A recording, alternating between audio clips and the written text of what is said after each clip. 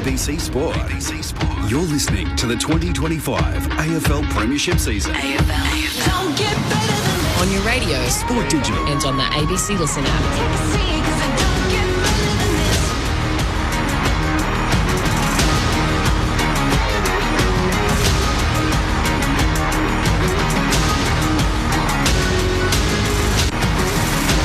It is the biggest Thursday night clash of the year. Collingwood versus Carlton. You don't need to say too much more than that. It's as good a rivalry as the game has, and it headlines the opener to round 4 of the AFL Premiership season. Great to have you with us on ABC Sport. Corbin Middlemass alongside Matt Clinch to call the footy. Our Thursday night experts, our number one picks, the All-Australians in Mark Murphy and Brett Delidio. And Tim Hodges with us on the boundary tonight. Ben Cameron won't be too far away as well. He's inside the Collingwood camp in just a moment. I can tell you tonight there are no late changes. So that is the news off the top. No late change. The subs are in.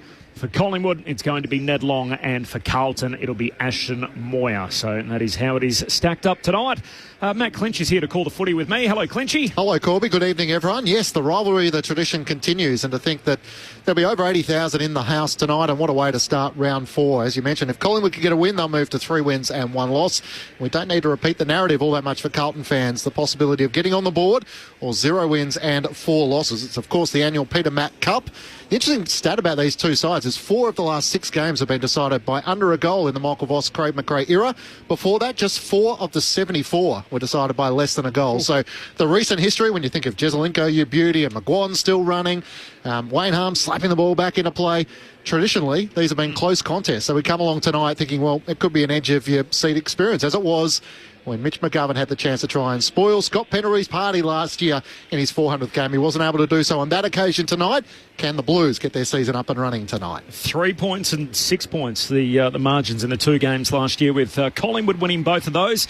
Tonight they come here with a piece of history again, so they've already fielded the oldest team in their club's history. Tonight in the history of the competition, we've never seen an older team take the field on average. So 28 years, 275 days. They will be older on average than the Geelong Premiership team from 2022. So an interesting stat, you look at their youngest players. They've got 2 guys that are 22. One is Ned Long. The other one is arguably the player in the competition in Nick Dacos, who's just about the youngest member of this team. He's a month older than Ned Long, but both at 22 years of age tonight, up against the Baggers, who, of course, are hoping for bigger and better under coach Michael Voss. Brett Delidio's here. Hello, Leds. Corby, Clinchy, good to be here. I'm excited. I'm hopeful for a cracking game like we've had over the last few years, just to see Murph twitch a little bit. You know, I'd like to see that and see whether we can get a shot after the siren again, or either that or just a walloping. I don't mind. Either way. You're supposed to be a neutral broadcaster. I am, but I'm going to enjoy just sitting here next to you and listening to you try and spin it for me today, because there's been a fair bit of chatter out of the Baggers, and we're interested to see how they can come out and perform on game day. Mark Murphy is here, the former Carlton captain, 300 gamer. Hello, Murph. G'day, Corbin. Lids, good to see you. Clinchy. It's always a pleasure turning up on a big night when Carlton and Collingwood are playing, and unfortunately for Carlton fans in recent times, it's been a tough watch, hasn't it, against their fiercest rivals over the years. So hopefully for Carlton fans, they can turn the tables tonight. Give me an optimism meter. So 10 is absolutely think we can win, 1 is grim. Where are you on 1 to 10? I'm sitting about 7. Okay. Which is quite high. Okay. Yeah, text group would suggest that too today. I've been more optimistic than I have for the start of this year. So where does that optimism come from? I don't know. Yep. Maybe it's just blind optimism. Debutant? The debutant just turning the fortunes around. But I did like the way in which they played last week for the first half. Yeah. They tried to move the ball quick.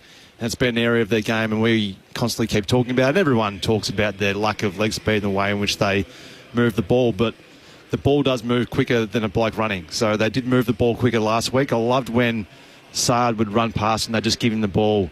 So that'd be the directive, I think, from Michael Voss, about these running players being used and give them the football. Let the running game come out and be seen, because on turnover, that's the only way I reckon you can beat Collingwood. Unfortunately, there's another 60 minutes, though, isn't there? That's right. Can you describe what the week is like when everyone gathers around Carlton and the questions are coming quick and fast? Like the media are waiting at the front of Princess Park. The questions around Michael Voss, is Harry Mackay going to play? And he sort of put them to one side and said the mental health is not going to be a weekly dialogue we engage in, but everyone wants to know given the expectations were so high about Carlton, as to how you deal with that external pressure. Look, it can be really energy zapping when you're constantly having to worry about who's standing in the car park going to fire some questions at you, and there's no doubt you can hear the talk around town. Even though you can put your head in the sand a little bit, it inevitably gets through family members and friends who reach out and say, I hope you're doing okay and good luck for this week. I'm sure it'll turn around. Yeah. So that's when you know people are talking. And for them, they need to get that out of their heads pretty quick, smart, and that needs to happen, the first 24, 48 hours after a loss, because you need to focus on the next game.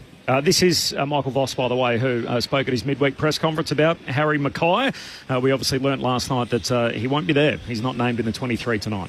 Probably won't go into the H stuff. I think the important thing for us is that we don't get in a dialogue weekly about where he's at. I think we've been pretty sound on our position as a club that when he's named in the team, he'll be ready to go. When we get to the point where he's named, you'll just know that he's ready to go. So I think as an industry we've sort of been really supportive, and I think for us that's where we need to stay right now. And as you can appreciate, if I'm standing up here every week and I'm answering that question, then I don't think we're fulfilling what we'd like to be. Is that fair enough? I mean, he's out. He's on mental health leave, clearly, but he's not taking leave from the club, or we haven't had any direction until then. I guess Michael Voss clears it up at least and basically says, look, he's saying, look, he's not available for selection until he is. But if he had a knee injury or he had an ankle injury, the questions would be the same way. Hey, is Harry playing today? I didn't think it was too personal in the nature to basically. I didn't think it was an unreasonable question, basically, for the media to say, hey, is Harry playing tonight? No, it's a fair enough question. I agree. He's obviously you can't speculate and talk about all scenarios and everything, but you can ask the question about how's Harry Mackay looking. I mean, he's on the list and he's not playing. So and he's out there at training as long as if he's not at the club. Or... Played an intra-club on Sunday, wasn't it? Or Saturday? Yeah, Saturday. He said he was part of the VFL guys. I mean, the only thing, Corby, is it adds to the speculation, doesn't it? For as much as you shut it down and say, right, we're not going to talk about it, the AFL is a big industry now, so there's journalists going, well, we'll find out. If you're not going to tell us, we'll follow him around and we'll camp out at the front of Princes Park. I just don't think that narrative helps. I get what he's trying to say, but I think you're better off being upfront and honest and saying, look, I'll give you one sentence, I'll give you one answer on him, and that's the only question I'm going to answer about it. He's not playing this week. This is the reason why. Let's move on. But I think by denying it and saying we're not going to have a weekly occurrence, it almost makes it worse. Yeah. I mean, surely it needs to be addressed at some stage. Like, he's going to make his return. At that point, Michael Voss is going to have to answer a question about it. That's the industry that we work in, and even surely the Blues have to have some kind of an answer ready to go in that situation. And as we said, we obviously hope he's back sooner rather than later. Huge occasion here tonight. Tickets were exhausted as early as Monday, so it is a sellout for the general public. And as with all these things, it will rest a little bit on the MCC members to see how many eventually make their way in. We'll go inside the Magpies camp in just a moment. Ben Cameron is down there. Now, the news of the day is really around the West Coast Eagles, and obviously Oscar Allen, who is who is off contract at the end of the year. He's obviously been discussed a lot during the week for his meeting with Sam Mitchell.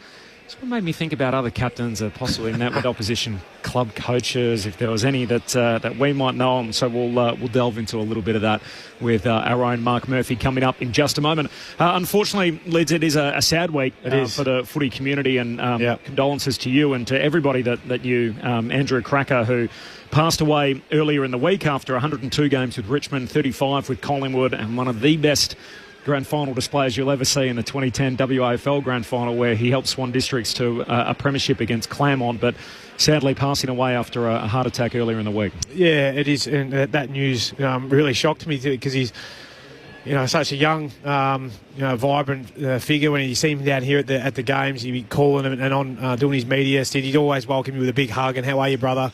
Which was something he always did when you first walked into the club. But your heart just goes out to Barbara, his wife, and his 4 little daughters. It's really sad that they've lost their dad and husband. So, yeah, rest in peace, Cracky. Loved you, brother, and we're always thinking of you.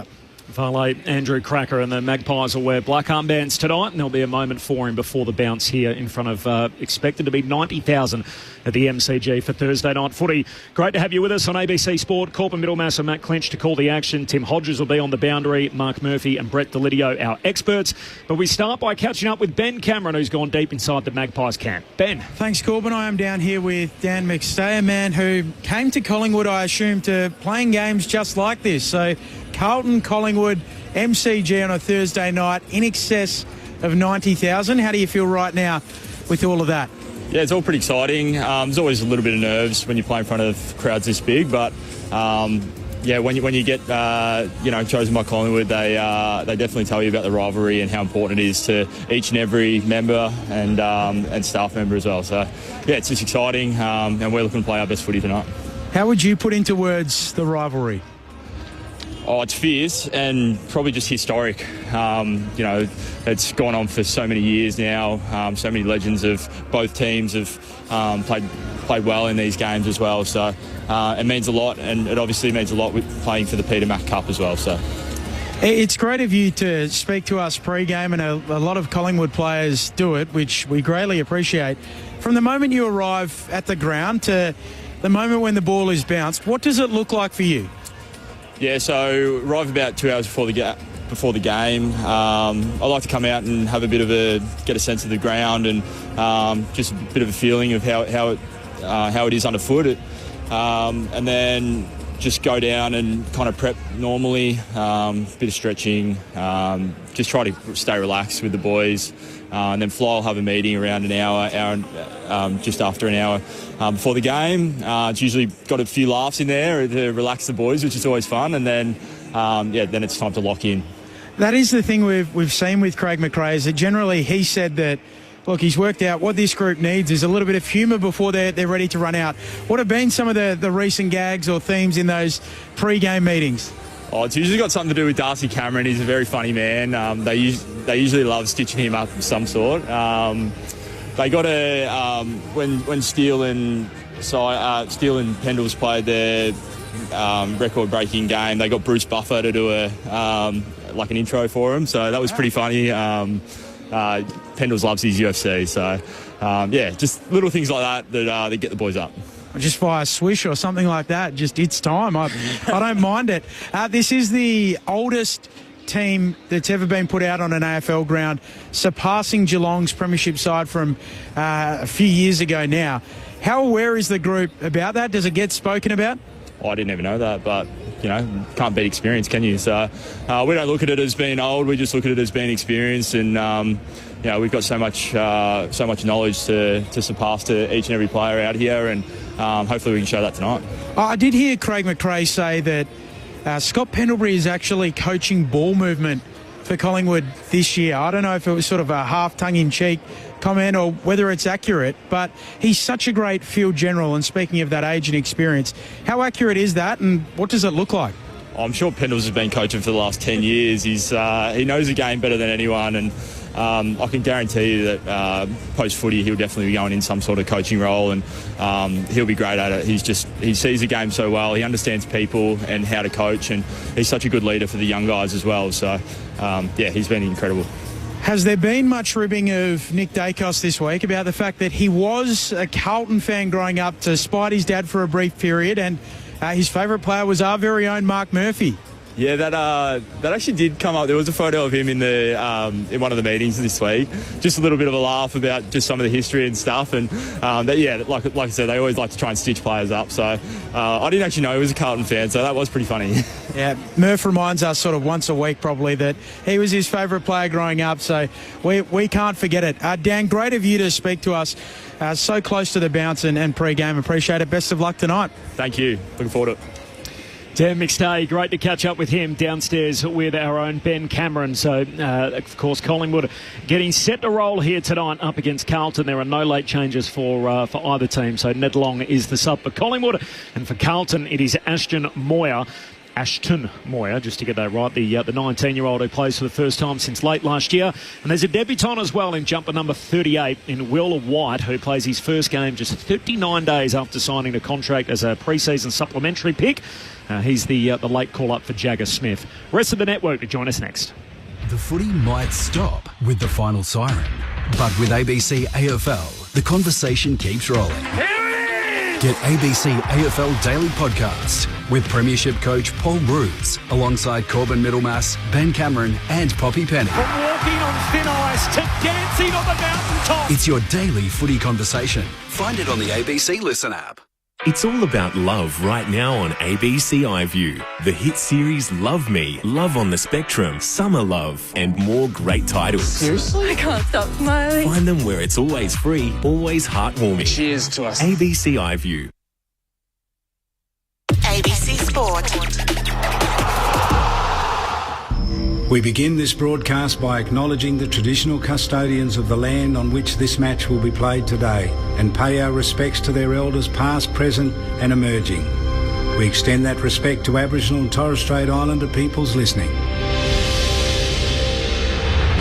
It's all on the line. Here we go. And the moment of truth has arrived. What a matchup this is. What a game. The umpire holds the footy up. I wouldn't want to be anywhere else on earth. On ABC Sport, this is the AFL. Oh, they defend to get inside of the boundary. The intensity and the pressure in the ball is unbelievable. Take your moment. This is that moment of the game of footy. This is just football at its best. And that'll be it.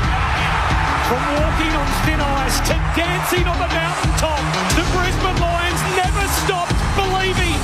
And they are the champions. Sit back, relax, witness the greatest. It don't get better than this. He's filled the river in magnificent goal. Comes out, gathers, snaps, goal. An extra bit of class. He smashed that through. What a kick. What a kick. Goes bang with everything he's got. They are leaving nothing out there. Listen to the roar. The drop punt. He's gone. And the building is jumping. We know he's a big shot taker. He's a big shot maker. Leans back on the kick. Game on. That camera action, baby. Countdown and contact. From the right forward on it. Oh, he's a sharpshooter, all right. Step up in the big moment. Close to the man on the mark. Drop punt. He's there. Gathers, snaps. He'll bring the house down. Sit back, relax, witness the greatest. It don't get better than this. We'll put it on the boot. Kick up towards the logo. You take a seat, cause it don't get better than He this. defies the laws of gravity. He runs onto it 50 from goal. He's in Dusty's pocket. He shoots. He's as bloody good as Dusty. Oh, yeah. Rose snaps goal. The drop punt. It's good. And you can hear that body roar. Walks one way and the next and the snap. There's the finish. 60 out. Oh, my goodness. That's a massive hit. Big time spot. Big time goal kicker. That's why we love football. Brilliant to watch. From the centre wicket. Whips it for six. Scores level. Running past. Throws it on the left. Could that be the sealer? Seconds ticking down. We're not done yet. What a finish. Welcome to the 2025 AFL Premiership season on ABC Sport. On radio, on digital, and on the ABC Listen app. You take a seat, cause it don't get better than this. Michael Voss, he defines the term embattled coach, and tonight he leads a football club dragging decades of disappointment behind them. Carlton still looking for their first win of the young season as we enter round 4, and standing in their way, the biggest rival that the club has in the black and white stripes of Collingwood. You say their names, you've said it all. It is Collingwood and Carlton to open round 4 of the AFL Premiership season. Great to have you with us on ABC Sport. Corbin Middlemass and Matt Clinch to call the footy. Tim Hodges on the boundary. Our number 1 picks, Brett Deledio and Mark Murphy. And just repeating, there is no late change here. So 2 changes made at selection for the Magpies. Frampton and Myercheck come in. For the injured McInnes and Cox wasn't required. While for Carlton, they've got 3 ins. Ashton Moyer is going to play as the sub tonight. Ned Long, meanwhile, the youngest member of Collingwood's team at 22, will be their sub. The other inclusions, Cooper Lord's back. He plays his 3rd game for the season after missing the match against the Bulldogs. And Will White, who's a 21-year-old on debut, didn't sign a contract until the 23rd of February as the injury cover for Jagger Smith. Finished 3rd in last year's VFL best and fairest out of South Warrnambool. So Will White will get his opportunity to play for his boyhood club tonight. Cottrell, Boyd and Evans, the three that miss out, the first injured, the other two omitted. We've got a bit to work through before the bounce, which is 27 minutes away. Of course, you'll hear all the action tonight here on ABC Sport. Your thoughts on 0437 774 774.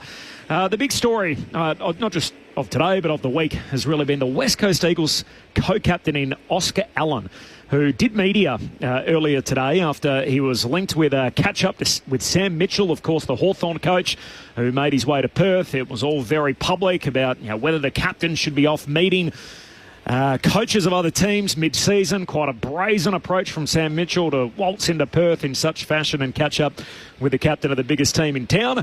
Oscar Allen fronted up to the press earlier today, and here's what he had to say. First and foremost, I just want to address my sincere apology and serious embarrassment of what's happened over the last few days and weeks. Clearly, the public nature and the timing of what's come out isn't in the best interest of myself and the football club. For me, I mostly feel remorseful towards our fans, our playing members, supporters, staff. I can imagine how you guys are feeling, and for that I'm incredibly remorseful. I'm going to continue my role as co-captain alongside Liam Duggan this season. In conversation with people at the footy club, everyone feels like it's the right thing to do, and I still am really confident I'm the right man alongside Duggo to take this club forward and achieving some real progress and success this year. Did you formally address the playing group? Yeah, I addressed them this morning. It's quite difficult. I just feel quite embarrassed and ashamed in front of the boys. Everyone here is working as hard as we can to achieve success and to get better every day. And clearly my actions have become a distraction this week, which is exactly what I don't want for this playing group. I want us to get better. So I addressed that, and I'm just looking forward to the challenge of this week and what lies ahead. We've got the perfect couple of men here to talk about this. Bert Delidio, you're a player agent with Max Sports. Yep. And Mark Murphy, you've lived this experience as the captain of the Carlton Football Club. And as you told us on ABC Sport in the past, met with Richmond during your playing days. Now, come on. It wasn't after round 3. Okay. So it was the end of the season. End of the season. Were you still playing games, or you'd finished? No, I was finished. Yep. Right. Okay, that's a very different set of circumstances. We'll come to that in just a moment. Let's big deal, no big deal. I agree with Murph. It's far too early, and that's where the manager should have been playing his role and just said, listen, none of this comes about unless, and I find it hard to believe that Mitch would have gone direct to Oscar Allen, even though they might have had a relationship when Mitch was there as a senior assistant. I think it would have got to go through his manager, and they should have just been, listen, nothing can happen until October. No, there's no need to meet right now because all it does is cause grief, and he's got to then think about that for the whole year and try and play and perform as the captain of the club. Yeah, to be honest, I haven't got an issue with players meeting other clubs, and he's a free agent at the end of the year, so you've got to explore and tell me anyone in the real world who hasn't gone and had an interview to try and upgrade their job or change jobs or whatever, just because it's in a footy sense and we expect loyalty and we should be stuck to the end. I think that the captain bit is that's the sticking point. Yep. But it's like I'm not getting bent out of shape out of it all. I don't think. Yeah. Is there a higher burden on the captain, Murph, than the rest of the playing group? Yeah, of course there is. Yeah, because everyone looks to the captain's lead in every way that you hold yourself, whether that's at training, what you say, how you play. It's crucial that your leader of your footy club is committed. And 3 days or 3 games into the season is that's the concern. Is not the time. So like, there's it's fair enough for him to explore the thought of going somewhere. I think meeting with an opposition coach so early in the season is just completely incorrect. Does it undermine his ability now to lead, knowing that the entire locker room knows what he's been up to? Oh, you could tell in his voice then he was almost shaking, wasn't he, the way in which he was talking. So it's going to impact him in a big way, I would have thought. Can I ask you, Murph, because I wasn't ever captain, but you wear the burden and the weight of a whole club, and you take on so much more as the captain. So I get that you've got that, and you're like, I can't really explore because I am the captain, but it's also like, well, there comes a tipping point where it's like, I just need to break free of this. And I know Ryan Griffin was nearly exactly that from the Dogs to the Giants. He was like, I can't handle all this external pressure and noise that's coming on and the want to be better all the time. It's like, well, And that's why he vacated, I think there has to be a point in time where he's like, well, you have to, as captain, maybe sometimes you just need to let it go. Yeah, and I think you nailed it. Like, talk through your managers at this point in time, and then if you are feeling this way halfway through the season and you feel that you need to start to explore it more, because it doesn't become real until you probably meet that coach, really. It's all well and good talking through your agent, but he's got to sit down, or already has sat down with an opposition coach and asked him questions about their culture and how they want to go about it and how he fits into their system. So I find it baffling that he's allowed Sam Mitchell to fly over. It was always going to get out. Can you tell us about your circumstance? Well, mine was at the end of the season, so it was completely different. That was 2015. Yep. So Moldhouse got sacked mid-year, and John Barker took over? John Barker had taken over at that point, but it wasn't until Brendan Bolton had already been named coach. So it was me just having a chat to another coach from another team about what were the opportunities there. Which coach? Damien Hardwick. Yep. Yeah, I think everyone sort of knows this, don't they? It's not like this is groundbreaking stuff. People driving out there thinking, I didn't catch up with that. I talked to Bolts being a new coach as well of Carlton, so it was going to be a whole new team. I knew I wanted to be part of the rebuild and be a part of all that. So I had to have that discussion with another coach from another team about, well, is this the avenue I want to go down? And obviously made the choice to stick at Carlton. We're talking about two of the highest profile teams in the land, though. Like, you're, at this stage, the Carlton captain, one of the most recognisable people in Melbourne. How did you go about having this clandestine meeting with Damien Hardwick? Well, I went through my agent. We had the same manager, so organised the meeting at his house with their list manager. Blair Hartley. So I met with Blair and Dimmer and went through a presentation, and I was wearing the number 1. I wasn't wearing the number 3. Liz, you were still there. I wouldn't have been giving that up. But, as much as I love you, mate. Went through their list and just had a look at it, and I thought it was a pretty handy list, and just the demographic about where Carlton were and where Richmond were. And Dimmer's son walked through the door when I was sitting on the couch. I was like, good timing. But luckily for me and just shows you how sort of a good club they were, that nothing got out. Amazing. So, you've got to hand it to Richmond, don't you, about the way in which they hold themselves, and they go on and win 3 flags, and we could have both been 3 times sitting here. And anyway, so how close did you get to contemplating it? Oh, well, I got pretty close because I went and met the senior coach. So, but then, the more I sat and stewed on it, it just didn't feel right to leave a place that I loved, and I'd talked to the players for years, and especially that year was a really difficult year about sticking it out, and we'll push these younger guys through, and we'll enjoy the fruits of our labour down the track. But obviously that didn't occur. But what I said, I really meant, and I didn't really want to bail out on that. How do you feel now, in retrospect? Oh, well, to be honest with you, because now knowing what you do, because this is what people ask me, why did you leave? It's like, because I knew it was going to happen, didn't I? Well, yeah, you're right. Well, you never know what's going to occur, and at that time I think it might have been 26 or something. I don't know. So I still thought. So pretty similar. I mean, Oscar Allen's 26. How much longer did you have on your contract to run at Carlton? Oh, I couldn't tell you. Maybe 2-3 years. I can't remember. Okay.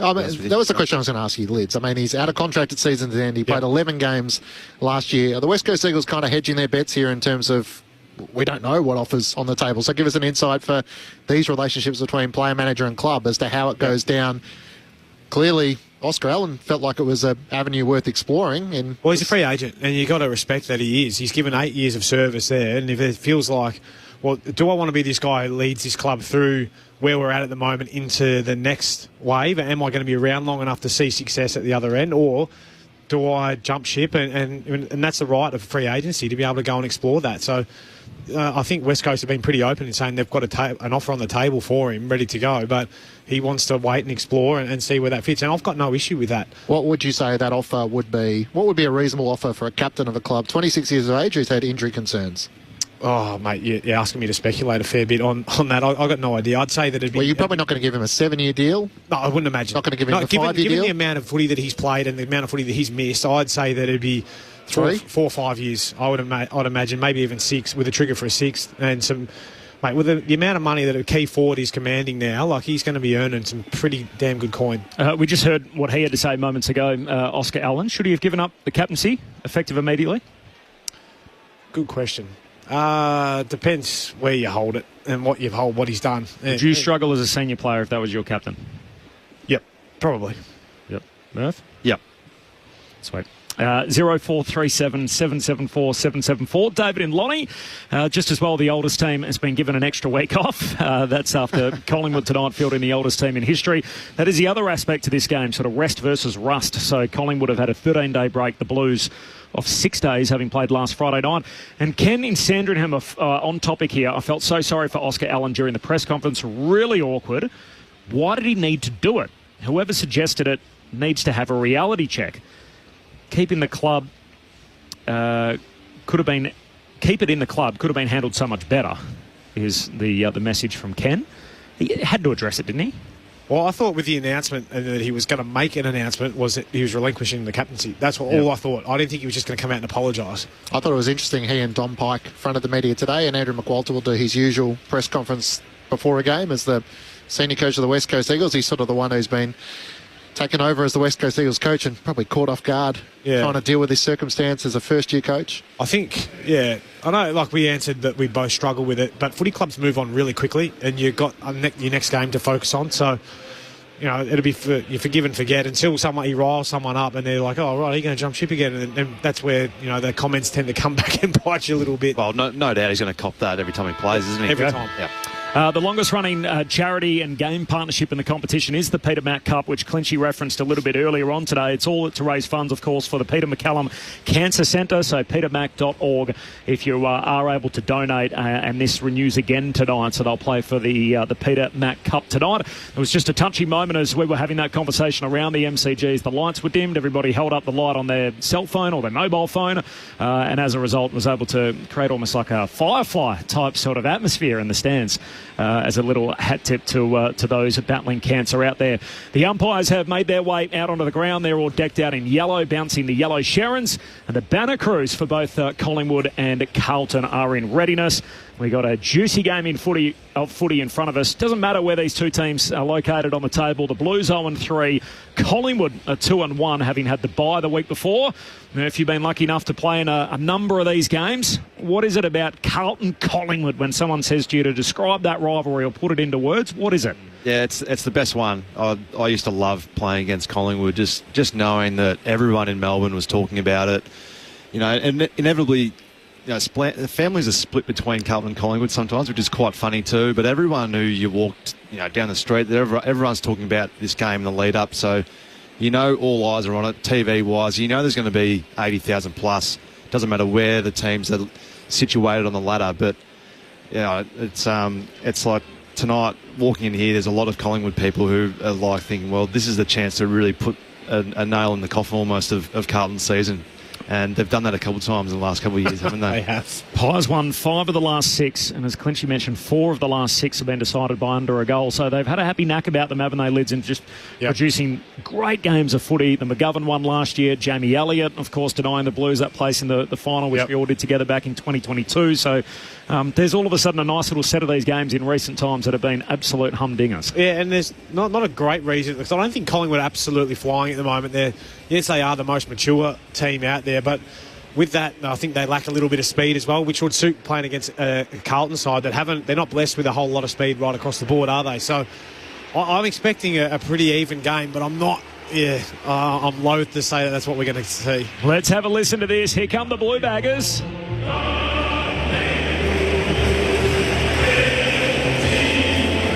The Blues, it's their away game tonight, so they're all in the navy blue with the white shorts and the white monogram.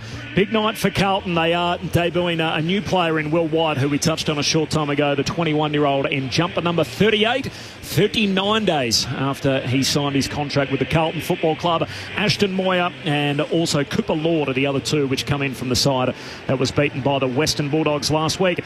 Mark Murphy told us earlier his optimism meter is on a 7 out of 10 to about how optimistic he is tonight. Some numbers that will support that, Murph. I noticed on Fox Footy last night the comments from Lee Montagna, where basically provided a little bit of an indication as to what has gone right for Carlton in recent times, and the fact that they do have a lot of the key indicators pointing their way. So they're number one for intercepts, they're high up for defending ball movement, and their profile actually reflects pretty similarly to the Brisbane Lions in the early rounds last year. We know the Lions were eventually able to get their offense up and going, and that is really Carlton's big problem at the moment, is what they do with ball in hand, which you think out of the two things you need to correct in the game, either ball in hand or when the other team's got the ball, you'd like to think that one's slightly easier perhaps to improve, at least when you've got it, to try and get a bounce quickly. Yeah, you would. You'd be happier if you're a Carlton fan listening to Lee Montagna talk about that last night, because the ball movement side of things, they're getting close to getting it right. I mean, the first half last week, I was pretty buoyed by it because they were giving the handball to their runners, and Saad was instrumental in that first half. I'd like to see him even go further with it. So it's a matter of if they can do that for the four quarters, which has been their Achilles heel for quite some time, and they haven't got it right this year. So the defensive side of the game is quite sound. It's just adding that offensive layer to it. On the other side of the coin, they're minus 89 in second half quarters this year. So been completely overwhelmed. Michael Voss refuses to buy into the fact that they've got that it's a fitness issue or a fatigue issue. 0-6 in second half quarters, and Leeds, they've lost 10 of their last 12. Yeah, I tend to agree with Vossi on that as well. Yes, the points don't stack up, but I think there's only marginal differences between all teams in terms of fitness right across the board. I think it's all their game style, the way they set it up, the way they use the footy. Yes, you will be tired if you butcher it and you don't take care of that footy like it's a piece of gold. So I think if they can clean up that stuff, the stuff you were talking about just then, Corb, is that's where they're going to see the most bang for buck and their ability to actually get the job done. Let's listen in. Here come the Magpies for their home fixture against their arch rival. All right, Magpie Army! The Pies in the black and white stripes. Perhaps there's no bigger magnifier in footy than that. They've got the black shorts on tonight, and their home game against their arch rival in the Carlton Football Club. As much of a magnifier as those black and white stripes are, perhaps the white monogram for Carlton is equally as large. We're expecting 90,000 in the MCG tonight, and they're in the very back row of the Shane Warne stand as we look across from our position alongside the members. This is ABC Sports coverage of Thursday night footy. Corbin Middlemass, Matt Clinch, Tim Hodges on the boundary, and our number one picks, Brett Delidio and Mark Murphy. Frampton comes back in, the premiership defender.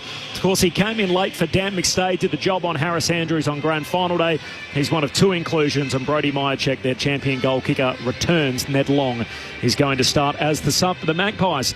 And what we're looking at here with no late change is the oldest team in VFL AFL history. It is a competition that's trending older. Two of the last three premiers have been two of the three oldest premiers that the game's ever seen. Big deal or no big deal, Murph, at 28 years and 275 days on average? Well, if you look at those stats and some of the recent form of the older teams winning flags, well, it's on your side, really. Yep. So they've still got pace through their team. I mean, you talk about it being old, but Nick Dacos is the most electric player in the competition with his leg speed. Bo McCreary's another one. So they've got pace. So I wouldn't worry too much about that. So why do you guys think it is? Why do you think the comp's skewing older? I think the way in which they prepare and train and look after their bodies is only just getting better and better. Yep.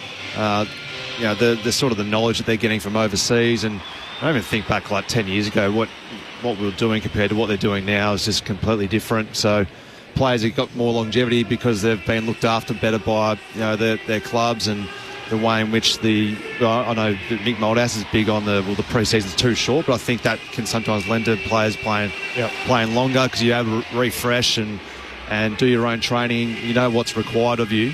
It doesnent help probably the younger teams, but the older teams, the more experienced players they've got, they don't need to rely upon learning structures and overtraining so much. So maybe that's where the benefit comes from as well. Yeah, I think the money's not bad, is it, Liz? Sorry, mate. The money's not bad either to be a professional athlete for as long as you can, as opposed to working 9 to 5. Yeah, it's a lot easier, trust me. Well, it isn't because we know the scrutiny, the pressure, the scrutiny that comes with it. But they invest in themselves a hell of a lot more as well. Yep. These players, in terms of saunas, ice bars, they've got them in their own homes now, so they're in them much more than just going into the club. I went and did ice bars on my day off. I went down to the bay. Whoop-dee, mate. Well done. Yep.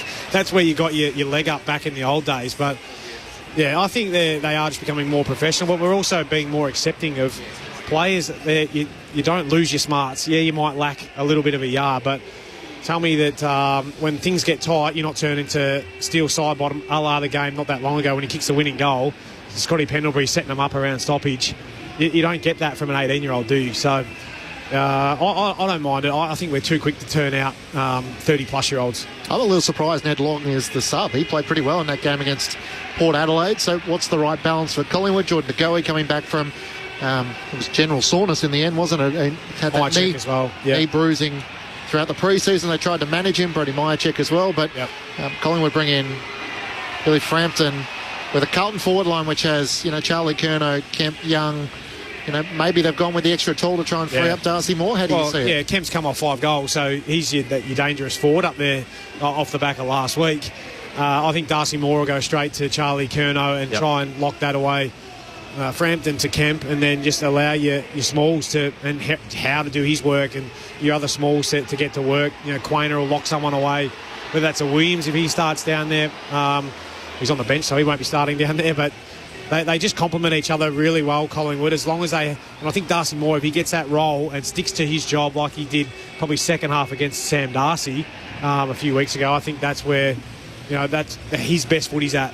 We've touched on Will White a couple of times tonight, Murph. He gets to live his boyhood dream as a young Carlton fan. You can't help but smile when you hear this story. So 21 years of age, third in the VFL Best and Fairest last year for the Blues, overlooked for a list spot, and then one man's misfortune benefits the other. A shocking ACL tear for Jagger Smith. He goes on the long-term injury list. Will White gets signed at the last moment, and he debuts tonight in front of a suspected crowd of 90,000 for the club that he grew up supporting against the Magpies. It is the first Carlton debutant against the Pies since Jack Silvani in 2016. So Zach Williams actually played his first game for Carlton against the Pies, but of course had played AFL footy before that with the Giants. But for Will White, this is AFL footy, and it's in front of 90,000 on a Thursday night. Yeah, it's great, isn't it? I mean, how quickly can your world change? He's had an amazing 3 or 4 months, hasn't he, from obviously being down there at the reserves and playing in front of 85,000 plus tonight.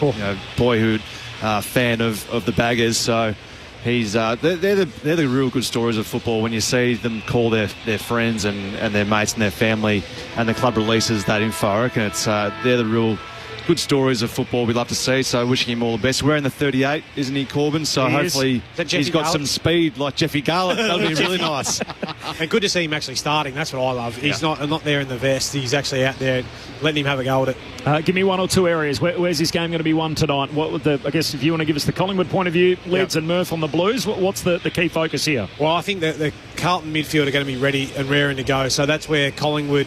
Hewitt's going to have to go to Dacos to try and stop his influence, but whether he can keep up, I don't think so. And the forward line to me looks more dangerous. Bring back in Myercheck.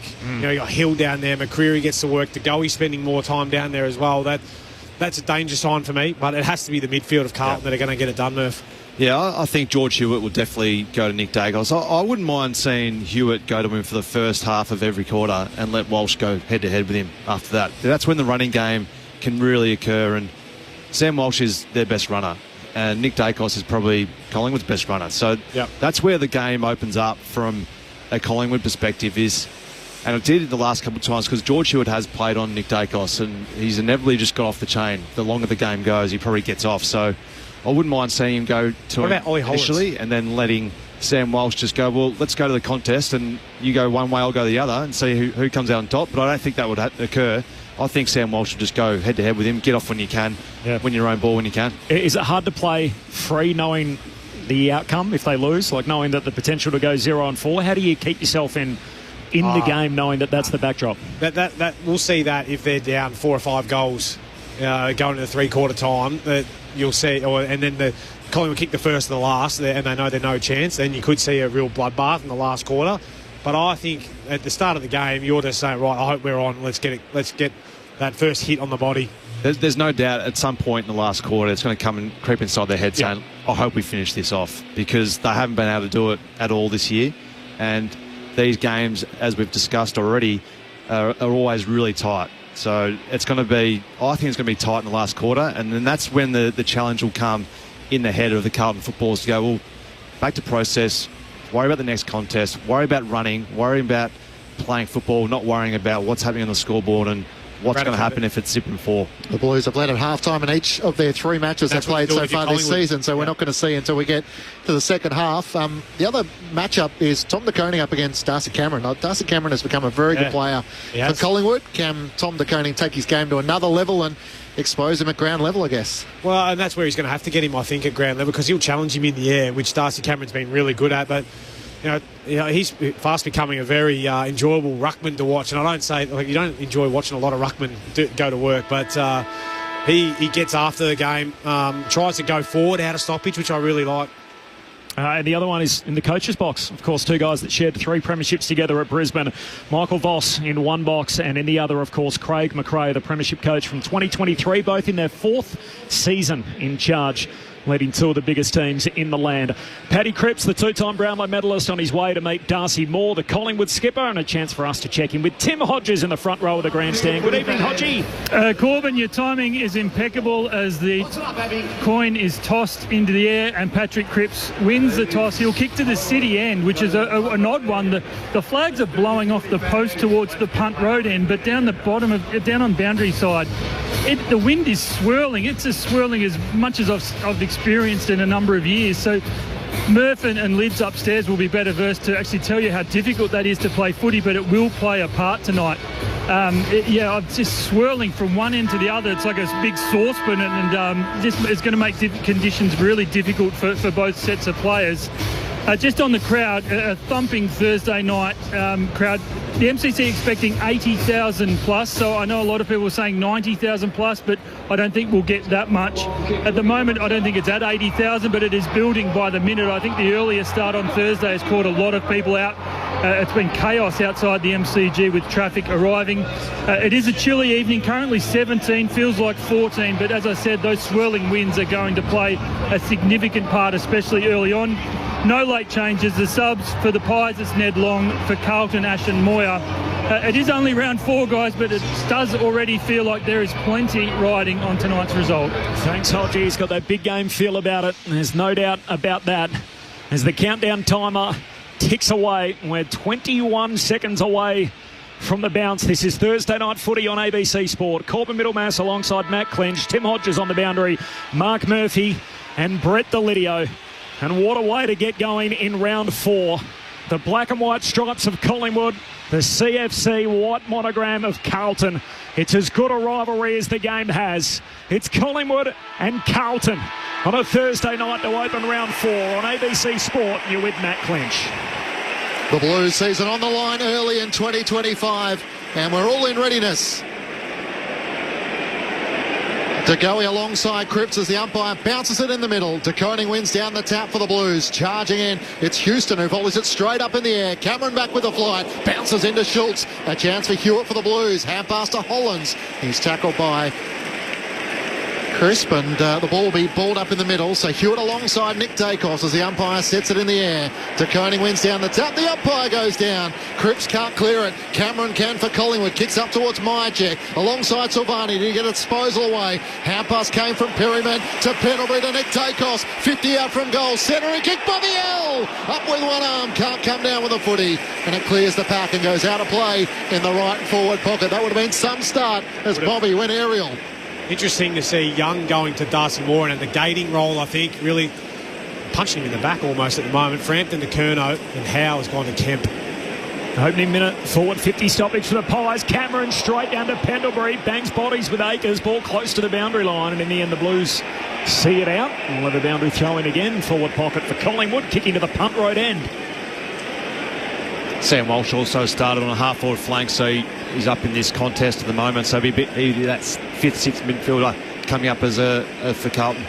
Bit of rainfall. Cameron wins it down. Sard got a hand pass high up and under. De Goey punches it away for Collingwood. Still at half forward. Quaynor collects. He's tackled, taken the ground. Raining already, Hodgie. It is very light, very, very light. As I said, it's as swirly as a breeze as I've experienced here on the boundary for years. Cameron wins it down, but straight to Hewitt for the Pies. Hurried kick down the wing. Bouncing footy out in front of Curnow and Frampton. Ball looked like it was going out. Curnow keeps it alive. Surge kick down to half forward for the Blues. Howe should be favoured by the bounce. Needs it to sit for him. It doesn't. He knocks it out of bounds. The umpire says throw it in. Half forward for the Blues. Michael off the SMS, by the way, 0437 774 774. Any rain forecast during the match? I don't think this is forecast rain. Also goes on to ask who it would suit more. Oh, good question. You'd hope Carlton would be hoping it's them with a bigger body midfield. Thursday night footy on ABC Sport. De Koning got it to Cowan. The kick was smothered for the Blues. Hollands, hand pass to Hewitt. Nick Dacos lays the tackle, holding the ball. A win for the young Pie there. As the Collingwood army rises and Nick Dacos gets a disposal on right half back. It's not his first as he kicks around the Shane stand wing. Looking for Lipinski. It hung in the air for a moment. And the easy spoil in the end, out of play by Cowan. This is as close a jumper clash that we have in the modern game. And to be honest, it doesn't bother me one bit knowing that the iconic jumpers are out there. Perhaps maybe regardless of whoever the home team is, maybe if the Pies wore the white shorts and the Blues are all in navy, it might help us a little. The Blues have worn some horror away strips over the journey, but these two sides traditionally wear their natural clashes. Motlop trying to knock it forward for the Blues into the path of Kemp. He's locked up. Still 2 kicks out from goal, no score. Through the opening 3 minutes, the last 6 occasions these two sides have met, a crowd of over 80,000 on each. They've done it for 120 odd years though, Murph, haven't they? And there hasn't been too many dramas as Cameron wins it down towards Lipinski. Hand pass out towards Perryman. Sweeping handball, puts it into front of the path of Hill. Clever, sockers it further afield, but it rolls out of bounds, and that's deliberate. That's rubbish. And Ray Chamberlain does talk to us about this, where if the kick goes forward but is directed towards the boundary as opposed to inboard, that he's not Lionel Messi. He was trying to give it to a mate. I agree. Teammate. But I think the umpires is told that that's deliberate, and yet it was probably less deliberate than the Howe one earlier in the quarter.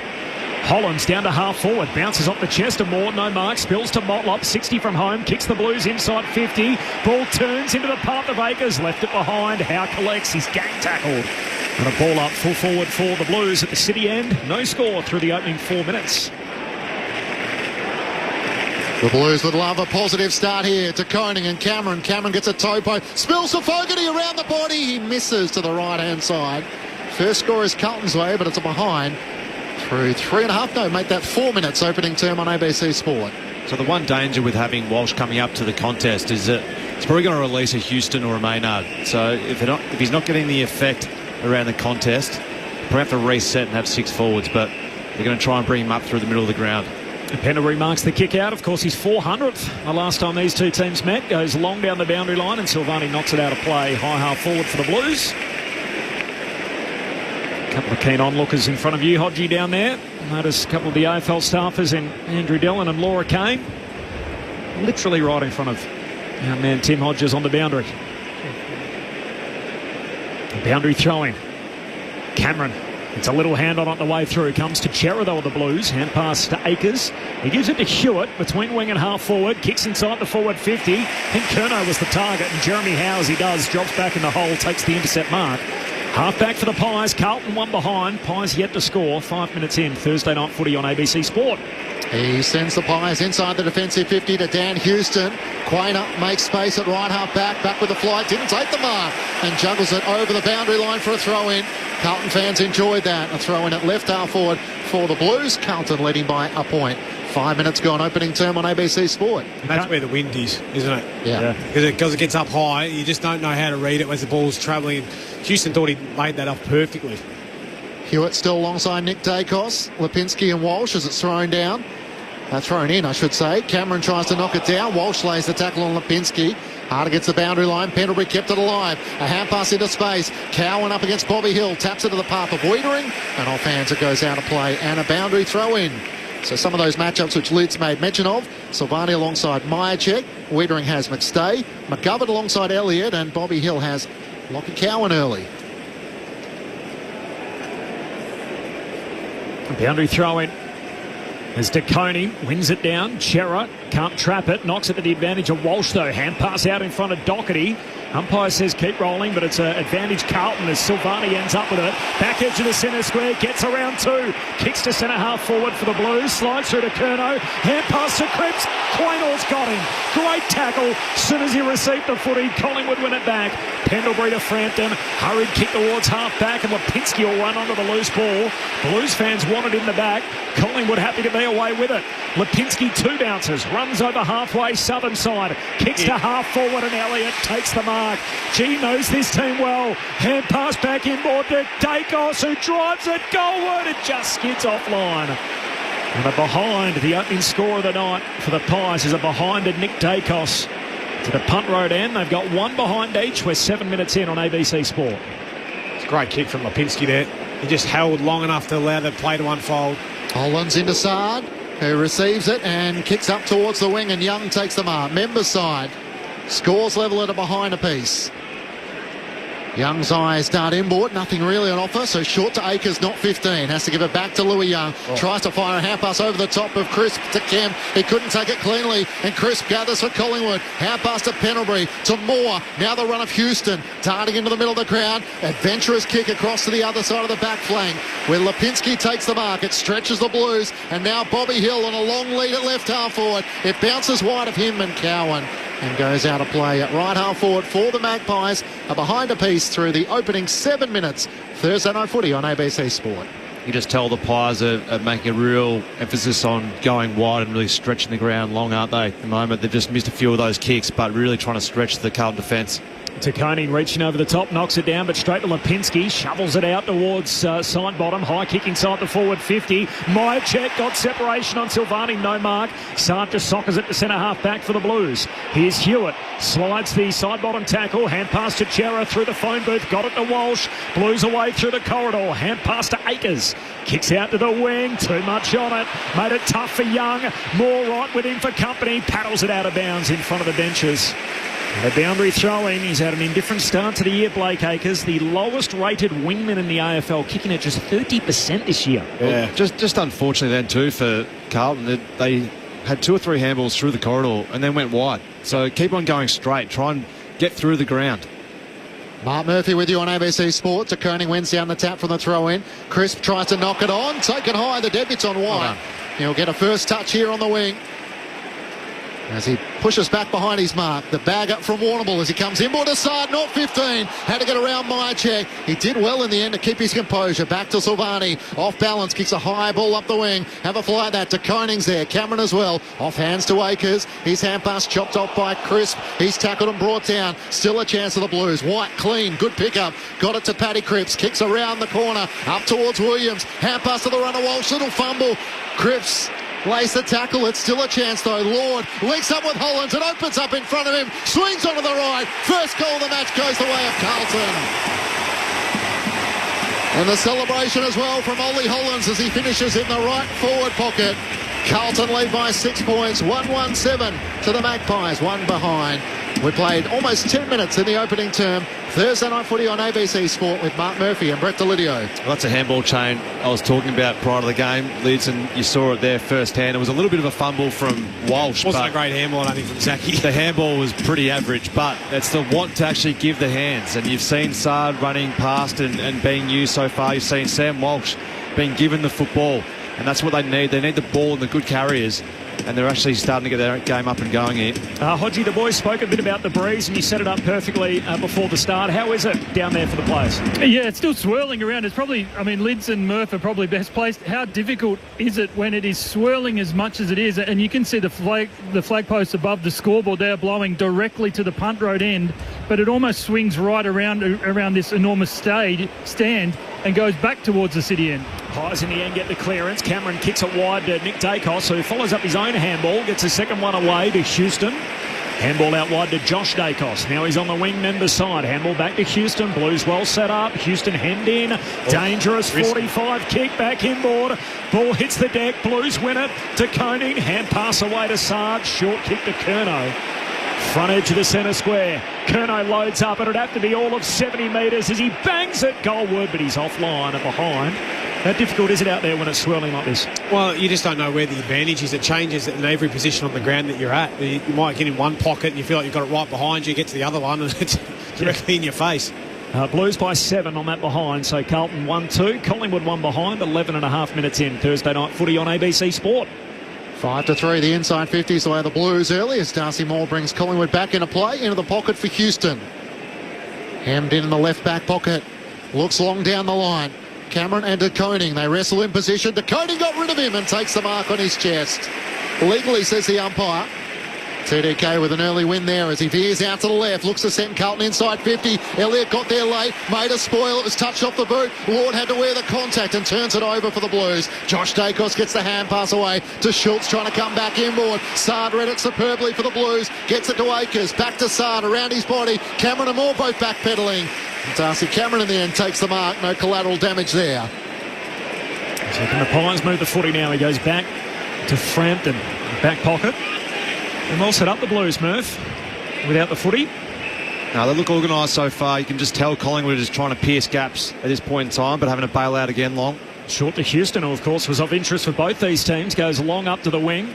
Knocked away by Young. Down to Silvani. Hand pass to Lord. To Walsh. All by hand to Cripps. Under pressure. Got it to Hollands. Didn't give the handball. Caught by Cameron holding the ball.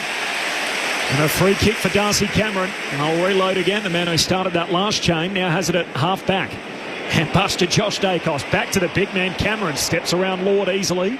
Kicks out wide and Jack Crisp takes the mark. Of course, we've got Crisp and Cripps both playing tonight, which is a little trick for us. You're good enough. This is Jack Crisp, who's rolling around for the 241st consecutive game. Closing in on that Jim Steins record of 244 as he sidestepped Cowan and kicks up towards Membry at half forward. Had to spoil in the end. Pendlebury front and centre. Hand pass to Nick Dacos. Centre and kick. Looking for McCreary. Doherty underneath. Spoils it down. McGovern gathers. Hand pass to Chera. Feeds it back to Haynes. Carlton work their way out of it. Back to Doherty. Kicks up towards the wing. Motlop out position. In from the side. McStay didn't complete the mark, but it clears the path. And Houston gathers for Collingwood. Works it up to Schultz at left half forward. Just a couple of metres in from the boundary and the Olympic stand. He looks up inside the punt road attacking 50 and it's congested, so he veers out to the right, sends it in the direction of Membry and McCreary. McStay in from the side. Where are the Crummers? Wienery desperately defending. To go, he tried to get a boot to it. It tumbles through for a minor score to the left. Carlton leading by 6 points. We played 13 minutes in the opening term on ABC Sport. Would Crisp and Doherty been teammates once upon a time? Yes, yeah. Aligned? Yeah, absolutely. I think for Sam Doherty, his first coach in AFL footy was Michael Voss, and now, of course, he's still coaching him. Different colours all these years on. As the Blues work it off the half-back line, there's young Will White on debut. Short kick to Walsh, chips it to Lord. And Lord can put them into the front half. Kicks looking for Young. Not a great kick. Slides through to Doherty. Now at half forward. Hand pass away to Fogarty. Swings a hand pass to the skipper. Paddy Cripps shoots. Goals. The two-time Brownlow medalist involved early. And Carlton with the hot start. 2-2-14. Collingwood 2 behinds. The Blues by a couple of goals after 15 minutes. This is Thursday night footy on ABC Sport. Mark Murphy and Brett Delidio. Well, the pleasing thing there for Blue supporters, Murph, was that it was young Will White, Cooper Lord involved in and around centre half back, and they're looking to go and get the ball in motion, aren't they? They're not going back and slow and wide. You may have mentioned that before. They had the ability to keep running through the back of the square, but go wide and they get halted and they just turn the ball over. That one, keep going forward. I know it was a little missed target, but it snuck through to Doherty and a couple of errant handballs, but great finish from the big fella there, Paddy Cripps. I know he does a power of work inside. Good to see him up forward and getting on the scoreboard. Yeah, it was a bit of a breakdown there from Collingwood, wasn't it? He was almost a +1 ahead of the football, so something's gone wrong there where the Collingwood midfielders hasn't turned his head. First goal of season 2025 for Patrick Cripps. Louis Young in the right, wins down the tap for the Blues at side bottom. Read it best for Collingwood. Drives them inside 50. Myercheck tries to juggle the mark off Silvani's hands. Cowan scraps for it. At ground level and the umpire will pull it up. 35 metres out from the Magpies' goals. Still searching for their first goal of the night through 16 minutes. The umpire tosses it aloft. McStay trying to tap it down to Membry. Wiedering has it locked to his chest, and McStay and Membry both lay the tackle. We'll do it once more. Elliott, Nick Dacos on the move as this is thrown up. Young with a decisive tap. Bobby Hill gathers it for Collingwood. Hand pass out to Maynard on 50. On the left, fires towards the Keith. The goals, and through it goes. Mycheck did some good wrestling on the goal line to get rid of Wiedering. And Collingwood have their first through Brayden Maynard. Carlton's lead cut back to 6 points. The Blues 2-2-14 to Collingwood 1-2-8. Yeah, just questioning the Lewis Young hit out to space in D50. That's where Collingwood are going to have their numbers. So they're going to be set up. You know, their wingers outside the contest and the mid hanging out. And forwards for Collingwood will trade up to try and get those men and just releases a +1, which is exactly what happened there for Collingwood on the back of Maynard just sitting out there by himself. So that's not the play to hit the ball a long way away from goal in your D50 because Collingwood was set up for that. That's why you've got a wingman who releases around the back, who's you hit to, just put it down his throat. Got to be in tight. Yeah.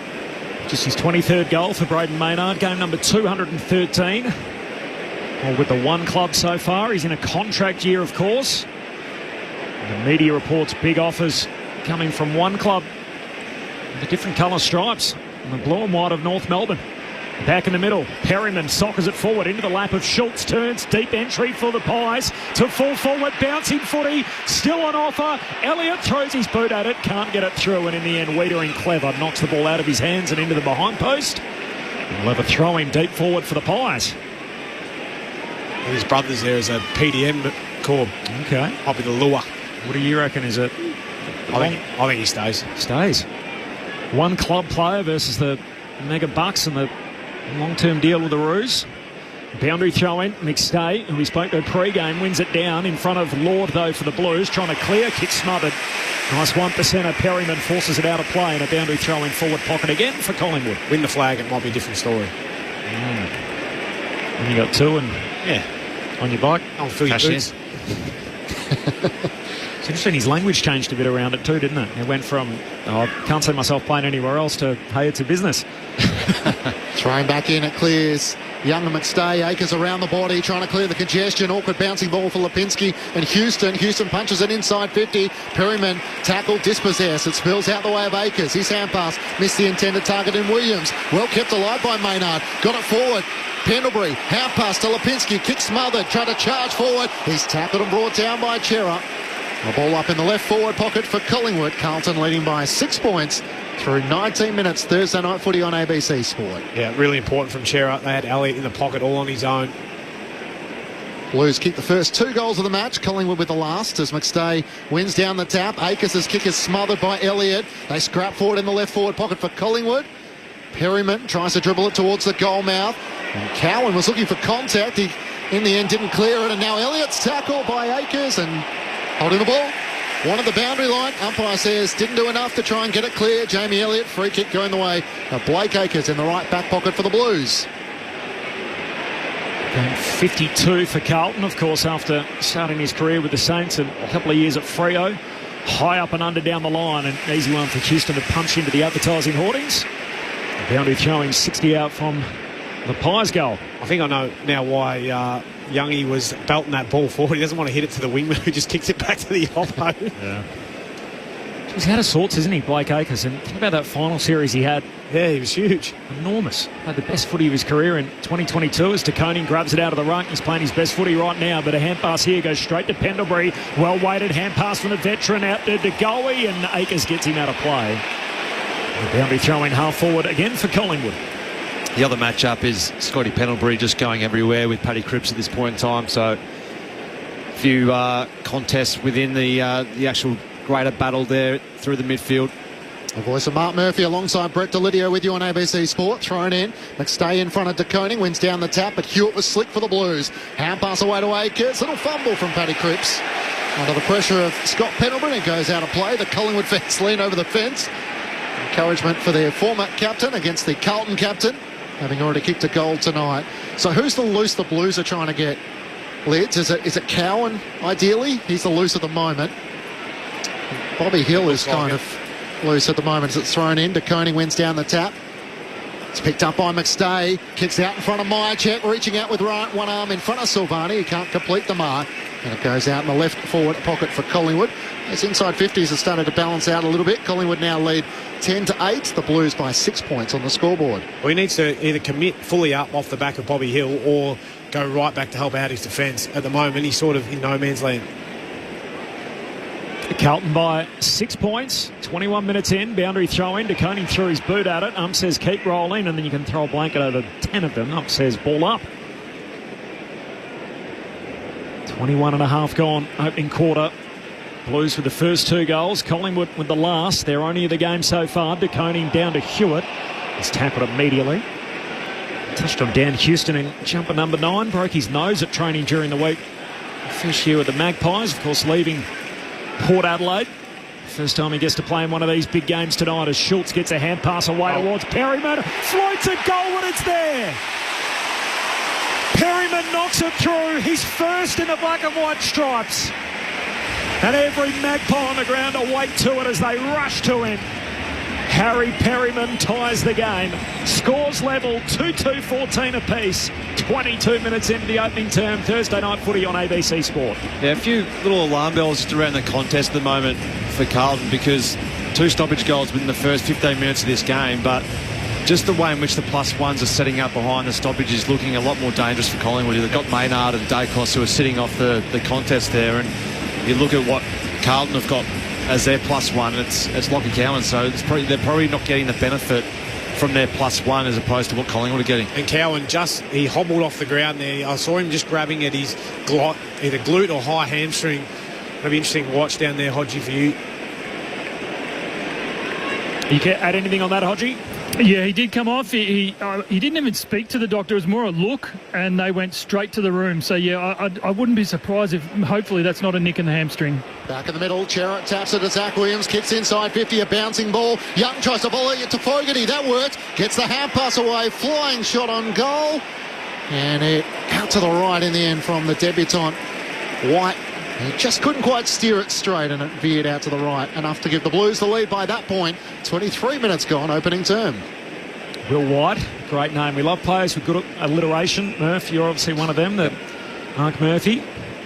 As we get a kick out here from Dan Houston out the half-back, and McStay takes the mark. Blues by a point. Jack Crisp on the back flank. Kicks it down in the direction of Myercheck, who gives a little nudge to DeConing, clears him out of the way, takes the mark, plays on, runs into Doherty, slips over, got a hand pass going back to Josh Dacos. Hand pass to Crisp.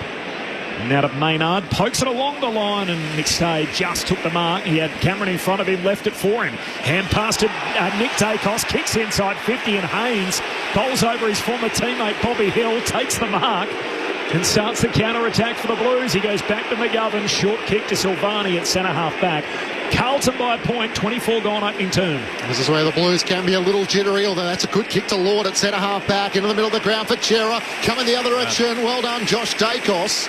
He tried to hold Chera up, but Chera was able to hang on to the mark. Turns and comes back inboard. Another chance for Cooper Lord to get involved here. Just attacking side of the centre circles. Carlton by a point. Out to the Shane Warne stand side where Haynes takes the mark. Out wider still. Young takes the mark. Arms out in front of Darcy Moore. He can poke it over the top. Ball on his own. Here he is on the boot. Will White. He's about 5 metres in from the boundary in the left forward pocket. A chance to strike truly here with his second shot on goal. He's been good, Will White, so far. He's been involved in a few passages of play. Looked clean. Then just good run and good creating a space for himself. So this would make his family pretty proud. Big moment. One of the last players on the Carlton list. Out to the left. He'll kick from 45 metres out. He fires on goal, and it's left all the way. 2 behind to the 21-year-old, and Carlton lead by those 2 points. 25 minutes gone. Opening term. Thursday night footy on ABC Sport. As you saw there, left footer, one of 8 on Carlton's list. They got 4 playing tonight. And he's one of them. Will White as Dacos, that's Josh, is off and running from the back pocket. Long kick down the boundary line, and McGovern takes the intercept mark for Carlton. Gets a hand pass away towards Akers. He gives it back to McGovern. Now the inside 50 kick to the forward pocket. Curnow climbs from the back, spills down to Williams, but there's a free. Frampton. It's coming back to Billy Frampton. Was that there, Lids? I think it's either paid the mark. Yeah, he was just in front. I think he held it for long enough. The switch is on. to Howe, and then the long kick to Jack Crisp, who takes the mark, keeps it moving. Pies on the counter-attack, up to Myercheck. The ball pitches and runs away from him. Ends up out of play in front of the benches. Carlton by a couple of points, 26 minutes gone in the opening term. Thursday night footy on ABC Sport. Geez, they're out then too. Collingwood just need to hit that kick.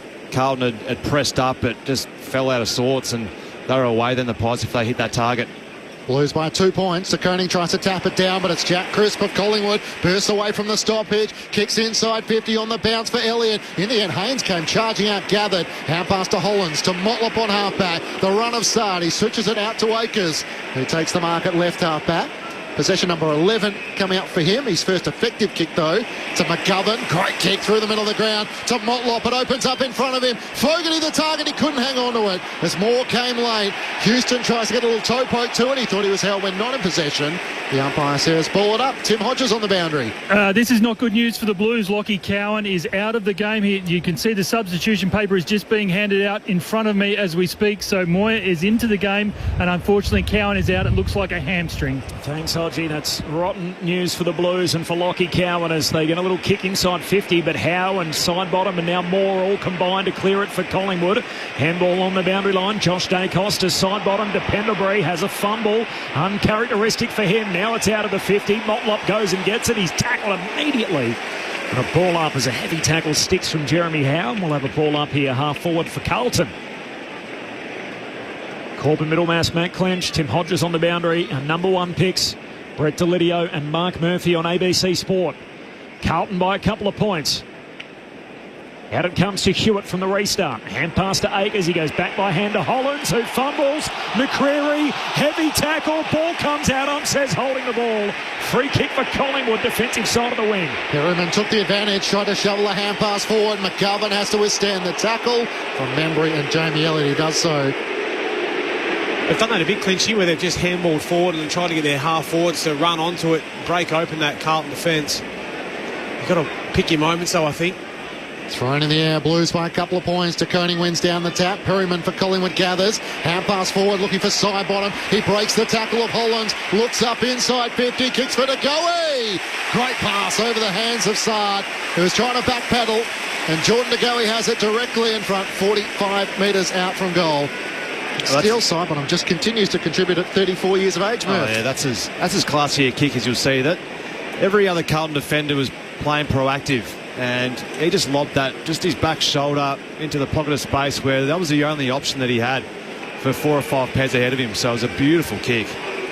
Jordan De Goey directly in front, looking to give the Magpies the lead for the first time tonight from 45. He comes in and steers it straight through the middle. The Pies all of a sudden take control here at the MCG. And after the Blues started brightly with the first 2 goals of the match, now Collingwood have kicked the last 3. 3-2-20 to Carlton 2-4-16. The Magpies by 4 points. 29 minutes gone, opening term on ABC Sport. You're with Mark Murphy and Brett Delidio. Well, it's another great example as to why you don't tip out your experienced players, Murph. He did have one other option, and I'd be filthy if that was me, as Bo McCreary, who's a couple of metres in front of him for a handball receive. You don't get a lot of looks as a half forward, so when someone gets out and you're free running inside forward 50, you expect that you probably get a handball. I'm just seeing it on the replay now. He had 30 metres in front of him. They could have walked it in, but great kick from Sidebottom. Just picked out to go in, and a really nice finish. Good for his confidence. They're right on top here, the Pies, in the clearance game, 14-8 at this point in time. That's usually the area of the game where Carlton are great. Tim Hodges on the boundary.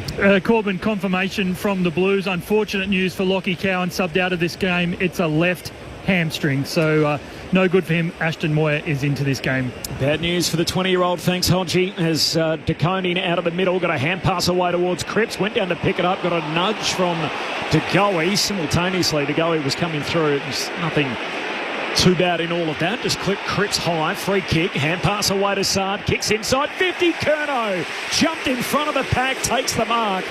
And Curnow will shoot just left of centre from 45-50 out.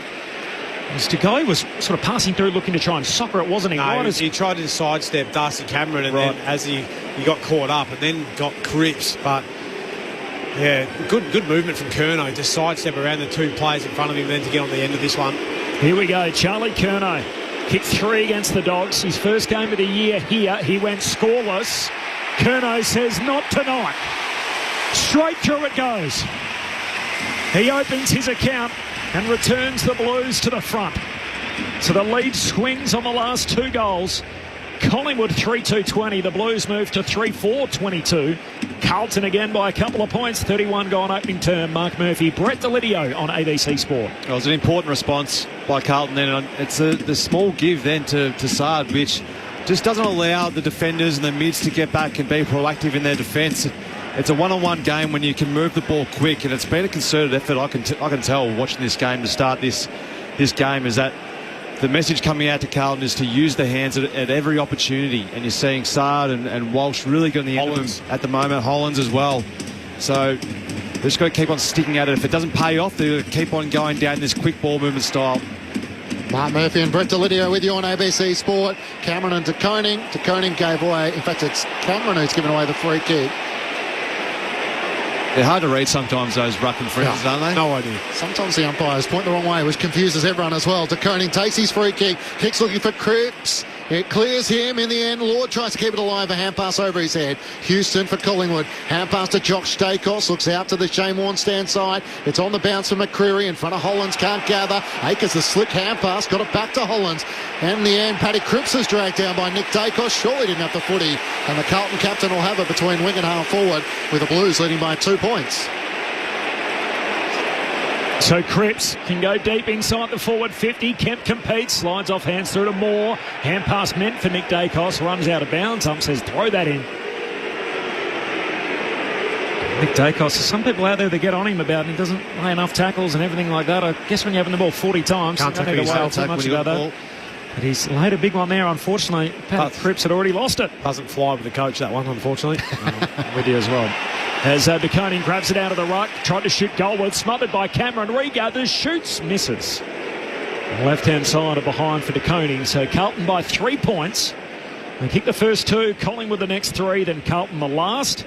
A couple of lead changes, highly entertaining opening term, 33 minutes old. Carlton by 3 points. Thursday night footy on ABC Sport. Dan Houston looking to bring Collingwood back into play. The former All-Australian with the power. That's a lace-out kick to Josh Dacos.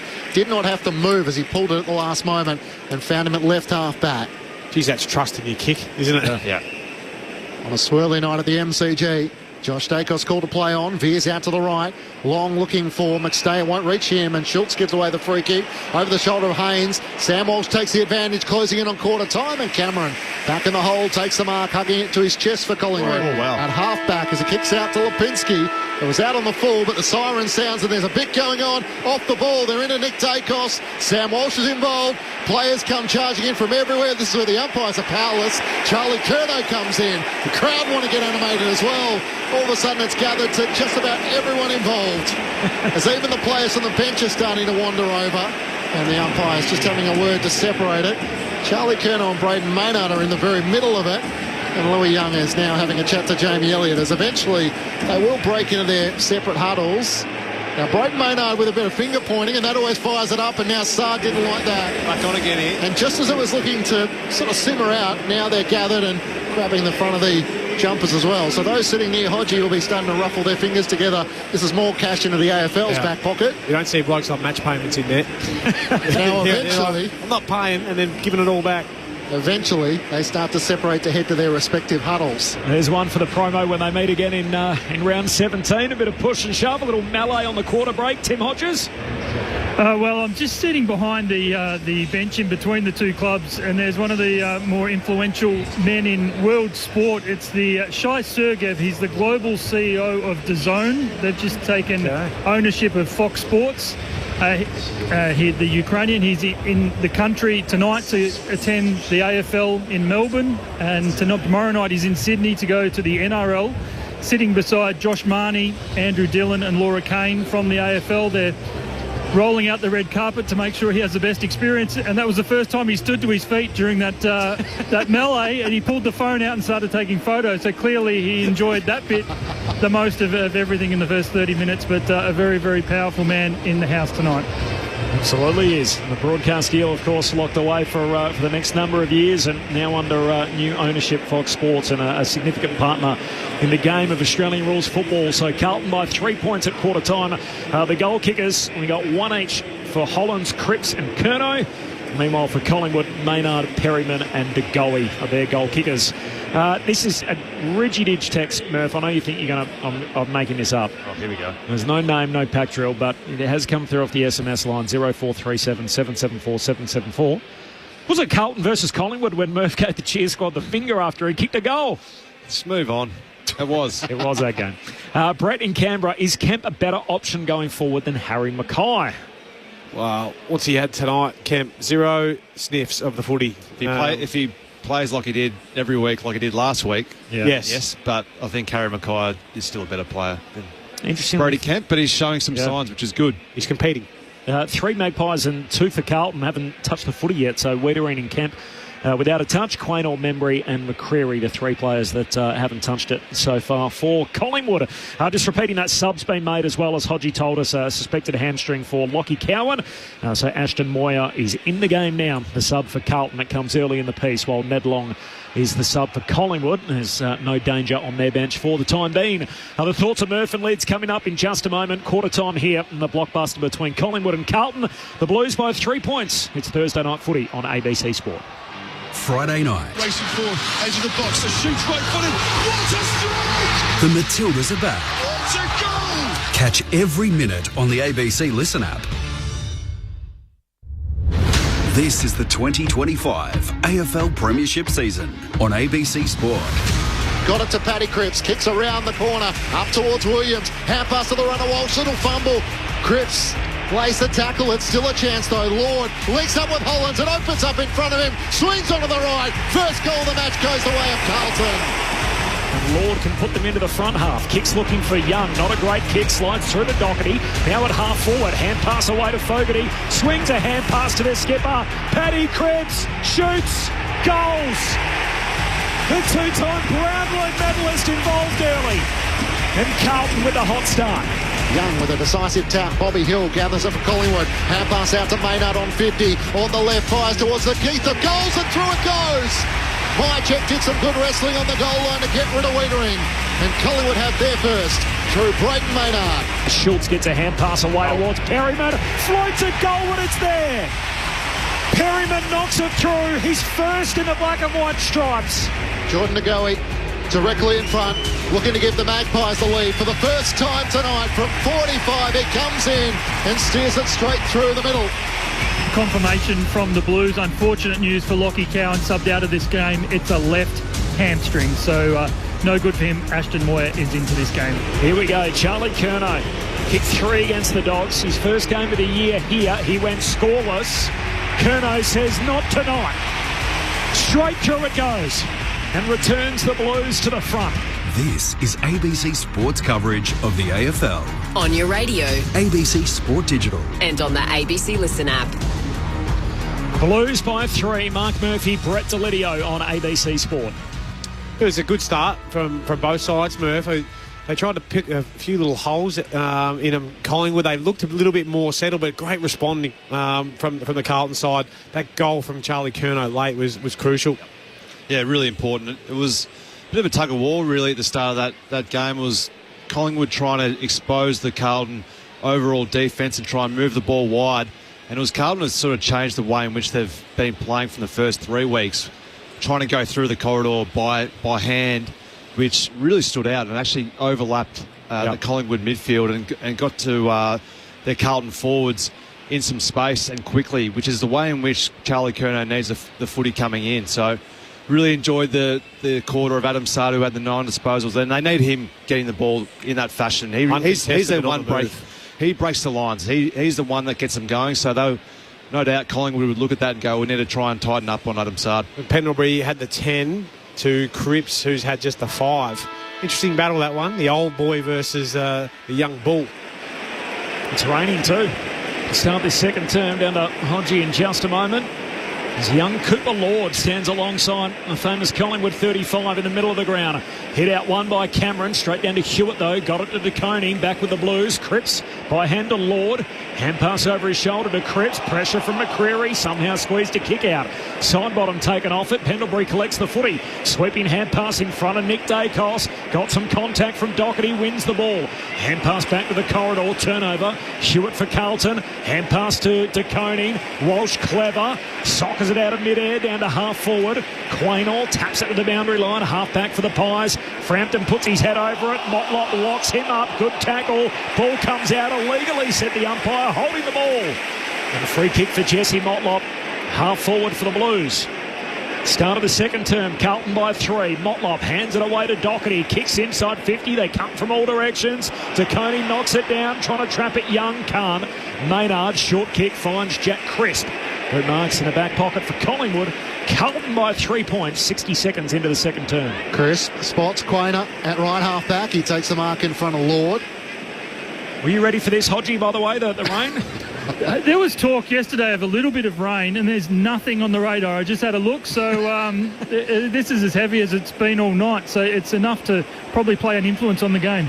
Hodgie's tough. He doesn't pull out of those sort of ones. As McCreary tries to keep it alive for the Pies. Had a tug of the jumper as he socketed the half forward. Haynes clean pick up. Hand pass too slick for McGovern. Nick Dacos gathers. Looking for McCreary. He knocks it inside 50. Elliott hard against the boundary. He couldn't, could he? He fires on goal and it's across the face. Hits the left behind post. And out of bounds on the full. He has broken Carlton Hearts before. The Blues by 3 points. Hurried kick out towards half back. Finds Kemp. And takes the mark from the Williams kick, and he just dabs the kick short away towards Lord. So Lord defensive side of the wing, long kick down to half forward. Curnow takes the juggled mark, open forward 50, looks back in the corridor, wants to Coney, it'll get to him on the hop, knocked away by Jack Crisp. He wins it back for Collingwood. Hand pass to Pendlebury, retreats by hand at Josh Dacos.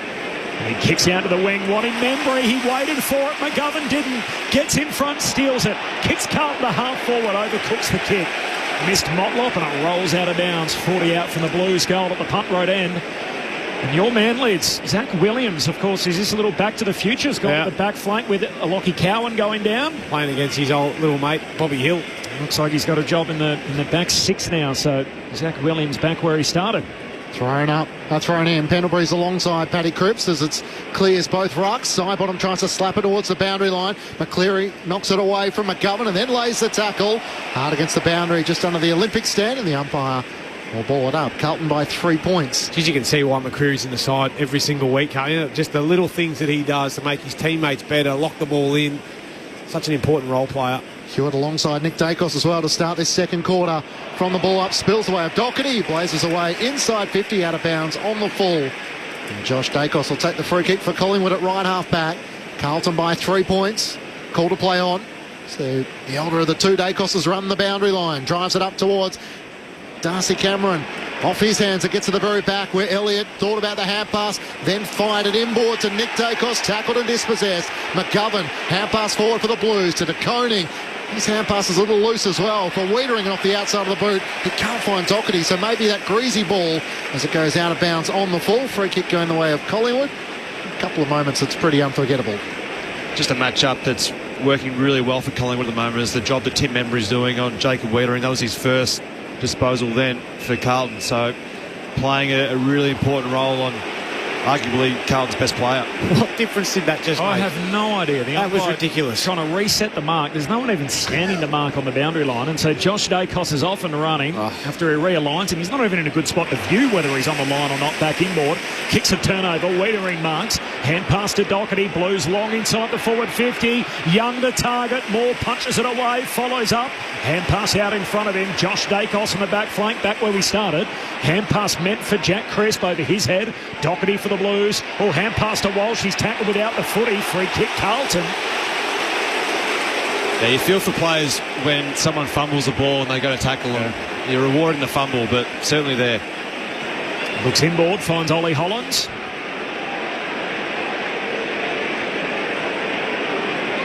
Looks inside a crowded forward 50 at the punt road end. Blues by 3. Kicks to the forward pocket. Leaping up was Pendlebury. No mark. Ball hits the deck. Motlop's there where he should be. Got a hand pass through to Young. Goes to ground. Collects. Hand pass to Kent. Met front on by Quaynor. Keeps them going, and we'll have a ball up on the behind line. Deep forward for Carlton. The Blues by 3 points. 5 minutes into the second term. Thursday night footy on ABC Sport. Paddy Cripps is going to do the rock work here up against Darcy Cameron.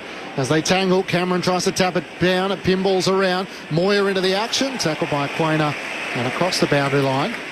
It's sort of push and shove at the end of quarter time. Sam Walsh sort of dumped Nick Dacos. Well, you've got to stick up for your star players, but all the other huff and puff, like, what are you going to do? And as it sort of petered out, Adam Sard, clearly something was said to him that he wasn't all that thrilled about. Seemed very out of character for him. Thrown back in, it clears to Koning. And Cameron. Walsh gathers for the Blues in the left forward pocket to Doherty. Nick Dacos lays the tackle. Hewitt's problem now as he tries to break a tackle. To Walsh under immense pressure from Collingwood. McCreary takes him out. Umpire says, holding the ball. Collingwood free kick. And Bo McCreary is eventually rewarded for all his desperate defending. Yeah, a further example of what I was speaking about before. He just does all the right things at the right time. There's Bo McCreary, winner on grand final day the last 2 years as he kicks down the wing and punched away by Wiedering and out of play. So we'll have a throw in on the wing. Was him on the sprint last year, Lids. He joins illustrious company. He does. Yep. What year was that? Yeah. I was 05. 05. Yeah. Were you born then, Merv? First year. Got drafted number 1. Whack. Carlton by 3 points. That'll do me. Boundary throw into Coney, wins it down. Side bottom, sockers it up into the front half. Picked up by Wiedering. Goes back by Handy Silvani. That's an errant kick. Side bottom should win it back. Clever. Knocks it into the path of Membry. High half forward. Hand pass to Schultz. Just got it away inboard to Perryman. Handball inside 50. Membry gives chase. Wiedering in the other direction. Forces it out of play. And we'll have a throw in. 45 out from the Collingwood goal at the city end. 3-point lead for the Blues. 7 minutes into the second term. Eddie Maguire's box is up there somewhere. Interestingly, he was invited to the President's function tonight. First one is accepted since he gave up the presidency. So back in the Collingwood camp tonight at the President's luncheon. Darcy Cameron wins down the tap against the Koning, but it's Haynes who gets the hand pass away to Akers. The Blues clear up towards the members' wing. Collingwood are well set. Frampton knocks it down to Maynard. Reloads to half forward. Darcy Cameron's outnumbered. It spills down to the front. Schultz was all to it. His hand pass looking for Perryman on 50 to Pendlebury. Inboard, he links up with Lipinski. Thought about the hand pass to Nicoe. Cuts on his right. Goes himself.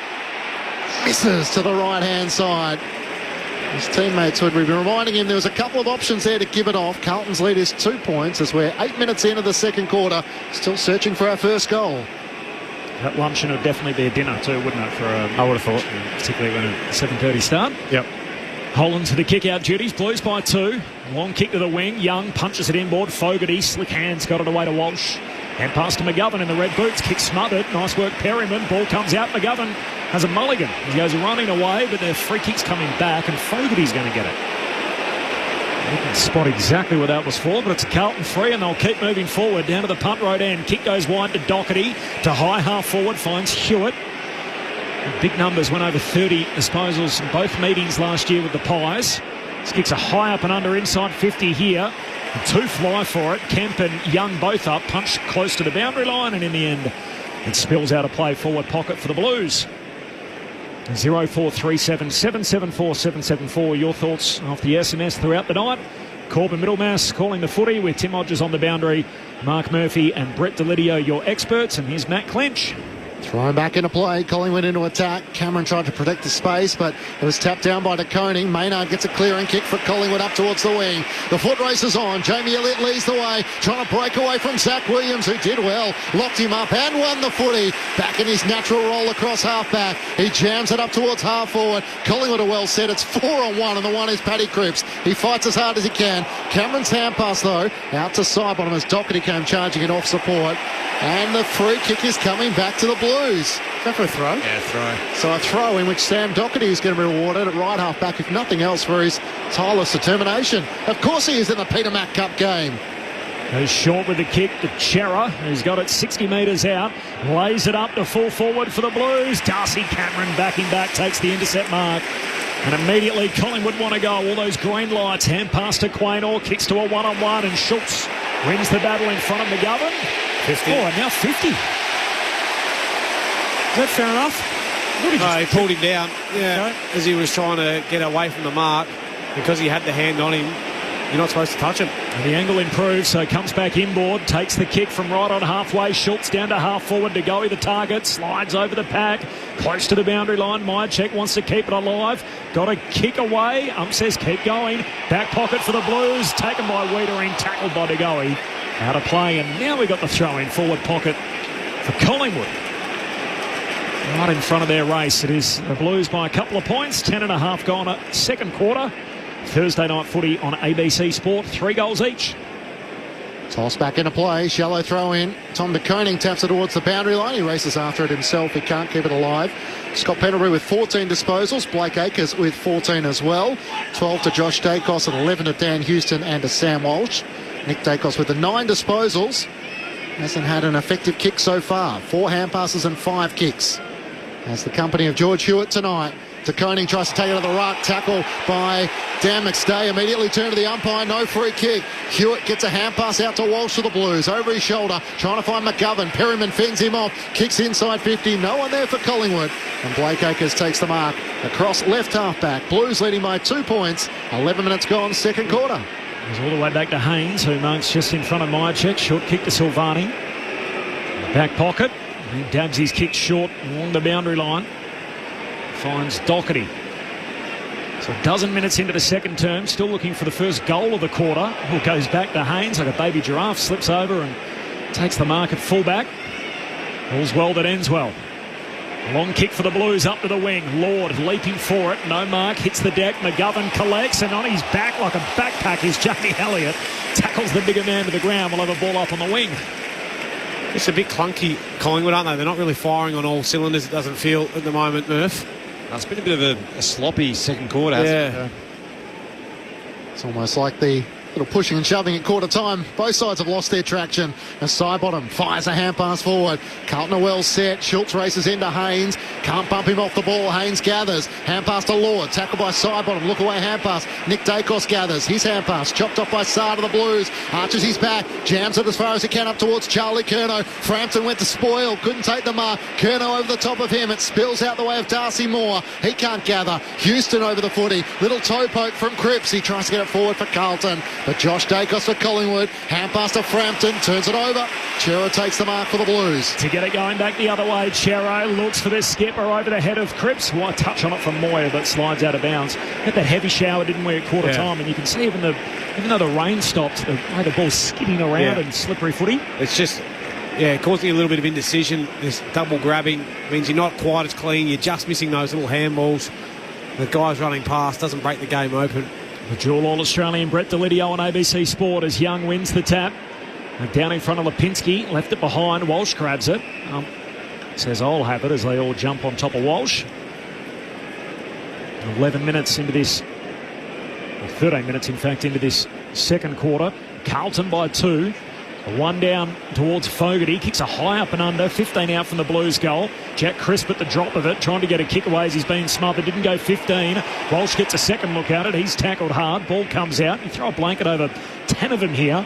Lets them roll. Trying to get it out like tunnel ball. Eventually comes out the back Collingwood's way. Pendlebury had it. Lost it. Still live. Off the deck goes Moyer. Sockers Goldwood. One bounce out of play. Opposite pocket. Another stoppage. Forward pocket for Carlton. So the inside 50 is 8-5 the way of the Blues so far in this quarter, but Carlton have had 15 marks to 4.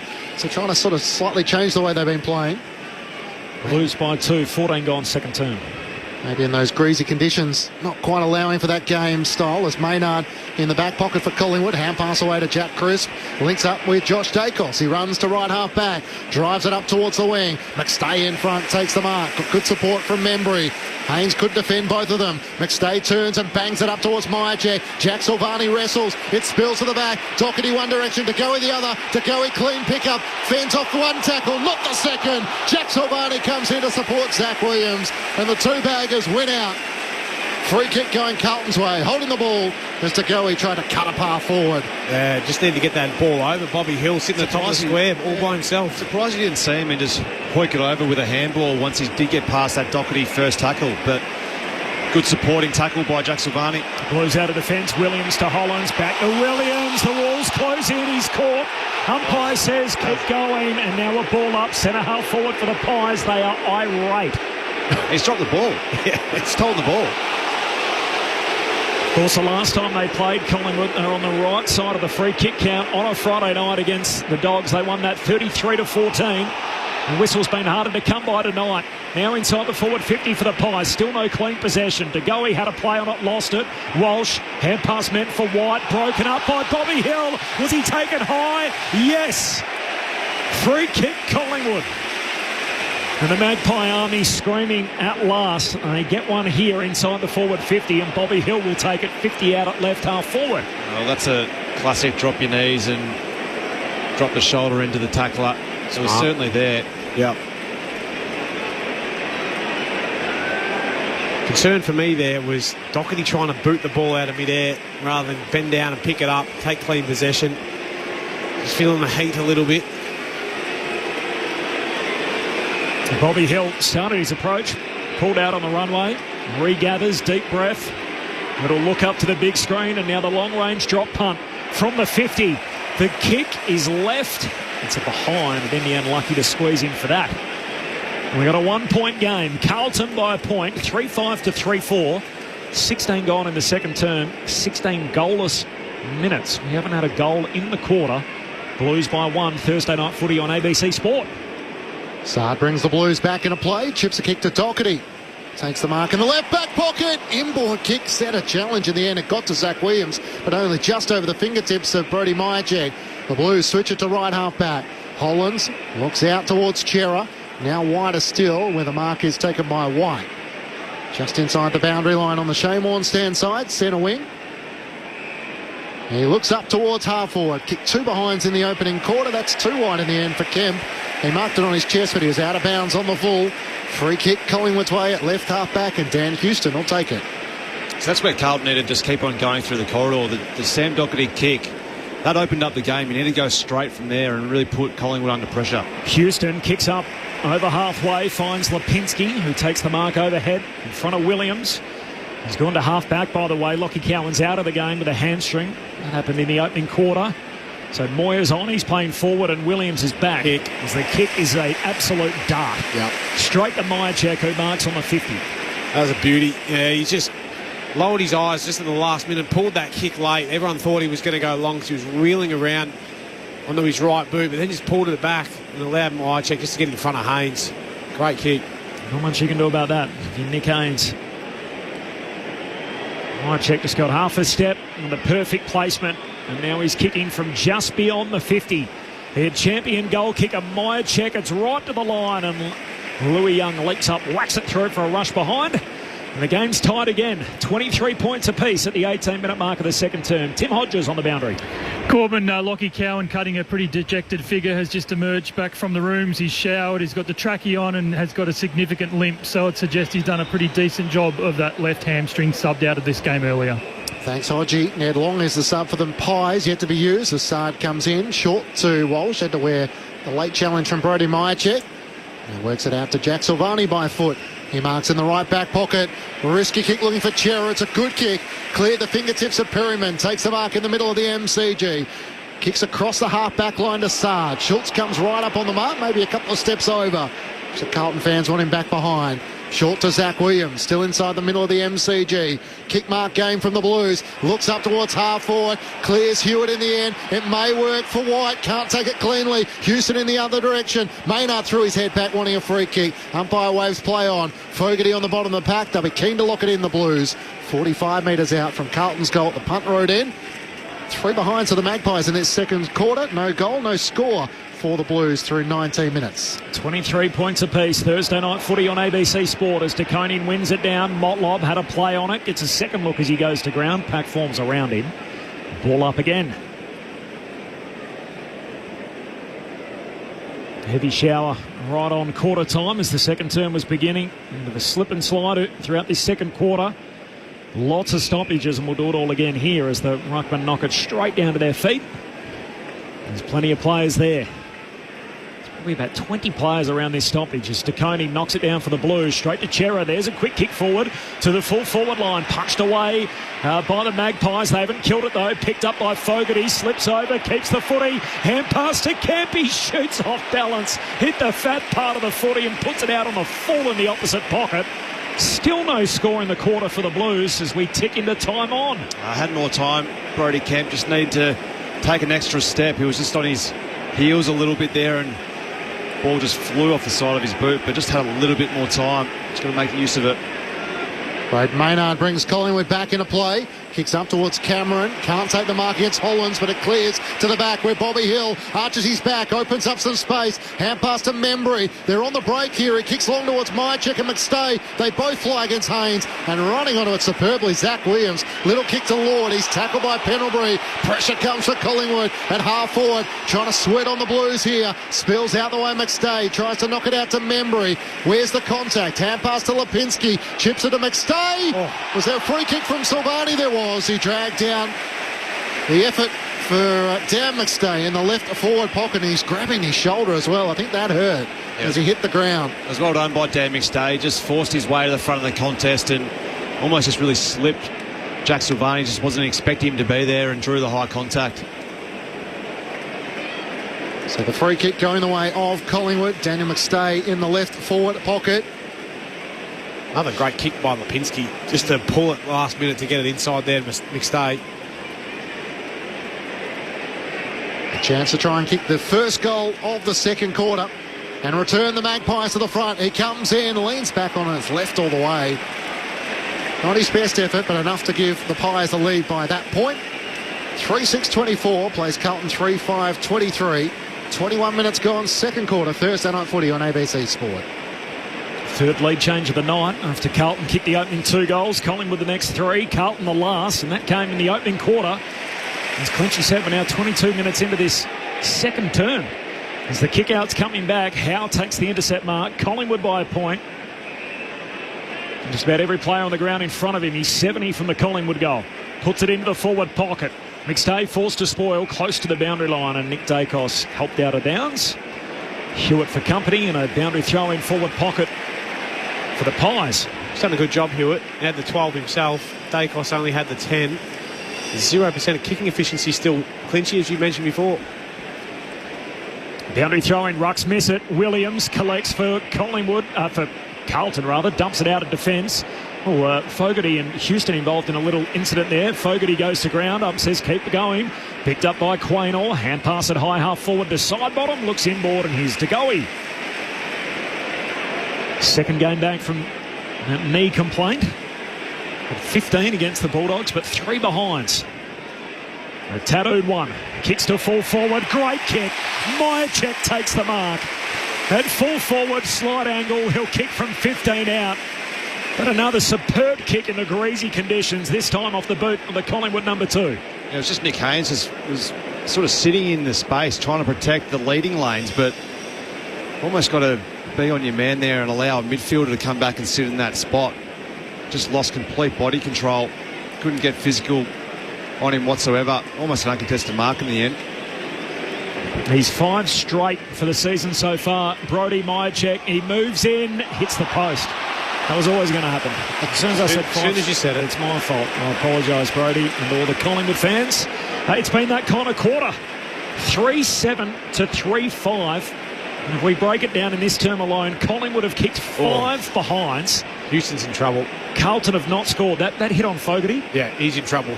So he's run past the ball. Run through and got him with his elbow to the chin, and then he was like, oh, God, I can't believe I've done that. Yeah. By Jingos. Houston has a problem. There's the free kick going the way of, the kick going the way of Lord at halfback. McGovern comes inboard, finds Zach Williams, back to Lord, linking up across half-back, trying to get it out to Akers on the Shane Warne stand side. He marks in front of Sidebottom, hand pass to Chera, opens up for the Blues now, and Kemp comes leading out, marks on his chest, hand pass to Hewitt, they don't stop, and Hewitt finishes. There's one against the tagger. Finishes in front of goal as he streams inside 50, and with the job on Nick Dacos tonight, Carlton would be happy. The first goal coming of this second quarter, at the 24-minute mark, and the Blues wrestle back the lead. 4-5-29 to Collingwood, 3-7-25. Carlton by 4 points. Brett Delidio and Mark Murphy with you on ABC Sport. Again, it was Cooper Lord created that play off half back. His ability just to get that handball receive and swing it, but Akers, he had the decision. That was the one. Do I go back off my mark, or do I just flick it on to Chera? Chera, great lowering of the eyes. I reckon Kemp was well within his rights to go back and knock that one through, but reward the runner again of Hewitt going past. That's obviously a mantra of tonight, is reward that runner who's going. Let's keep the ball moving. Good finish by George Hewitt to get one back against Nick Dacos, who he's sitting on. 4-point lead for the Blues, so lead change number 4. And it took 25 minutes, but the quarter now has a goal as we tick towards half-time. Blues by 4 points. Back in the middle.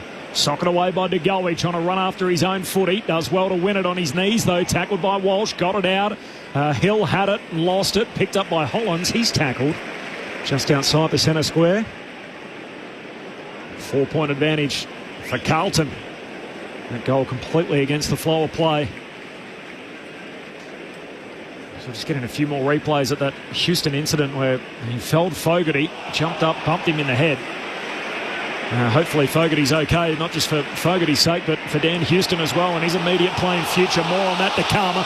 Side bottom tries to break a second tackle. He got through one, not the second. And the ump says, that's quite easy for me. That's holding the ball, and a free kick for Walsh.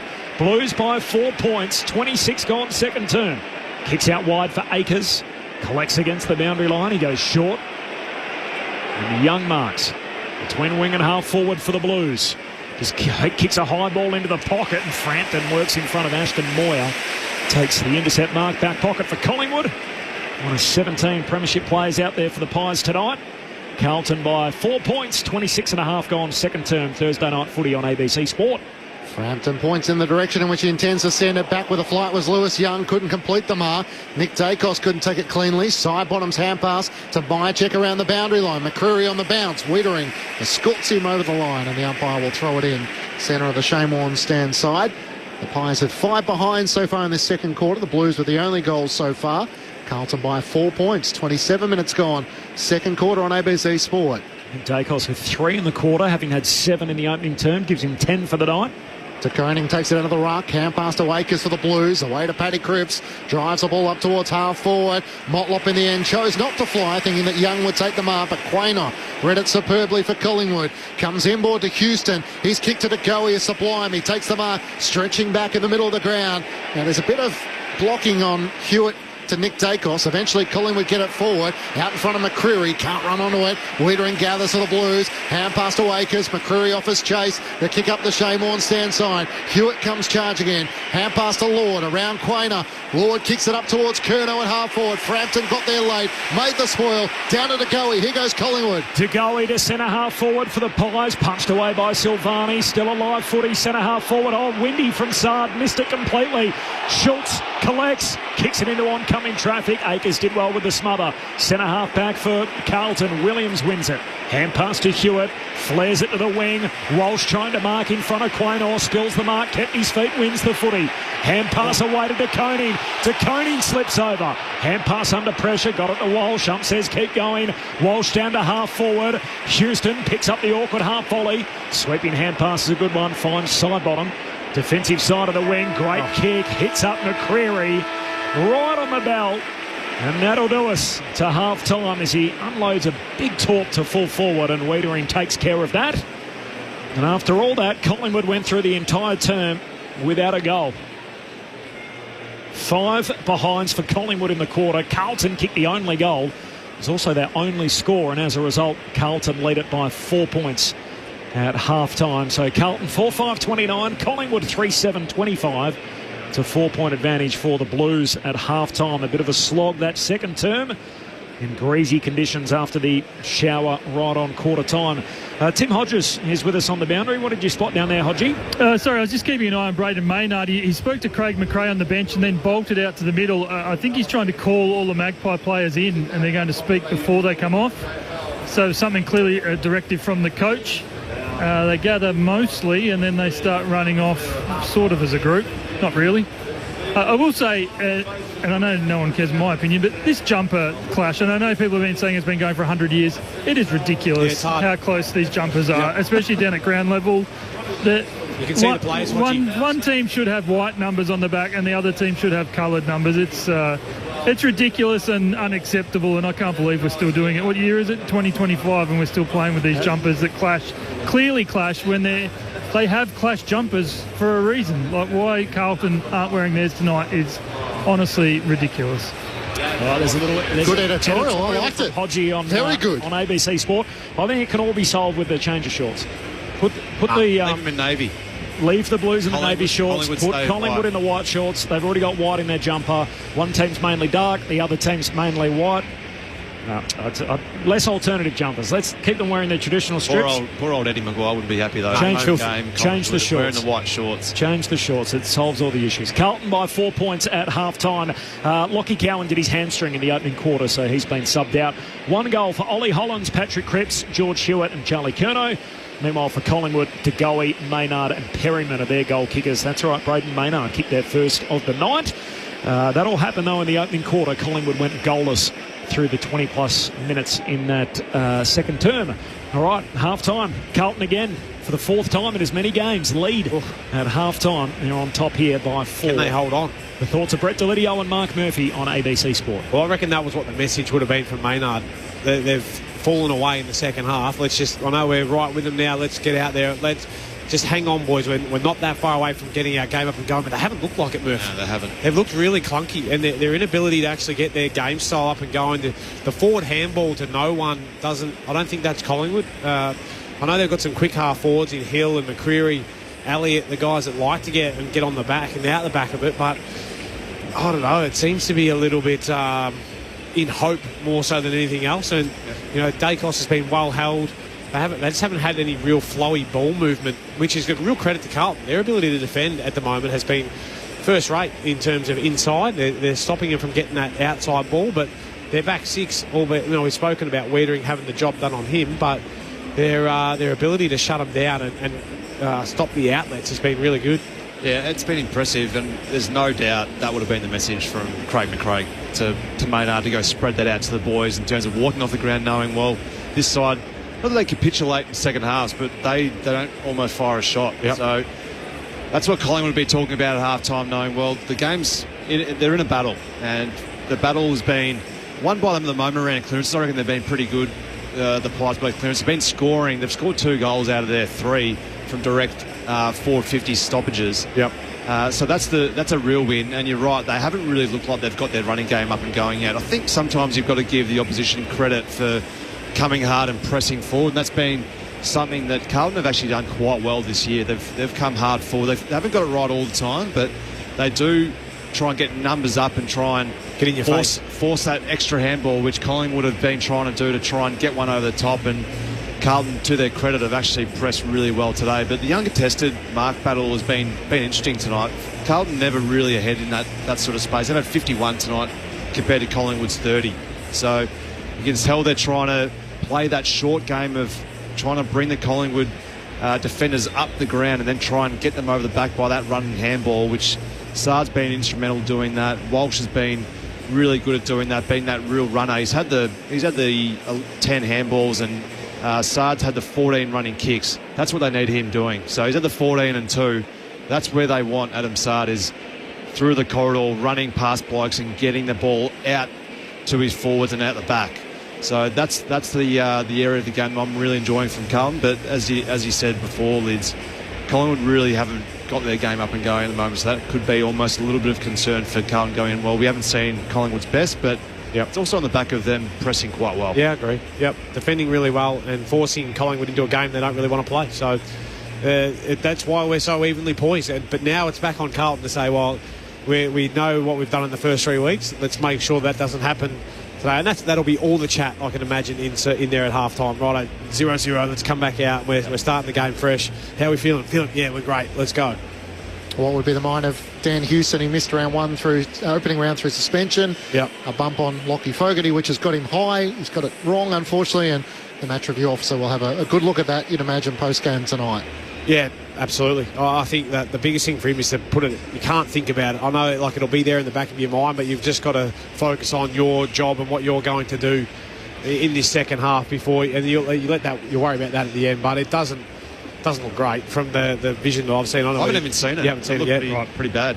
He's jumped and he's just collected him with his elbow, shoulder, right across the chin. Which, given what happened with the Rankin incident, ordinarily when players go through something like that, which is very out of character, if anything, they put that kind of stuff away, almost in an unnatural way, where it's somewhere in the back of your mind. But you're right, he immediately reacted after that, where he thought, oh no, what have I done? Well, he's left the ground. So. He's left the ground, he's clipped him high. So I dare say it'll come back similar like the Tom Lynch incident, for example, when he got Tom DeConey. So it'll probably be graded somewhere like careless.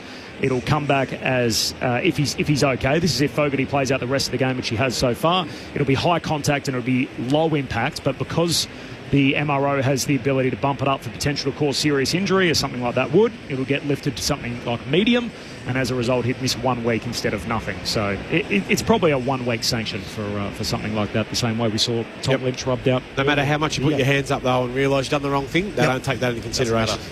Carlton by 4 points at half-time. We've had 4 lead changes in the opening term, and the rain came right at the start of the second term. It did clear up, but it made for very greasy and scrappy conditions in that second term. Just the 1 goal kicked. It was a Carlton goal. 5 behinds for the Magpies, who are still very much in this game at the half. More of your thoughts off the SMS coming up in just a moment. We'll also tell you what's happening in the NRL tonight. All still to come. The second half action around the corner here, Thursday night footy on ABC Sport. In the meantime, with the Blues up by 4 at the half, let's get the latest from the ABC newsroom.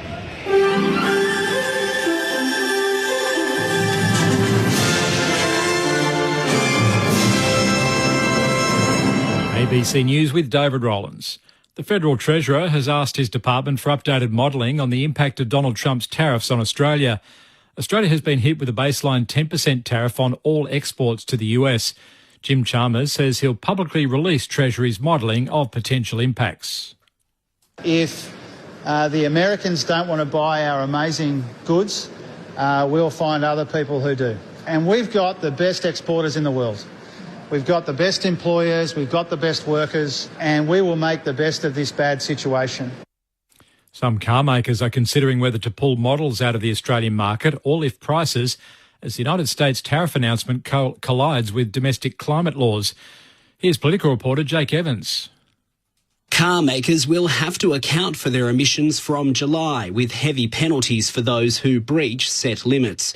2 industry sources have told the ABC in the wake of a rapidly reshaping global market prompted by US President Donald Trump's tariffs, some popular brands are worried the Australian climate scheme could pose another shock.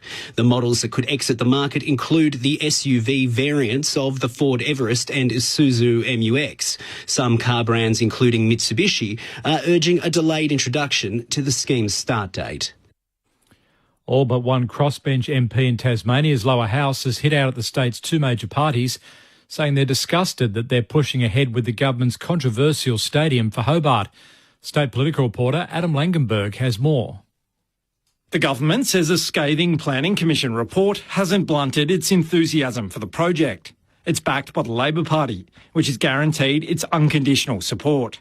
10 crossbench MPs banded together this morning to condemn Labor's position. They've walked away from the critical need to scrutinise the government. We now have in Tasmania effectively a Liberal-Labor coalition government. A project of this magnitude deserves the right scrutiny. The government has sought advice about introducing special legislation to approve the stadium, instead of continuing with the project of state significance process.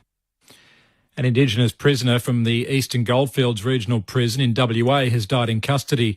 In a statement, the Department of Justice says the 31-year-old man was found unresponsive in his cell yesterday afternoon. He was taken by ambulance to Kalgoorlie Hospital, where he was declared dead. His death is not being treated as suspicious. Police will prepare a report for the coroner. Lawyers at the Asylum Seeker Resource Centre say they're worried about the conditions inside an immigration detention centre in Melbourne, with reports that some detainees have been locked outside since a fire was started at the facility overnight. The Resource Centre's acting principal solicitor, Catherine Holbeach, says rioting started inside a compound at the Broadmeadows facility last night after a detainee was allegedly denied adequate health care. She says it's been difficult to understand exactly what's happening at the centre, but she's worried detainees aren't being afforded basic human rights. It just sounds a bit chaotic. Someone has emailed us to say that the weather was freezing last night. Now it's really hot. We don't even have access to the toilet. We don't have water to drink. We have to drink hot water from the tap. This is not human rights. Please help us. An ABF spokesperson didn't specifically address claims detainees had been rioting, but said in a statement that all detainees are accommodated safely and appropriately. Lawyers for a man who pleaded guilty in the ACT Supreme Court after being caught engaging in highly sexualised discussions online with a 14-year-old girl say there was an element of naivety in his actions. Courtney Barrett-Peters has more. Hector Contreras had unknowingly been communicating with an undercover police officer posing as the girl. Police moved in to arrest him when he began making arrangements to meet the girl in Sydney. His lawyers urged the court to impose a non-custodial sentence, saying he had a better chance of rehabilitation in the community. But prosecutors have called for jail time, saying Mr Contreras seems not to understand the gravity of his offending. Hungary's government has decided to withdraw from the International Criminal Court. Prime Minister Viktor Orban's government announced the move shortly after Israeli leader Benjamin Netanyahu arrived in Hungary for a state visit. It marks the first time he stepped foot on European soil since the ICC issued an arrest warrant for him over allegations of war crimes in Gaza, which he denies. That brings you up to date with the latest ABC News. For more at any time of the day or night, you can download the ABC Listen app. The footy might stop with the final siren, but with ABC AFL, the conversation keeps rolling. Get ABC AFL Daily Podcast with Premiership coach Paul Roos alongside Corbin Middlemass, Ben Cameron and Poppy Penny. From walking on thin ice to dancing on the mountaintop. It's your daily footy conversation. Find it on the ABC Listen app.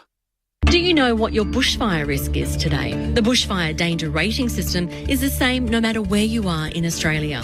For warnings near you, go to the ABC Emergency website and listen to your emergency broadcaster, ABC Radio. This is the 2025 AFL Premiership season on ABC Sport. He's 5 straight for the season so far. Brodie Myercheck, he moves in, hits the post. That was always going to happen. As soon as I said 5, as soon as you said it, it's my fault. I apologise, Brodie, and all the Collingwood fans. It's been that kind of quarter. If we break it down in this term alone, Collingwood have kicked 5 behinds. Carlton have not scored. Hand pass to Chirrut opens up for the Blues now, and Kemp comes leading out. Marks on his chest. Hand pass to Hewitt. They don't stop, and Hewitt finishes. The first goal coming of this second quarter at the 24-minute mark. This is ABC Sports coverage of the AFL. On your radio. ABC Sport Digital. And on the ABC Listen app. Half-time of the MCG, Carlton leading Collingwood by 4 points. A crowd of over 80,000 in at the MCG for the traditional rivals to start round 4 of the AFL fixture. The Blues 4-5-29 to Collingwood 3-7-25. Matt Lynch alongside Corbin Middlemass call the action. Tim Hodges is down on the boundary.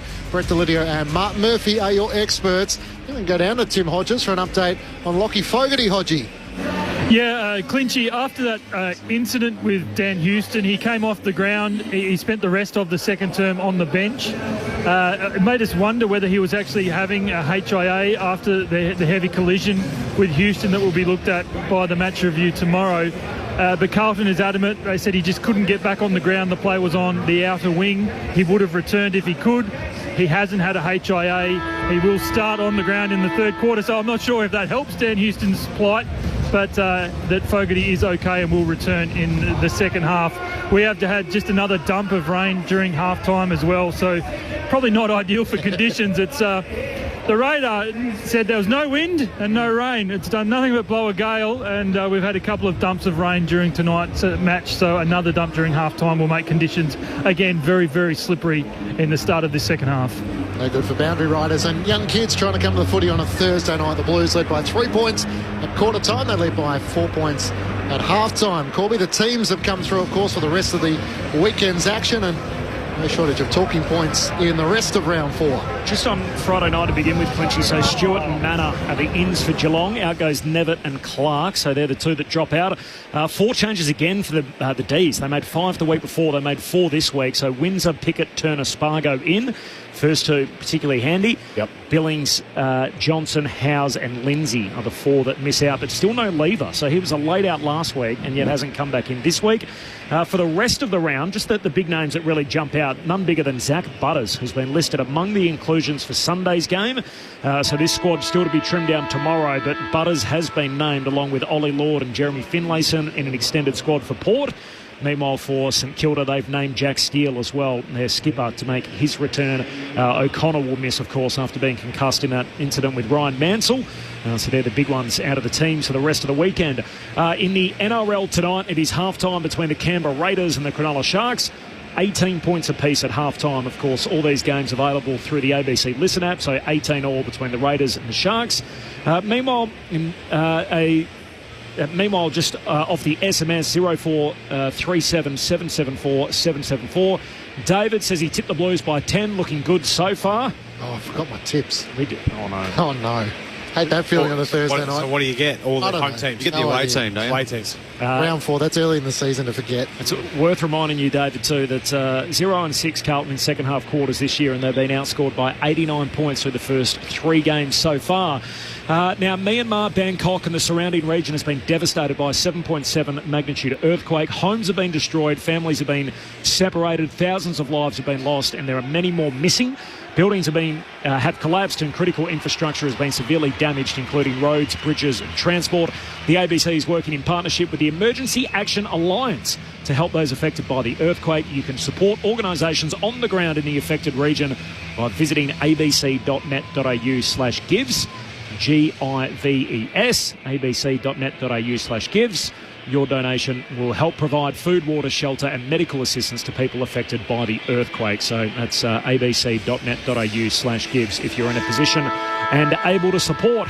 This is Thursday Night Footy on ABC Sport. Corbin Middlemass, Matt Clench, Tim Hodges on the boundary, and our number 1 picks, Brett Delidio and Mark Murphy. A focus from both coaches at half-time, Craig McRae and Michael Voss, premiership teammates in different dressing rooms. Yep. What would have been the theme at half-time, do you think? Well, Michael Voss would just be saying, don't go down by... we've got to rectify this 89 points that we've combined lost by over the first however many rounds. So they've just got to start 0-0 and come out and make sure they keep playing the same way they have, but not drop off their intensity, Murph. I think that's the key for Carlton. And if they do fall behind on the scoreboard, don't drop your head. Let that stay out of your minds, out of the game, and continue to try and go about the way they played in that first half. That was probably the most impressive that we've seen them. Do you think as a coach he would be highlighting what's occurred, or do you reckon he'd be talking more about the process? Surely that's got to be his message. Yeah, he could go back on the first 3 rounds. Talking about getting the moments right when they pop up. As a player, do you want it referenced or not referenced? You don't, because I think everyone understands. Yep. Everyone knows the situation. Some do. Some blokes are that simple that they wouldn't even be thinking about that. They're like, I haven't touched it yet. I just got to get a touch, and how am I going to stay in this side? You got to keep it simple for some blokes, don't you? For some blokes, you do. You need to really simplify and just say, right. But you know that because that's what the coach's job is to do. And, and that's the art of coaching, isn't it? And there's no doubt that Craig McRae would definitely have brought that up. So, to his charges, all right, boys, let's just keep on taking the game on. We know these guys will crack because they've shown in the first 3 weeks that eventually they'll capitulate, as a word that you used in that group message today. But as if you wouldn't be saying that as a Collingwood player. You'd be letting every single one of them know. So if Vossi hasn't already mentioned it, well, I guarantee you one of the Collingwood players is going to be yelling it out. We've got these blokes. Yep, no doubt. All right. Don't forget, ABC AFL Daily. You can find a new drop in there every day. All your latest footy news and discussion, including AFL Saturday and AFL Sunday. And tomorrow morning when you wake up, we'll have your podcast with myself, Corbin Middlemass, Ben Cameron, and Brett Delidio every Friday to preview the weekend. Look back on the Thursday night game, so you can find that tomorrow through ABC AFL Daily, wherever you get your podcasts. Second half upon us, rain falling at the G. Carlton by 4. Here's Matt Clinch. Takoning wins down the tap for the Blues, but Nick Dacos read it superbly. Hand pass to side bottom. Collingwood up towards half forward. Bobby! Great mark. Lockie Schultz leaning back. In the end, made the contact with Mitch McGovern and pulled in an impressive one-handed mark. Yeah, great mark. Yeah, we made contact first. The ball was in the air, and you could just tell that Mitch's eyes were obviously at the footy, but it was Schultz who just outbodied him and just was the first man to understand where the drop zone was going to be and just pushed McGovern out of the way, and great mark. Lockie Schultz trying to replicate his best in Freo colours in the black and white. He'll start from outside 50. Here's out to the right. You heard the Bronx cheers. It's offline. McStay flies with a fist trying to spoil it down. Membry's tackled by Silvani. Gets a kick towards the top of the goal square. Paddy Cripps couldn't take it cleanly. Bounces off Zach Williams. Back towards Cripps. McStay now locks up. Wiedering in the back pocket for the Blues, and the umpire will ball it up. Carlton leading by 4 points. A minute gone in this third term. 4-5 to 3-7. Thursday night footy on ABC Sport. As the Rucks share it down, comes to Akers in the back pocket. Hand pass back into dispute. Side bottom trying to get his leg free. Kicks to a dangerous spot. Clean bowls a couple. Lipinski hunting out after it. Can't get a kind bounce. Motlop sockers it out of defensive 50. Josh Dacos goes to his knees trying to win it. Knocks it away to Lipinski. Knock on surge on type stuff at the moment. And Motlop slides in, finds the safety of the boundary line. Did well with a couple of efforts there. He'll get a stat for any of them, and a boundary throw-in 60 out from the Pies goal. Yeah, just kept pushing it the whole way out. I know it was an errant kick from side bottom that went across goal, but well done, Motlop, finding 1v2 most of that time. I think it may have been the number 3, the special stuff through the CFC monogram and the old dark navy blue, and Jesse Motlop's rolling with. There's a free kick here. And it's going to go Collingwood's way, a ruck infringement, and Darcy Cameron's going to take it as the rain continues to fall. It showers at the start of the second term, a heavy shower, light rain the opening of the game, and now a pretty big shower again here to start the third quarter as Cameron's kick is effective, slides off the boot. Blame the weather for that. It's gone out of bounds on the full. Free kick for Doherty in the left back pocket, and the Blues. Carlton by 4 points, 2 minutes into the third. Thursday night footy on ABC Sport. I reckon you delete that app, Hodgie. It's broken. Doherty kicks to McGovern. Couldn't hang on to the march. Pressure from Perryman, who gathers off the tap-on from DeGoey, and Perryman gives the hand pass away. And Hewitt with a dumping tackle in the end, just to make sure Nick Dacos couldn't wrestle his way clear. A ball up 50 metres out from Collingwood's goal. Cameron and DeConing tangle. Cameron knocks it down. Lipinski knocks it on. Haynes didn't clear the area with his kick. Hewitt, was he pushed in the back by Nick Dacos? Umpire says no. Which said leads us to how you've seen. Is it Doherty and Cripps playing side by side on the wing? Yep. As Doherty's got back to help, and Jack Crisp has often been the loose on the wing for Collingwood. Nick Dacos has another go trying to clear it. He's tackled and brought down with Hewitt. That battle continues, and Darcy Cameron's lying on his back with DeConing over the top. They're just playing their wing roles really well, getting back to support their defence. And down it comes. DeConing grabs it after it hit the deck, trying to crash his way through a tackle. He's been pinged holding the ball. Bounced off one would-be tackler and Perryman, and then he was locked up by Schultz. And the umpire said that's holding the ball. Free kick for Lockie Schultz. It was an aggressive hit. It was, wasn't it? By Schultz. Yeah, basically just... Here we go. Lays it off by hand to Dan Houston, who unloads from long range. He misses out to the right. A wrap around the back. It's another behind for Collingwood, so 3-8 to 4-5. When the Pies kicked their third goal, they were 3-2. So the last 6 scoring shots for Collingwood are all behinds as Carlton quickly work it up out of defence, but rolls out of bounds here. So another boundary throw in, again 60 out from the Collingwood goal. Carlton by 3 points, 4 gone, third term. Thursday night footy on ABC Sport.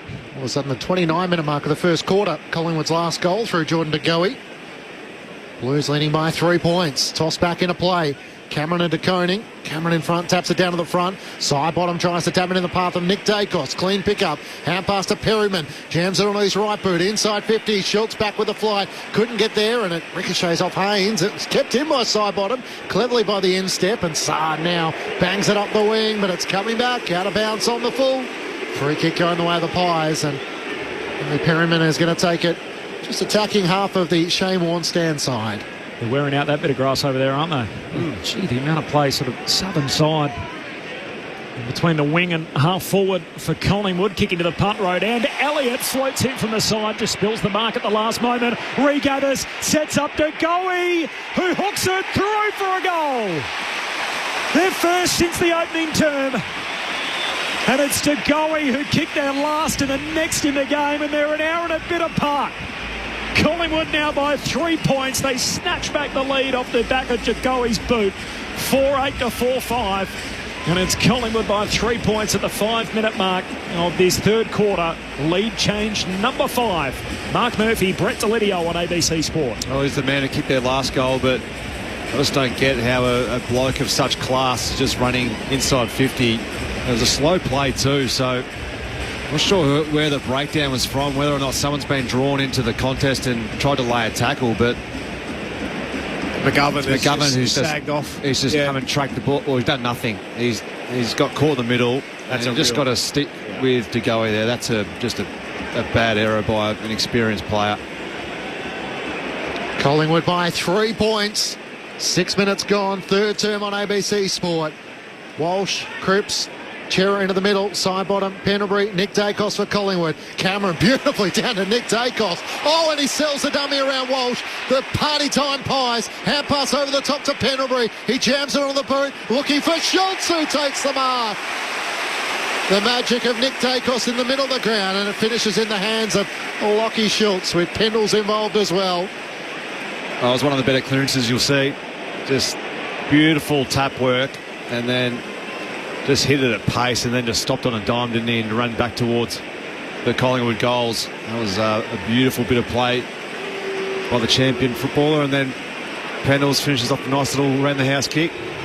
Pretty good football. Lockie Schultz has won one shot tonight, which has failed to score. Out to the left, 40 metres out, comes in, doesn't miss this time. 2 quick goals for the Magpies in the third quarter to establish a 9-point lead. 7 minutes gone, third term on ABC Sport. Collingwood 5-8-38 to Carlton 4-5-29. Brett Delidio and Mark Murphy with you. Thursday Night Footy on ABC Sport. Yeah, it was an incredible bit of play, wasn't it, from Dacos? His ability to get out of a tight space. No one to lay a glove on him. It's like, put some pressure on him. He just gets away, and to even have a cheeky bounce in there. He's basically rubbing the nose in of the Carlton mids to say, well, you're not going to play with any speed or have any speed in there. I'm just going to run away from you. It's Pendlebury, nice little touch kick. I thought he may have given the handball off the side bottom who was running in towards goal, but a nice little touch kick to a free Lockie Schultz. Good reward for effort from the big tackle just before that he put on. Off on the way, they went more than a quarter without a goal, Collingwood. They kicked 2 in 2 minutes. And all of a sudden, it's their biggest lead of the night. 9 points Collingwood's way. De Koning wins it down. Cripps, a little fumble, soccers it out in front. Houston on the end of it, comes off the back of the square, kicks Collingwood down the wing. McCreary left it behind. Saab soccers out wide, and turns out okay. Onto the chest of Doherty. Marks in front of the benches. Collingwood by 9 points. Doherty sends it down the line, and Will White takes the mark. Young man on debut. 21-year-old. Drives his long left footer into the forward pocket. Moyer leaps up after it. No mark. Kept alive down there by Maynard of the Pies back pocket. Hand pass to Jack Crisp. Handball to Moore to Quaynor. Trying to knock it back in the field of play. And now they're going to have a ball up as White burrows in again. Quaynor tackles him. And a ball up 55 metres out from the Blues goal. 9 minutes into the third term. I'm not sure we need to recap for Carlton fans, but they're 0-6 this year in second half quarters. They concede the first 2 goals here in the third. As De Koning whacks it back out of play, and we'll have a boundary throw in now. Still 60 out from the Carlton goal. Inside 50, 7-1 Collingwood's way through the opening 9 minutes of this third quarter. They've put on 2 goals from those 7 inside 50s. The Blues have only touched it 10 times so far in this third quarter.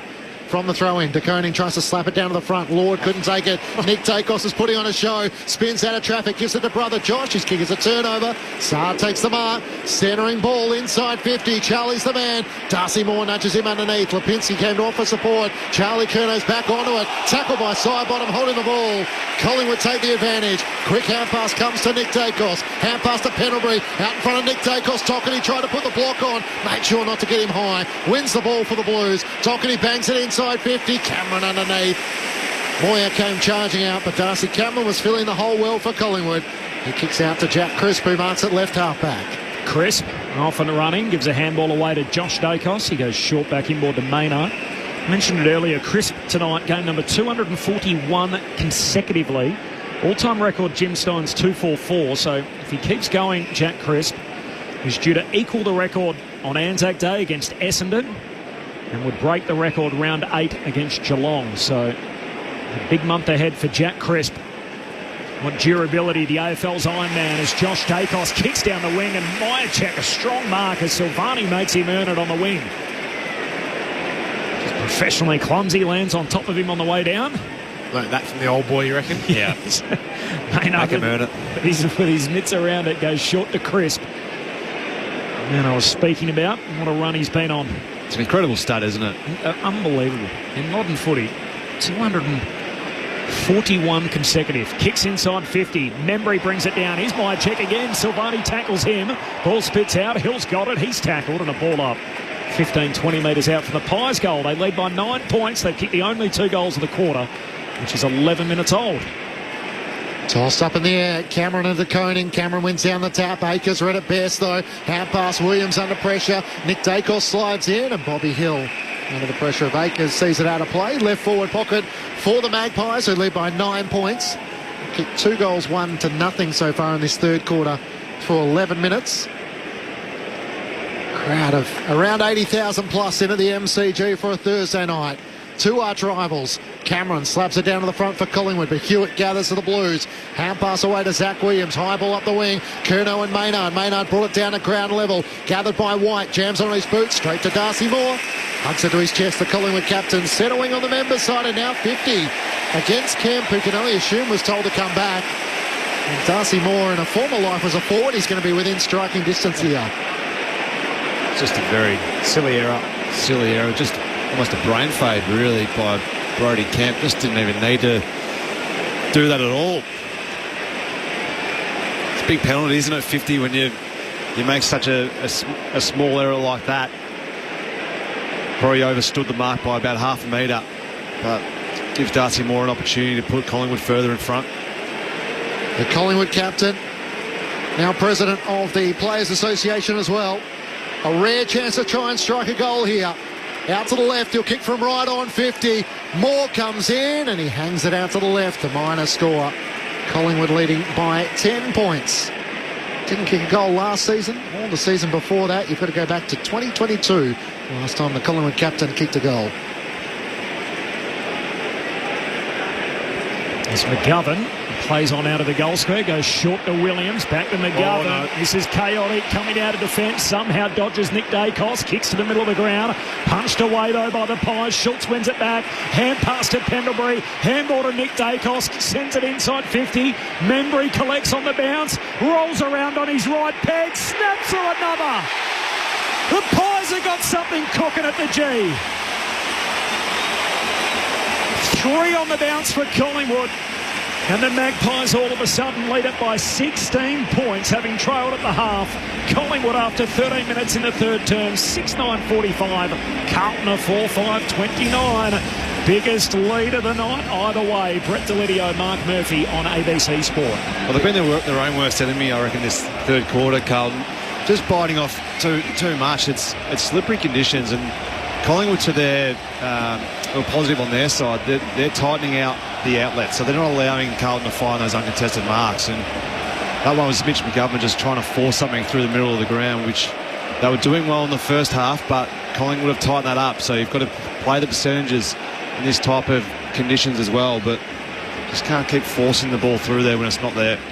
Mark Murphy and Brett Delidio with you on ABC Sport. Collingwood by 16 points. 3 unanswered goals after being held goalless in the second quarter. Young's into the ruck against McStay. Young gets a hand pass away to Paddy Cripps, to Hewitt, dodging and weaving, back edge of the centre square. Kicks a high ball towards half forward. Have a fly at that. Houston's the only one who does so.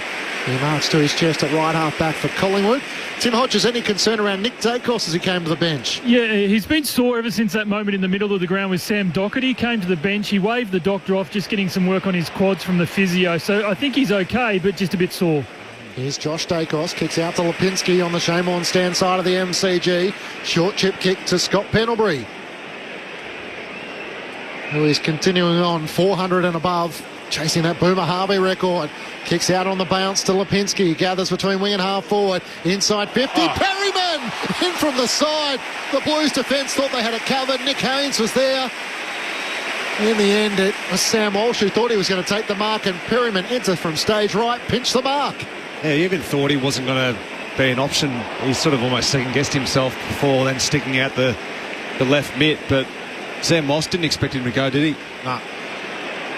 That's great.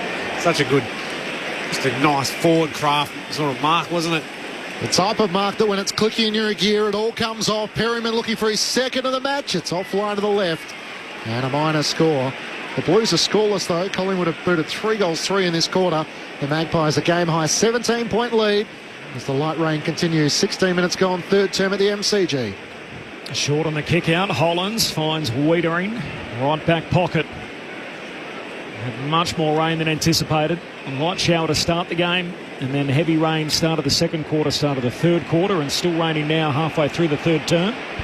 Collingwood by 17. Short kicking game from the Blues. Wiedering to Walsh to Hollands. Oh, Hollands dangerous. Coming back inboard. Puts it on the chest of Myercheck, who breaks it up and takes the intercept mark for Collingwood at left half forward. They're trying to force it, aren't they? Yeah. Sometimes you just got to take your medicine. It's like everything's covered. All right, we'll get it down the line, get a contest, and we'll start all over again. The last couple of times they've tried to exit. McGovern previously before the last goal, and then Hollands there trying to bite off a bit too much. What a kick this is. From outside 50, Myercheck's drop punt is on target. Is it touched on the line? They want a conference. The Carlton players are confident. The umpires are getting together to have a chat. The goal umpire at the punt road end. We're going to the arc. The soft call is touched. Which would have been a big kick to put it beyond 20 points, and that was the right call as it's touched there on the goal line. So a minor score makes it 3 goals neat, the lead for Collingwood. 6-11 to 4-5, so an 18-point buffer for the Pies at the 17-minute mark of the third quarter. Thursday night footy on ABC Sport. Danger signs here for Michael Voss and the Blues. Just too many players at Carlton at the moment just can't get their hands on the footy.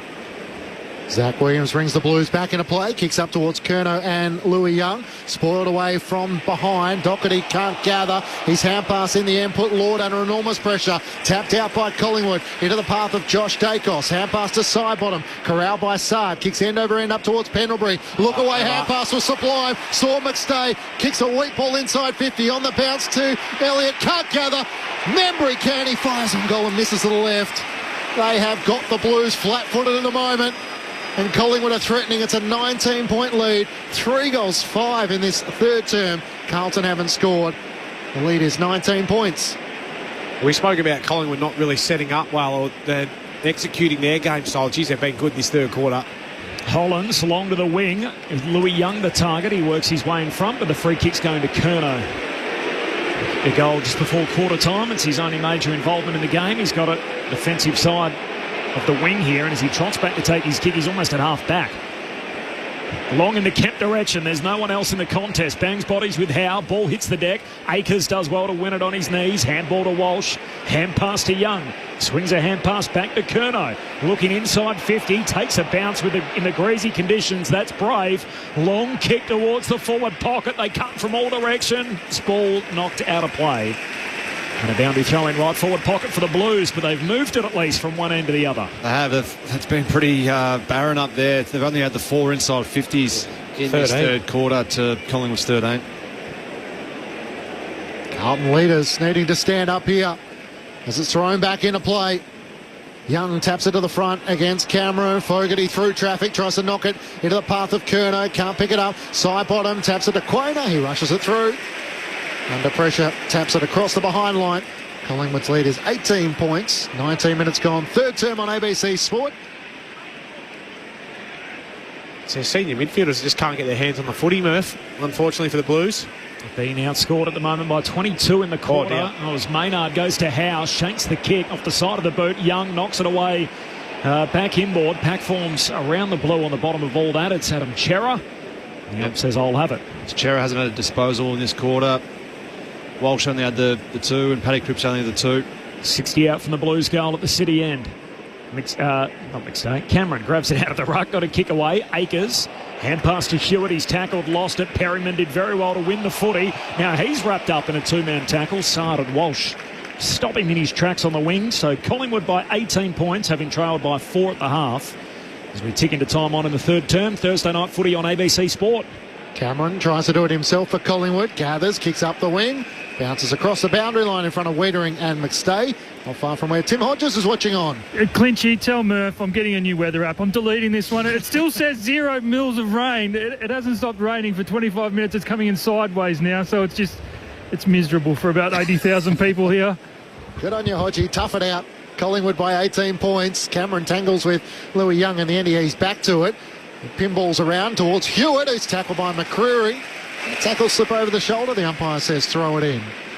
Patrick Cripps gesturing towards his midfielders, maybe towards Tom De Koning as to where he would light the ball. Hewitt's alongside De Koning, alongside Jordan De Goey at the moment. As that light rain just becomes a little heavier. Cameron wins down the tap for Collingwood. Hewitt puts his head over it. Tackled by Sidebottom, gets the hand pass to Akers, back to Hewitt on the wing. Looks to drive the Blues up towards half forward. Moyer comes charging out, it won't get to him. Frampton didn't complete the mark. Umpire waves play on, a little slow. We got the hand pass to Houston. Kicks it back up the wing. Nick Dacos was shoved by Hewitt. Right in the middle of the back, in the front of the umpire. Free kick Collingwood's way. Nick Dacos, he's up to 7 for the quarter. Goes short to brother Josh. This will be his 7th touch of the term as well. 2 leaders on the ground in this third quarter. He comes wide to Pendlebury. The experienced veteran sends it down to half forward. Elliott and Sard wins the one-on-one hands down. Takes the mark. Geez, he's good one-on-one, Sard. Yeah. He doesn't lose too many. Adam Sard now in his 90th game for the Blues. Played more games for them than he did his previous 2 teams. Goes long down the wing. Offhand spills to Cripps. He's tackled by Cameron. Ball comes out. Up says play on. Sidebottom gets the loose footy. Hand pass to Josh Dacos. Gives it to Howe. Penetrating kick inside the forward 50. Meyer check down there. Hands to it. No mark. Bobby Hill paddles it out in front. Collects in the pocket. Spins around. Handball goes back to Elliott. Elliott looking corridor with the kick. And Schultz marks. He can walk it in. Jams it through for another. 4 on the bounce for the Magpies. They got a head of steam up here at the G. A second for Schultz. And Collingwood's game high advantage swells to 24 points in a low-scoring affair. Collingwood 7-12-54. Carlton a 4-6-30. Flat-footed in this third term, 23 minutes old. Mark Murphy, Brett Delidio on ABC Sport. Yeah, well, they're just getting smacked at every facet of the game at the moment. The Blues, the contested games just being completely 24-16, Murph, in that one. Just completely dominated by the Pies, leading the clearances 9-3. Yeah. And then we've also obviously spoken about the inside 50s. They're just having too many balls going in there, and that was just a hazard ball. But when you continually getting the football in and getting it in deep in these conditions, that just puts the defenders under enormous pressure. And 70-41 disposals, but 13-8 tackles, all in favour of Collingwood. 14-4, the inside 50s Collingwood's way in this third quarter. The down wall is breaking. Sidebottom trying to get a hand pass away. Pinched by Chera. Hand pass to Fogarty for the Blues. They've got it to half forward. Motlop missed it, trying to knock it on. Josh Dacos' hand pass. Lord's trying to grab the greasy footy. It's not an easy ball to grab. Nick Dacos' kick is partially smothered. Sidebottom puts his head over. Can't win it for Collingwood. Fogarty just gets it going forward on the bounce for Charlie Curnow. Frampton in tow. Trying to knock it on to Motlop. He's locked up by Quainer and Houston. It's just 35 to 40 metres out from the Blues goal. At the City end, still looking for their first goal of the third quarter through 24 minutes. It's been all Collingwood in the term, so 4 goals to zip. Cameron palms it down to Lipinski. Hand pass straight to Akers, but he's tackled immediately. Nice work, Schultz. Ball comes out, side bottom, hand pass close to the boundary line and now out of play. And Williams and Quaynor and a boundary throw in half forward here for the Blues. Now, this has got nothing to do with fitness, Murph. This is all just getting your hands on the footy and being able to beat your opponent 1v1 to get it going your way. So I know I can see why Vossi is defending his fitness guys. Collingwood by 4 goals in the rain late in the third term from the boundary throw-in. Sard from one direction does well, whacks it back towards the 50. Quaynor knocks it out to Elliott, hand pass to Lipinski, handball to Josh Dacos, flicks it further afield to Schultz. Outside of the right boot, kicks beyond the wing. Clever from McStay, punches it inboard. Unkind bounce for Hollands. It'll sit for De Goey, kicks inside 50 and Bobby Hill marks. And McStay just whacks it forward, took a con roll, and it's all coming up Collingwood in the third. Well, just the contest, not getting it right. Another clearance for Collingwood. And then they just ran hard in numbers. Yep. They just wanted it more spread. There was a bad bounce in there, but they still had more numbers getting to the next contest, and that's where they're really hurting Carlton at the moment. And now Bobby Hill, the Norm Smith medalist, of course, from their premiership triumph in 2023. 20 metres out, 45-degree angle, drop punt. Keeps it right, up behind. And a 25-point lead for the Pies. Leaves one out there at the 26-minute mark of the third term. Thursday night footy on ABC Sport. Corbin Middlemass, Matt Clinch, Brett Delidio, Mark Murphy and Tim Hodges. McGovern into Chera, back to McGovern, clears the defensive 50. De Koning on the bounce though, had to try and work it to Hollands. Under pressure from Perryman. They're desperately trying to hold on the Blues, and Chera is locked up by Jamie Elliott, who lays the tackle. Collingwood 4-6. That's 4 goals 6 in this third quarter. To the Blues just one behind. Inside 50's a whopping 15-6 the way of the Magpies. Holding the ball, free kick going Collingwood's way. Darcy Cameron follows up his ruck work and wins the free kick for the Pies, just short of left half forward as George Hewitt is pinged. Cameron looks long inside 50. Myercheck offers a lead. He pokes it into that path. It might not get to him. Lipinski up, can't complete the mark. Off hands, Myercheck can't gather. And in front of he and McGovern, it goes out of play. Left forward pocket for the Magpies. They're 7-13-55 to Carlton 4-6-30. The Pies by 25 points at the 27-minute mark of the third term. The Pies did go goalless themselves in the second quarter, but they had 5 scoring shots to 1. They really controlled the quarter despite losing the term. As Sard from the boundary throwing got it to Doherty, kick smothered on the way through. Nick Dacos passing through, can't trap it. Slides out of bounds, will do it again. Half forward for Collingwood. And then in this quarter, 4-6 to 1 behind. Holy smokes, 10 shots to 1. And Collingwood just inflicting more woes on the Blues and their second half problems. They've been outscored by 89 points in second half so far this year, leading in. Boundary throw-in, Schultz tackled as soon as he got it. Lipinski for the Pies, handball to side bottom. Hand pass back to Lipinski, hand pass out in front of him. Hewitt collects. Helped out of bounds by Lipinski in a boundary throw-in closer to the Collingwood goal. So still 3 minutes to run in the quarter. Pies by 25, 7-13 to 4-6. Thursday night footy on ABC Sport. Josh Dacos has had 10 disposals in this third quarter. Still side bottom with 8. Nick Dacos with 8. Sard leads the way for the Blues with 5 alongside Doherty. From the throw in, it spills down the way of Hewitt. Kicks a long ball for the Blues up towards half back. Kemp arms over the front of Darcy Moore over the shoulder, and a free kick going the way of the Collingwood captain. Once you put 2 arms around Clinchy, it's a sure sign for the umpire just to say, nope, you're not having that one. It's a free kick against. He's had a couple of moments, Brody Kemp. Carlton fans will be happy for the return of Harry Mackay. Kicks inside 50, Tom De Koning. Big fly coming from the back. And takes an impressive mark, unfortunately, for Carlton fans at the wrong end of the ground, as he denies Collingwood another foray inside 50. And just sits it on Chera's head, getting across. Perryman whacks it out of bounds. So throw in between wing and half forward for the Pies. Heard Ross Lyon say during the week on Channel 7 he met with Tom De Koning before Christmas. Some big numbers being thrown around. Gut feel, Lids? Well, I'll tell you what, if they keep going this way, I'd be thinking he's out the door. Murph? Pretty similar to Lids. De Koning palms it down out in front of Pendlebury. Hand pass stolen by Chera. Hand pass away to Cripps. Handball meant for Walsh, slides out of bounds, so throwing on the wing. Could you blame him? Big bucks, what, 1.7 million? Yeah, I was going to say, if it's north of 1.7, it'd be hard to say no. You couldn't blame him. That's where the situation of how the team's going at that point in time is plays a huge role. Yep. Pies by 25 points, half-hour mark of this third term from the boundary throw-in, down to Pendlebury, across the body, looks for Myercheck, can't complete the sprawling mark. Hewitt collects for the Blues. Hand pass away to Doherty. Hits down the boundary line. Big Cameron floats across, takes the intercept mark for Collingwood. Defensive side of the wing. Pies by 25. 2 to go before three-quarter time. Who was the last big-name player to leave Geelong? You can't really name one or think of one off the top of your head, can you? Well, that's true. You want to go home. Yeah. Yes. The kick up towards the wing, and Doherty hugs it to his chest. It's good by you, Murph. Just But they don't lose too many, do they? Because they're consistently in and around playing finals. Sam Doherty tries to put it up to Tom De Koning. Can't take the mark. Cameron might have given him a shove. The umpire spotted that. Sam De Koning signed for another couple of years at the Cats during the week as Tom De Koning veers to the left and long inside 50. Where are the Flyers? At the very back. Kemp's there, can't take it. Motlop front and centre, tackle brought down. Frampton for Collingwood, hand pass away to Nick Dacos, works it back to Sidebottom. He chips a kick out towards Cameron. So composed, Collingwood. Despite the wet conditions, they found an outlet, and Darcy Cameron marks it left half back. To try and prove your point, Lids, my mind went all the way back to like a Lee Colbert or something. I was thinking him as well. Some of those famous ones back in the day. Went to the Kangaroos. Short kick to Moore.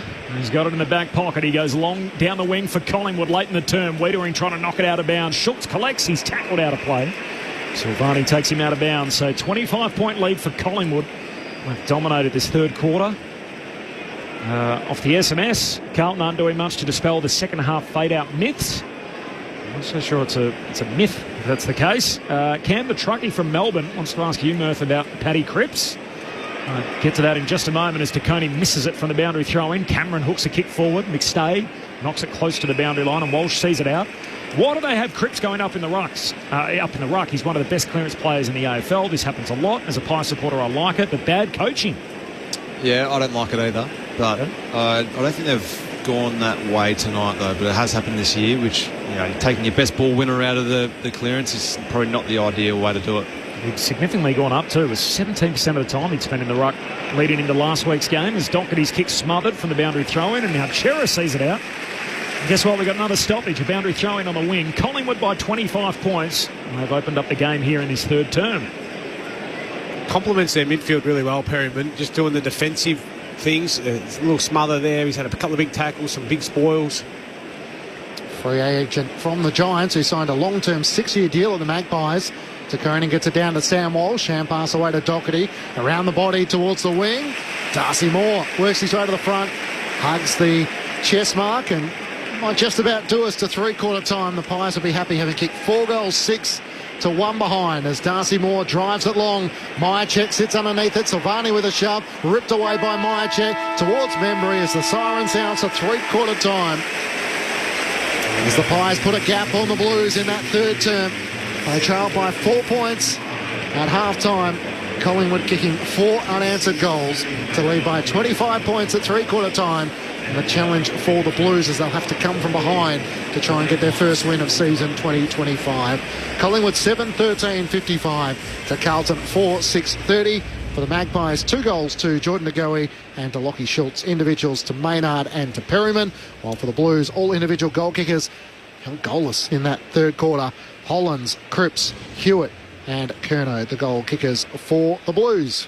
So you can add another 29 points on the 89 that they've been outscored in second halves already this year. So that number is up to minus 118.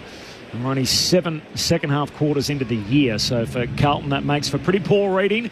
And for Collingwood, it ensures they'll be playing from in front as we turn for home, where they've won both of their games so far this year. Richard from Geelong, loving the call. Can I send a big shout out to my brother-in-law, Ashley? He's a Blues tragic, now living in the UK with his English wife and 2 children. He's visiting Australia now, and he's going along tonight with his little boy, Eddie, who's never been to an AFL game, hoping it's a great game and that the Blues get up for him. Uh-oh. Unfortunately, Richard, it's not tracking that way, but we've still got a quarter to play. From Gaz, can definitely confirm that the clash of jumpers is terrible on TV. Luckily, the coverage on the ABC Listen app is great. Thanks, Gaz. Nice to hear from you. And from Robin Greensborough off the SMS, all of the same from Carlton. All about the skills. Can't hit targets, fumbling, not kicking to the advantage of players, especially forwards. Not something you can fix in season. So this is another wasted year from Rob. So what about that top text, Corb? Someone has just put me back in my place. Wow. Gary Ablett, not a bad player. It's surprising we never got to that, did we? No, don't just play and throw me under the bus. None of you guys come up with him either. I wanted to get back there. That's the generational money that you couldn't deny, could you? Yeah, well, that's exactly right. I'll take equal part of the blame there from both Rob and from Dave off the SMS 0437 774 774. We'll hear from Murph and Lids on their take in just a moment. Collingwood by 25 at three-quarter time. Thursday night footy on ABC Sport. Friday night. Racing forward, edge of the box, the shoots right footed. What a strike! The Matildas are back. What a goal! Catch every minute on the ABC Listen app. Meet the Muster Dogs class of 2025. He's chewing the mic. New Muster Dogs, Collies and Kelpies. What do you think? You're going to be a champion? Stream all episodes now. Always free, always entertaining on ABC iView. This is the 2025 AFL Premiership season on ABC Sport. Between the wing and half forward for Collingwood, kicking to the punt road, and Elliott floats in from the side, just spills the mark at the last moment. Regathers, sets up to Goey, who hooks it through for a goal. Their first since the opening term. Collingwood now by 3 points. They snatch back the lead off the back of Jagoe's boot. Cameron beautifully down to Nick Dacos. Oh, and he sells the dummy around Walsh. The party time pies. Hand pass over the top to Pendlebury. He jams it on the boot. Looking for Schultz, who takes the mark. Lockie Schultz has won one shot tonight, which has failed to score. Out to the left, 40 metres out. Comes in, doesn't miss this time. 2 quick goals for the Magpies in the third quarter to establish a 9-point lead. It was an incredible bit of play, wasn't it, from Dacos? His ability to get out of a tight space. No one to lay a glove on him. Hand pass to Pendlebury. Handball to Nick Dacos. Sends it inside 50. Membry collects on the bounce. Rolls around on his right peg. Snaps for another. The Pies have got something cooking at the G. Bobby Hill paddles it out in front, collects in the pocket, spins around, handball goes back to Elliott. Elliott looking corridor with the kick, and Schultz marks. He can walk it in. Jams it through for another. 4 on the bounce for the Magpies. This is ABC Sports coverage of the AFL. On your radio. ABC Sport Digital. And on the ABC Listen app. That's how it finished, 4 goals to zip in that third quarter, and as a result, Collingwood reverse a 4-point halftime deficit to lead by 25 at three-quarter time. Our number 1 picks, Mark Murphy and Brett Delidio on ABC Sport. Well, they've got to make a few moves here, I think, Carlton. You can't just hope that what they were doing in the first half is going to happen again in this last quarter. I'd move Jack Savani forward, try and win the game, or a McGovern. McGovern's the one, because he gave back 2 goals just then with a couple of blatant errors. He's been one of Collingwood's best tonight, but I think they need to change something to sort of halt this momentum. But I think Voss, his directive at three-quarter time would be to his midfielders, get your hands dirty. They got absolutely walloped in that third quarter. To a man, they just couldn't get their hands on the football, and Collingwood were just too classy, too clean. Plus 34 touches. What do we got there? Plus 12 in contested ball. Yep. Plus 7 in clearances. Inside 50s, plus 10. You're just not giving your forwards a chance. Like, you're sitting there as a forward. What are you saying? You're like, come on, boys, just give me a sniff. So they're starting their offence from their D50, and the way in which Collingwood have been setting up behind the ball with their +1, they just can't penetrate in these conditions. The first half they were able to do so by using that short, then a handball received, but they couldn't get any of that going in that third quarter. So they need to try and win the clearance game and get going from there. Pies have made their sub, Tim Hodges. It's a surprise. Murph and Lids, who would you think might be subbed out for the Pies? Jordan Goey. Oh, you just saw. That caught me by surprise. I saw the number 2 on the substitution page. So Jordan De Goey is out after kicking a couple of goals. Ned Long comes in for a bit of pace in this final term. Just one for you, Murph. I watched Michael Voss a lot there. Do you want him to get angrier? He seems very measured, placid, or measured, almost. I hate to say it, almost defeated.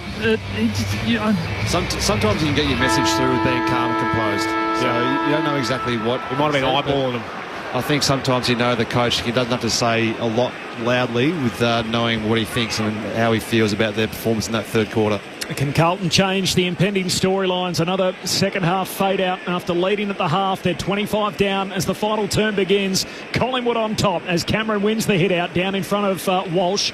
Knocks it out to Cripps. Got a hand pass away, but straight to Nick Dacos. Kicks to centre half forward. Good mark from Silvani. The juggled effort in front of Myercheck at centre half back for Carlton. Dimmer didn't do it calmly, I know that. Silvani to the other edge of the centre square. There's a free kick here for in the back. It's going to go Collingwood's way as Hewitt just ran into... In fact, it was Will White, my apologies, ran into the back of his direct opponent there in Maynard. Goes wide to side bottom. Long kick to half forward. Big late McGovern. Hands on it. Couldn't complete the mark. Spills down to Wiedering. Hand pass to Sard. Almost mowed down. Got a handball away towards Membry. Quick kick inside 50. Picked off by Wiedering. He just bangs it in Hope down the wing. Bouncing footy southern side. Kemp tries to knock it on, but there was no one there for the Blues. Darcy Moore gathers to Cameron. Hand pass to Pendlebury. Trying to get it back to Moore. In the end, he leaves it. Getting back is Josh Dacos. Centre of the Shane Warne stand side to Maynard, who had to sit underneath the high ball. McGovern got him with a knee right to the middle of the back. Memory tries to keep it alive back to Maynard. He slaps it along the boundary line to side bottom. He wore the bump and he kept the footy alive, although McGovern's back and it's stuck between his legs. The side bottom lays the tackle. So Mitch McGovern trying to get involved in the game, but certainly in a physical way there. Collingwood by 25 points. I think Maynard will be stiff tomorrow. Oh, yeah. Collingwood sub net long into the match as Hewitt got it from the ruck battle. Tries to get a kick up towards Motlop, but Nick Dacos for Collingwood. 1-2 with his brother Josh, too slow. Kemp got him, tackles him holding the ball. Carlton take the free kick, centre of the Shane Warne stand side. Adam Sard has an issue with his right side as he's calling for the footy there. Stolen though by Myercheck. Hand passed along the sub. He gives it to Lipinski, centre half forward for Collingwood. Handball to McCreary. Hand pass over his shoulder, finds Crisp. Kicks inside 50. Hands on it, Myercheck, no mark. Hits the deck. There's McCreary still in Collingwood's hands inside 50. Gives it to Long, straight on the ground, kicks a goal. Collingwood with the last 5. As the rain continues to tumble at the G, and Collingwood have now doubled Carlton's score. 8-13-61, Carlton 4-6-30. It is a long, long way back for the Blues, who have not fired a shot after half-time. 3 minutes into the final term. Mark Murphy, Brett Delidio on ABC Sport. Oh, they've just been cleaner too. Start this last quarter. I know Nick Dacos got run down before, but on the far wing, they were clean at ground level, whereas Carlton fumble, run over the top of the ball. But they're just getting the moments right here, Collingwood, and that's been something that Michael Voss has been discussing with the public in general and saying, well, we're just not getting our moments right. But again, unfortunately tonight, they're not getting it right again. That rain is getting heavier here at the MCG. And for Carlton fans, the feeling is getting heavier as well. Back in the middle of the ground, Walsh tried to get the clearance. The kick was smothered. Ricocheted back to Williams. Kicks up towards half forward. Motlop did well to impose against Houston. Fogarty kicks inside the 50. Moyer comes charging out. But Darcy Moore got back there. The Collingwood captain growing in confidence. Kicks a long ball up towards Nick Dacos. Haynes gets back. Knocks it down for the Blues. McCreary front and centre. Hand pass to Lipinski. Fires a hand pass to Nick Dacos. His hand pass to Membry. Didn't quite come off the fist cleanly. Membry tries to win it. Sliding in, Haynes tries to knock it out, and the Blues take possession back again. Hewitt's little chip kick, looking for De Koning. Can't take it cleanly. Pendlebury picks it up for Collingwood. Hand pass to Houston, out to Nick Dacos. Dacos looks inside the forward 50, kicks in the Myercheck direction, takes the sprawling mark as he skids out in the wet and hugs it to his chest about 40 metres out, just right of centre. That was just surgical, wasn't it, from Nick Dacos? But there's that little chip kick of Hewitt. Like, you've got a bloke who's 6 foot 100 and you put it at his toes on a wet day. Just hit your targets if you can, boys, and allow us to get away. It cost them so much. Brodie Myercheck, their champion goal kicker, he moves in and he puts that way out to the left. In the end, it sneaks through for a behind, but only just. 8-14 to 4-6. And poor finish for Myercheck, who's ordinarily a dead-eye. He's had an inaccurate night on his return. It's 3 behinds. Thanks, Clinchy, on that. So 32-point lead for the Pies. 5 gone final turn. Sard into Wiedering. He wanted it back, Sard, but he ignores that and goes short to Walsh. Kicks out to Doherty, who marks it right half back. Bit more space for him as he plays on. Looks to drive it up the Shane stand side. Moyer flies from behind. Kemp's in the pack as well. Maynard gathers at the back for Collingwood. Hand pass to side bottom around the boundary line looking for Schultz. Slips over. Doherty in tow. Taps it on. Cleverly knocked on by Long. Walsh has to wear the contact from Schultz. Ball spills out. It's tapped out towards Long and now across the boundary line. And the umpire will throw it in. Collingwood by 32 points. 8-14-62 to the Blues for 6:30. Carlton's last goal came at the 25-minute mark of the second quarter. As we're now past 5.5 minutes in the final term. Cameron and De Koning clears to the back of the pack. Houston couldn't gather it cleanly. He hacks it forward inside 50. Wiedering and Haynes are both there. Myercheck got it down to Elliott in the pocket. He runs out of room. As Wiedering just closed space in the left forward pocket for Collingwood. Just got a message from a die-hard Carlton fan who may also present the morning's program on ABC Melbourne. Says, I'm leaving the G now. He's got a good excuse at least. He's got to be up early to be on radio tomorrow morning, Raph Epstein. Good night, Raph. He said, I'm not the only Carlton supporter leaving though, so there's a few with him. And I'm making their way now to the G tonight as Carlton hurriedly get the ball up to the wing. Collingwood put it straight back in off the boot of Houston. Slips through the hands of Elliott at half forward. Ball hits the deck. Hewitt, his kick smothered. Falls down towards Long. Hand pass in the direction of Elliott, but it's turned over. McGovern for the Blues. Got it out to De Koning. Hand pass to Cripps. Handball to the boundary line finds Walsh. Long kick down the wing for Carlton. Punched away by Frampton. Skims off his knuckles. Frampton's going to get it back. It's a second look at it. Hand pass to Cameron. Handball away to Perryman in the driving rain. Kicks inside 50. McGovern and Myercheck meet midair. Schultz goes off the deck from 40 and misses near side. It was like the goalkeeper in association football trying to drive it downfield and behind. And Collingwood's game-high advantage grows with every score. They lead by 33 points, 7 minutes into this final term. Thursday night footy on ABC Sport. Akers, long kick out of the back pocket, up towards the wing. De Koning's in the pack. Cripps with a little toe poke, only as far as Josh Dacos of Collingwood. Kicks inside 50. Membry in a show of strength against Haynes. It spills down to the front. Akers' hand pass looking for Silvani. And I'll be happy to take this over the line under the pressure of Jamie Elliott. For those playing along at home, Collingwood have kicked 5 goals, 8 since half-time. The Blues have managed just one behind. This has been an issue for Carlton in their first 4 rounds of the season. There's the possibility of a winless start to the season looms here for Michael Voss. Doherty tries to break away from Nick Dacos in the back pocket, kicks the Blues out of defence. Charlie Curnow's outnumbered. Moore makes the spoil. Cripps tries to fend off Perryman.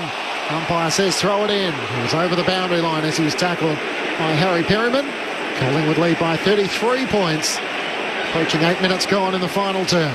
Just been completely dominant. The tall defenders for Collingwood tonight, they've just killed everything, won most contests, been far superior in the air.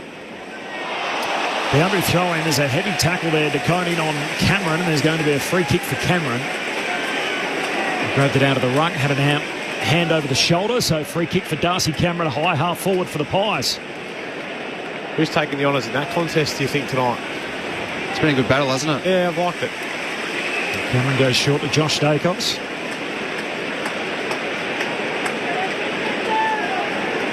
Certainly the highly credentialed and I think smart player is De Koning, so for Cameron to play his role, Cameron's had 21, De Koning's 16.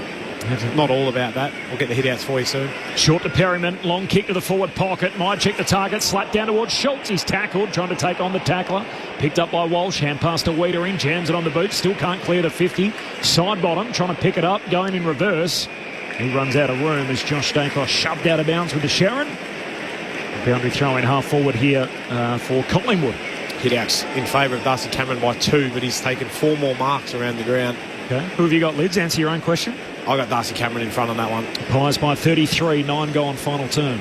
It's like the votes in the ABC Football of the Year. They normally swing the way of the winning team.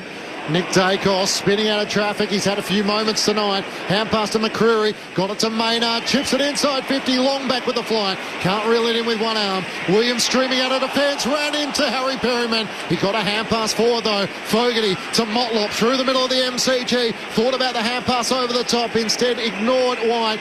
Worked it to Kemp. He might get it in the end. White can't reel in the mark. Houston in tow. Spills out the way of Curnow. Trying to knock it on. Cripps now on all fours. And the moment is lost for Carlton.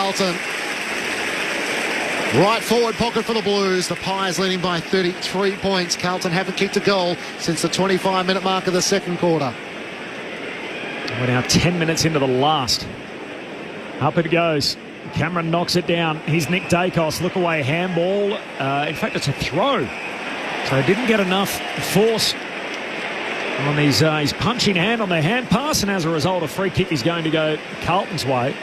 It'll be taken by his direct opponent, George Hewitt. He's been with him for most of the night, and he'll kick here from 35 out, just right of centre. He's been pretty close all night, hasn't he? He's just trying to get a little extra touch there, Nick Dacos. Kicked a goal earlier in the game. The only goal in the second quarter. It was Carlton's last, and he misses here out to the left. And behind on the free kick. And Carlton can't cash that in. So 8-15 to 4-7. Collingwood by 32 points, 11 gone. In the final term, Carlton goalless through the second half so far. Jeremy Howe brings Collingwood back into play, up towards Cameron. De Koning over the top, tries to spoil it down. Long for Collingwood through traffic. Hand pass to Membry, gets it to Chris. His hand pass to Perryman. He's tackled by Walsh. The umpire will ball it up. Have you seen the game of Sam Walsh, Murph? I think he's been okay. I think he started the game really well, like most of his other teammates, but just haven't got much bang for buck. Cameron down to Jack Crisp. Hand pass couldn't link up with Bobby Hill. McGovern for the Blues picks it up. Hand pass to Chera. Drives it inside 50. Houston's a loose. He double fists it down. Straight to Hollands, who gathers for Carlton. Hand pass to Akers. Tumbles it into the pocket. Because this is in the forward 50. The umpire says throw it in. If it was any other part of the ground, it would be insufficient intent. I think Sam Walsh, he's certainly been one of Carlton's better players tonight. He's had the 8 tackles along with his 24 disposals. So you can't question his work rate and his want. The metres gain's the one for me. I'd love to see get more bang for buck with his touches. He doesn't break those lines in the way he used to. Vyacek grabs it out of the... McStay rather grabs it out of the ruck. Gets a hand pass over his shoulder for Collingwood, but there's a free kick. Hollands was tackled without it by Bobby Hill, and so Ollie Hollands will get it. Left half forward, man on the mark, 48 out. It's just probably venting a bit of frustration there, Bobby Hill, I think. He's had a bit of a quiet night. He's been well held tonight, hasn't he? Yeah. Bobby Hill. Carlton led this game by 4 at half-time. They haven't kicked a goal since then as Hollands drives it goalward. Is it touched on the line? There was a good effort down there, leaping up. McStay, and they're going to check it in the arc. You like it, Murph? Yeah, I think he's kicked that. Ollie Hollands had to go all of 55 metres. The soft call is touched. Oh, hang on. Here we go. We're getting a look on the replay, and it looks as if it's touched over the line. And so it's an unusual way for it to come as Carlton now rush over to Ollie Hollands. Their first goal of the second half comes at the 13-minute mark of the final term. And Ollie Hollands will get it as it's overturned on the video. However they come at this stage for Carlton. The Blues 5-7-37, Collingwood 8-15-63. And Ollie Hollands has kicked a couple tonight. The Pies by 26, 13 gone final term. Yeah, I haven't mind Ollie Hollands going down to half back. I think because he can run, he can cover off and give you a little bit more in terms of, yes, defensively, he doesn't just sag off because he backs himself to be able to stay with him, but then he offers that offensive drive as well. We've seen him break through a couple of times. Kicked 2 goals from half back. He's going pretty well. Not a bad day. A couple of interested onlookers. Dean Cox in the house. Coach of the Sydney Swans. They play Collingwood next Friday night in Gather Round. So that's the reason for that. And of course the Swannies here to play North Melbourne on Saturday night. Looking forward to that game. A debutant for the Kangaroos once more. Back in the middle of the ground. No chance to try and clear it for Carlton as Perryman lays the tackle and the umpire will ball it up with Louis Young on the bottom of the pack. The Blues turn their attention to West Coast next week in Gather Round. As Chero tries to break clear, can't get a disposal away. Walsh just hacks it off the ground, out to the members' wing. Jack Crisp after it. He volleys it forward. Everything's clicking for Collingwood as he finds Schultz. It was exactly the same as the previous one for Carlton, but this one came off effectively. Lachie Schultz, who's kicked a couple of goals tonight, alongside Jordan Ngoe, the tactical sub for the Magpies. That kick won't get to the intended target, Jack Crisp, and getting back, Chero spoils it out of play. Crowd is just starting to thin below us. So maybe a few Carlton fans feeling like they've seen enough, with Collingwood leading by 26 points, although the rain has stopped. Yeah, there hasn't been too much to get excited by in this second half. It's just the 1-2 for Carlton. McStay just moves Young out of the way and says it's all okay. Picked up by Pendlebury. Hand pass went straight to Akers, wrapped up in the long tackle. Ball comes out. Walsh hunting out after it for the Blues. Hand pass through the hands of Chero. He becomes tackler on Nick Dacos. Now to play once more. Crowd posted at 82,058. So 82058 is the final crowd. How many still here, Clinchy? Not quite 82,058. Maybe 60. You hear the murmurs going around the crowd. Collingwood home game. Guaranteed a big roll up to start round 4. These arch rivals from the restart. Pendlebury to Moore, kicks inside 50, punched away at the back by Silvani. He's done some nice things. Handball close to the boundary line, and in the end, Sarge slips out with the footy, so throw in right on the junction of the 50 and the boundary line. Yeah, he's had another good night. Jack Silvani down back. He's been, one of their wins this year. Only very few wins from their end, Carlton, but he's been terrific again tonight. Pies by 26 points, 16 gone final turn. That is the last 7 consecutive games between these two sides. It's got over 80,000 as McStay gets Collingwood inside 50. Membry needs a teammate. Can't find it by hand. It's picked off by Hewitt of the Blues. Kicks up towards Kemp. It bounced off his shoulder. Lord with a hand pass inboard to Walsh. Now the run of Akers off half back. Links the hand pass over the top to Kemp. Keen to try and redeem himself. Spinning out of a tackle from Houston. Gets it to Chera. He kicks up towards 50. Quaynor and Frampton went back with a flight. Neither could mark. White dribbles it towards goal and it misses offline to the right. It's been about 3 behinds, I think, from on debut. Will White just couldn't quite finish in front of goal again on this occasion. 17 minutes gone. Final term. Collingwood by 25 points. Don't blame him for having a shot on debut. You're down, but did have Motlop running past. That was the kick, wasn't it? Yeah. Just an easy little handball there to run into the open goal. Quaynor marks in the back pocket. Goes long out to half-back. Come from all directions. Punched away by the Blues, but into the lap there of Young. His hand pass a turnover. Side bottom. Handball away to Houston. He gives it to Perryman. Through centre half-back. Away to Moore. Steps around the would-be tackle. And then kicks straight up the corridor towards half-forward. One-on-one here. Hill and Hollands. Hill trying to turn him inside out. Paddles it out in front of Elliott. He's tackled. Knocked it out, though, to Crisp. Handball along. Hand pass away to Lipinski. Hooks it through. Does he get the Shepherd on the line? No, it's touched. Right on the line. The tangle between Wiedering and Myercheck. And Myercheck tried to bring down Wiedering illegally. So free kick for the All-Australian fullback. We'll give it to Hollands, who goes short to Walsh. So Collingwood in control. 18 gone final turn. Pies by 25. Walsh over the top to Hewitt. He'll get it back here, Sam Walsh. He feeds the hand pass through traffic to Hollands, who pulls his kick to Lord. Centre wing on the Shane Warne stand side. Looks out to right half forward. White takes the mark. There's 2 kicks out from goal as he looks into the pocket. Tacone's gone to full forward. Kemp as well. Howe is stuck in front. Howe makes the spoil. Gets it down to Darcy Moore. Hand pass to Pendlebury. They do this so well, Collingwood. Out to Steele side bottom, who marks it left half back.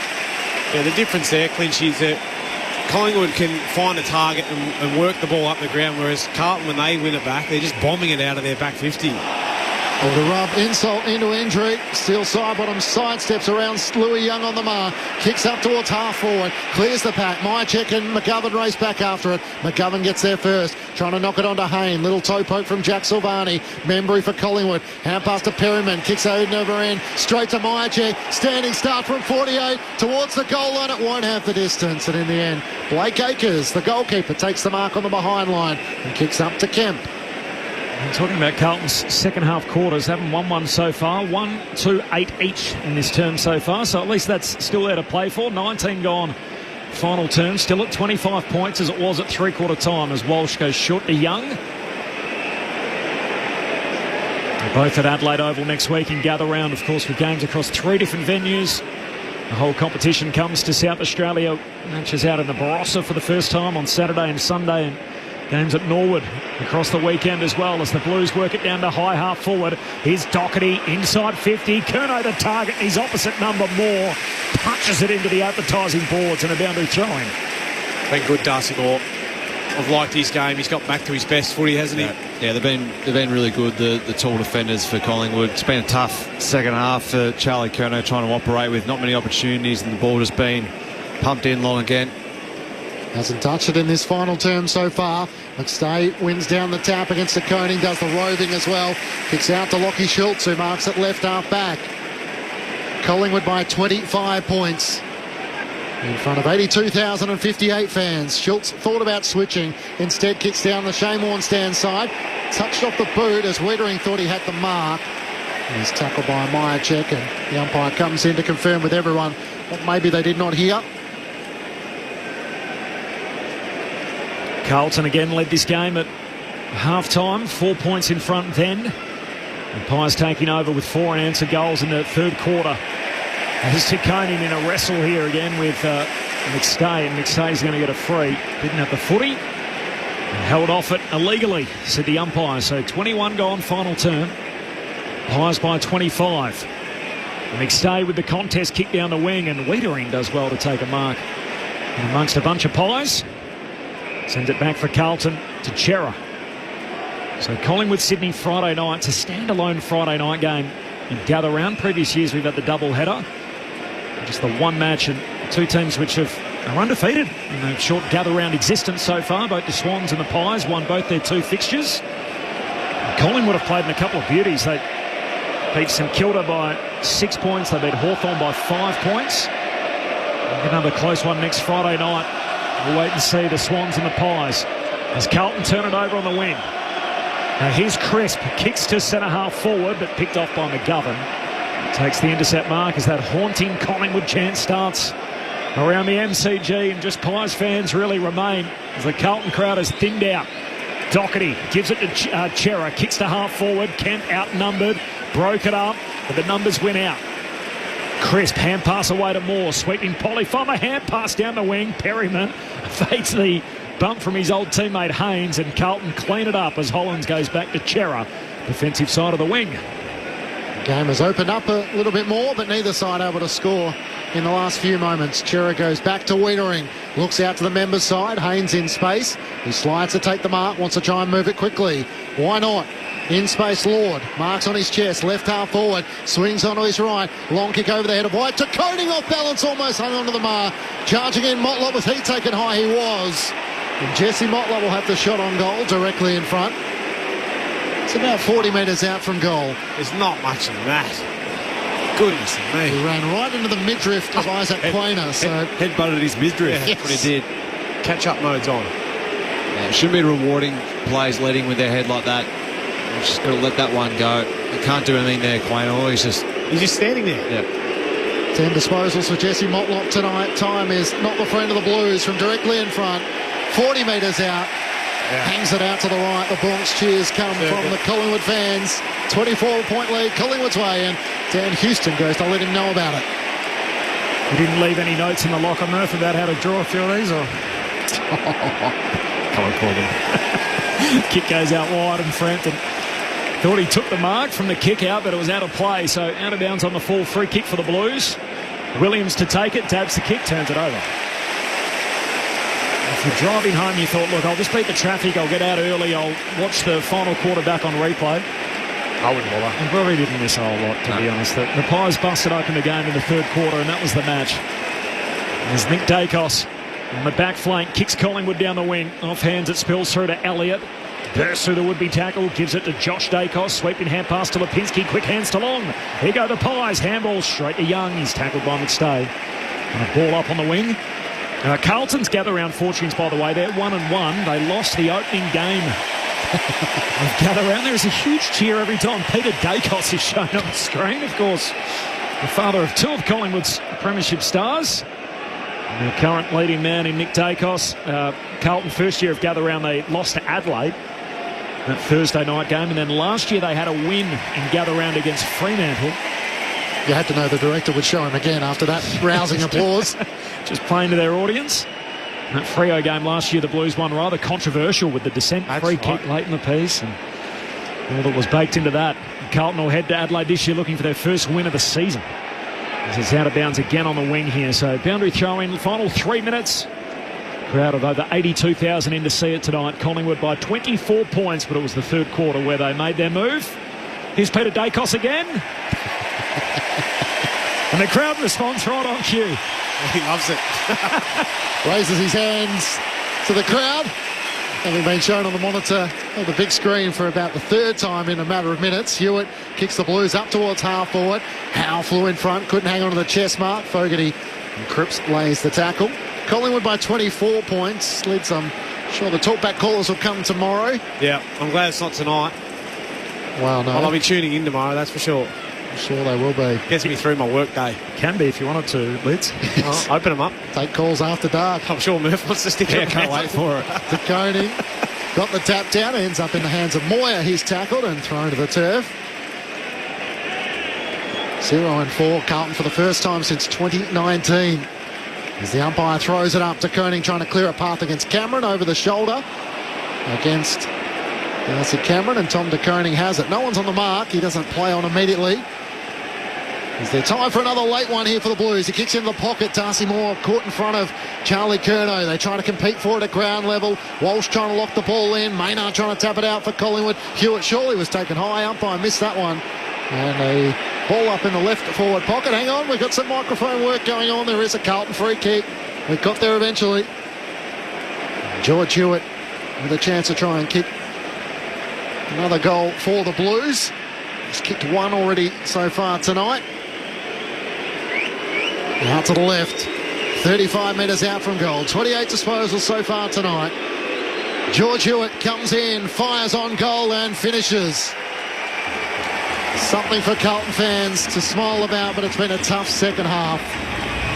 Just the second goal for the Blues in the second half, while the Magpies have booted 5. Collingwood's lead is cut to 18 points.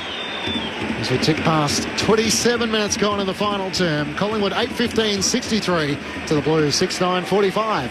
Yeah, well, he's been their best player tonight, Georgie Hewitt. He's had the 29 disposals and the 7 clearances, 5 tackles, 2 goals. He's had the job on Nick Dacos, who's had the 25, but hasn't really been damaging Nick Dacos. 36% kicking efficiency. We're certainly used to, so he's one that can certainly hold his head up high, Georgie Hewitt. Not sure he'll squeeze into the vote, so. No. That's surprising, though, Lids. He's had a pretty good night. He has, but 90 seconds left to play as Cameron wins the hit out back in the middle for Collingwood, but first clean possession for Chera. Sweeps a hand pass out to Hollands, who's off and running. Got a sweeping hand pass down to high half forward, finds Doherty. Now for the inside 50 kick. Punched away by Frampton, back out of the 50, but straight to Hollands. Ollie Hollands looking for his third, shoots goalward. It's offline, it's a behind. They're going to win a second half quarter for the first time this year at least. Carlton, after being 25 down at three-quarter time, the margin's 17 at the moment. But Collingwood never threatened in this final term. Howe quickly brings Collingwood back into play, looking for Jamie Elliott, who was in space momentarily. Zach Williams came and spoiled it and sees it out of play. Zach Williams found a place across half-back, Murph. Yeah, I like him down there. I like what he offers up forward, though, unfortunately. Like he's pretty crafty around goals, but obviously with Cowan going out, it's a smart move, putting him down back. He looks pretty good down there, though. Shallow throw in. Cameron managed to knock it down to Elliott. He kicks up towards McStay. And Louis Young see it across the boundary line for a throw in. Centre wing on the members' side. Collingwood by 17 points. 8-15-63 to Carlton 6-10-46. Dying stage of this match. Thrown back in. De Koning tries to take it out of the ruck. Spills out the way of Nick Dacos. Look away hand pass over his shoulder. Zach Williams has tackled. Long lays the tackle with support from Bobby Hill, and the umpire will ball it up. Not far from the two benches. 17-point lead. De Koning knocks it down. Here's Pendlebury. Hand pass out in front of himself, close to the boundary line. Sweeping hand pass over the head of McStay and out of bounds. Half forward for the Pies. It's a prolonged run now for the Magpies against the Blues. So 6 of the last 7. If you want to extend it all the way back, 18 of the last 22. 17 points at the moment. And the boundary throwing. Sard got a handball away towards Williams. Tumbles a kick down the wing. Maynard trying to take the mark. Goes to ground. Tries to strip it up to Darcy Moore. They all pole in. We'll have a ball up on the wing.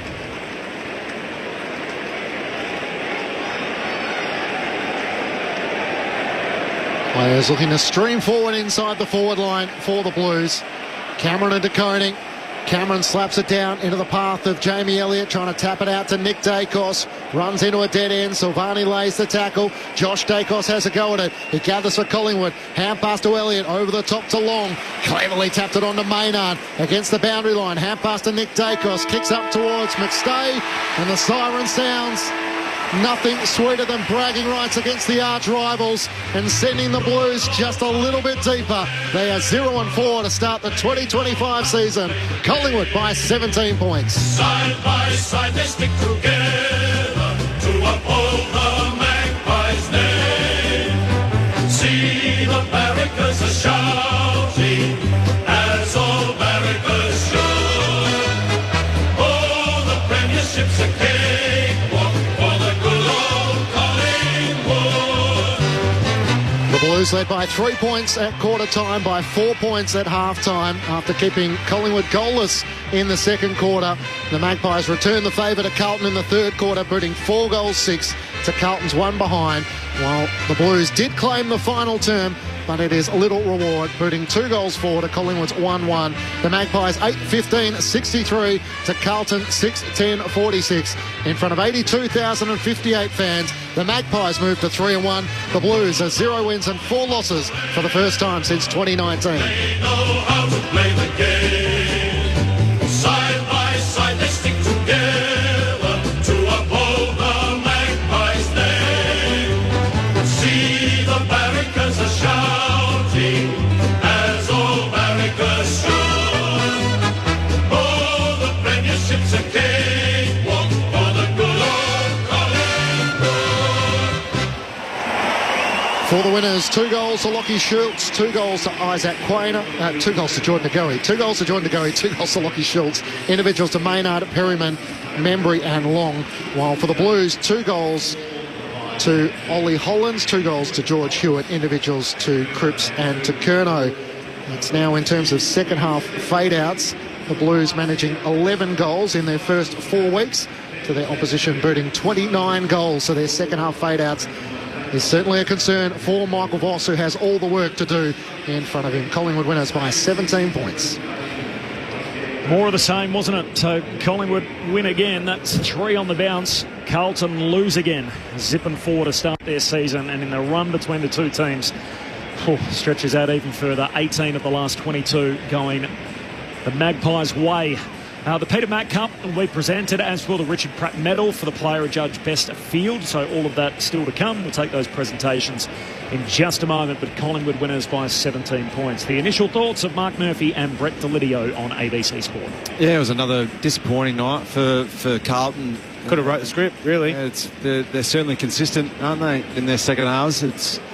It's hard to put a finger on it, what they're doing in the second halves this year, but they're not getting their hands dirty. But it was they just couldn't really fire a shot really in this second half, and they were penetrating through the first half of the game by hand through the corridor, and then once that mode got shut down by Collingwood, to their credit, they covered off outlets really well and pressed up really high. They just couldn't have another mode to go to. They couldn't get their long down the line players working for them at all either. I made mention of it a couple of times, but I thought Collingwood's tall defenders are really strong in the air all night.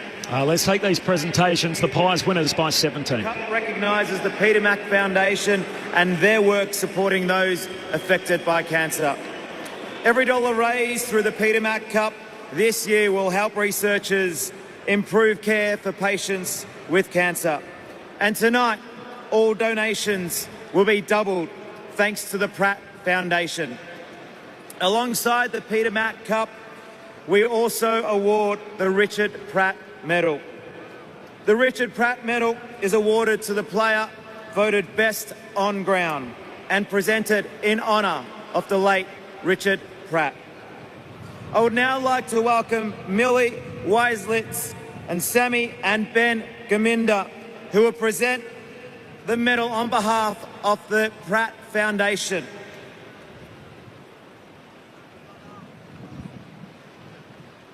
I'm pleased to announce the winner of the Richard Pratt Medal goes to Lockie Schultz. Okay, Lockie Schultz, the winner. 18 disposals, kicked 2 goals, 1. Also had 7 tackles as well to go along with the night. It was good. Right under Lockie Schultz. Not best on. I was interested to know if he's going to fit in your 3. He was, well, he was, but... Was he? Not at the top. The Collingwood players certainly celebrated with him. Jeez.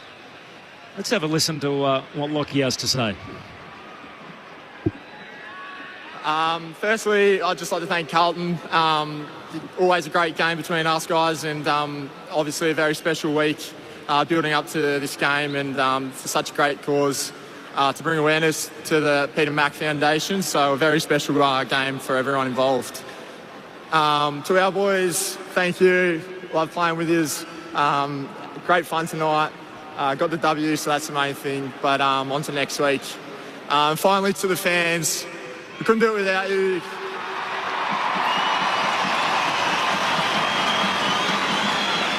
So, yeah, thanks very much. We really appreciate everything you do for us. Thank you, Lockie. We now move on to the Peter Mac Cup, and presenting the cup today is Peter Dacos. I would now like to call forward Darcy Moore to accept the Peter Mac Cup on behalf of tonight's winners, Collingwood. As you can imagine, a pretty good portion of the Collingwood fans sticking around for this. And as Peter Dacos hands over the Peter Mac Cup, here's Darcy Moore. Firstly, to the fans, over 80,000 of you turning up tonight. We appreciate all of your support, and you make our game great, so let's hear it for yourselves.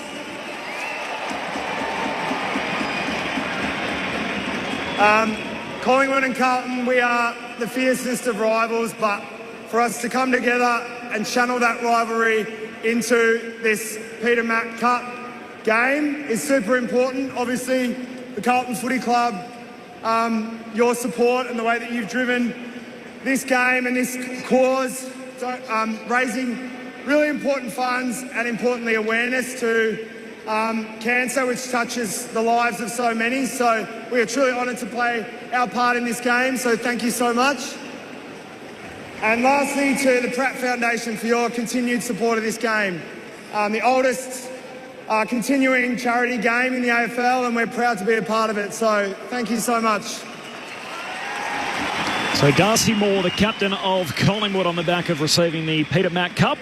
So well done to him. petermac.org if you're in a position and able to donate to the Peter McCallum Centre, of course, to raise vital funds for cancer research. Big game player, Lockie Schultz. He's actually won 2 Glendinning Allen medals as the best player in the Western Derby. So he's won a couple of those in the past, round 3 2022, and then one round 2022-2023. So that's the following year. Lots of 2s in that number, but he won 2 in a 4-game stretch in the old Derby.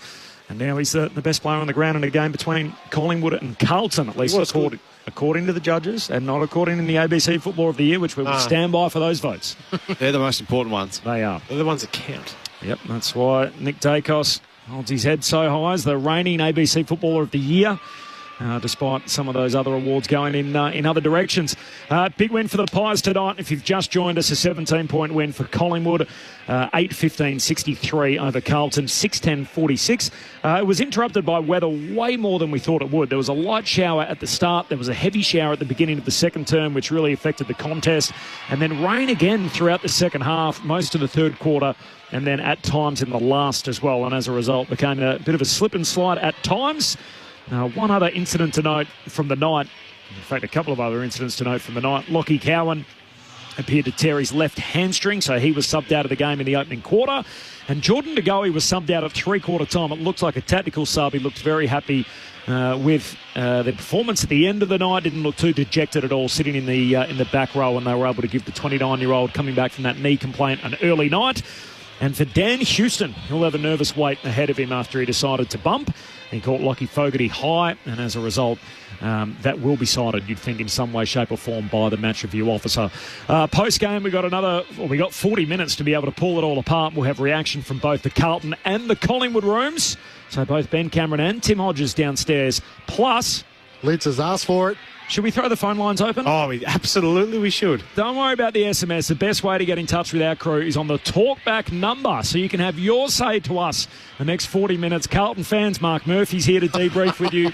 1300 558 222. So Post games with Murph. Looking forward to hearing from the Pies supporters. Call in. 1300 558 222 is the talkback number. So 1300 558 222 if you want to have your say. The Pies are just dishing out a few high fives and some selfies with their fans that have stuck around after the presentation of the Peter Mac Cup. Dan Houston was just on 7 Sport a short time ago with a guy named Mitch Cleary, the best news broker in footy. This is what Dan Houston had to say moments ago. Actually, I thought I had a fair play on the ball, and obviously I've gone to protect myself, and those things happen. And I didn't actually realise it happened until you mentioned it. I was fully focused on the team. We saw the incident on the showdown last year. Is this something you continue to work on to get out of your game?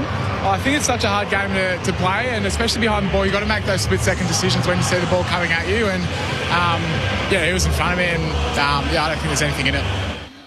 Look at that. You let a journo go on the field post-game. He's out there mass high firing some questions. Yeah, and he nearly had his eyes poked out because his nose grew that much there, and I didn't know he was there. Give me a spell, Dan. You threw an elbow. So he's in trouble? Oh, absolutely he's in trouble. Yep. Does he have a problem with his elbow? What do you mean? Well, he's now been suspended on a couple of occasions for making high contact with his elbow. Yeah. Oh, well, I didn't have as big a problem with the other one. I know it was a big hit, but massive. That one that looks dirtier because he didn't have a problem with the other one. He ran straight. Mate, it was just a clean up and down the middle bump.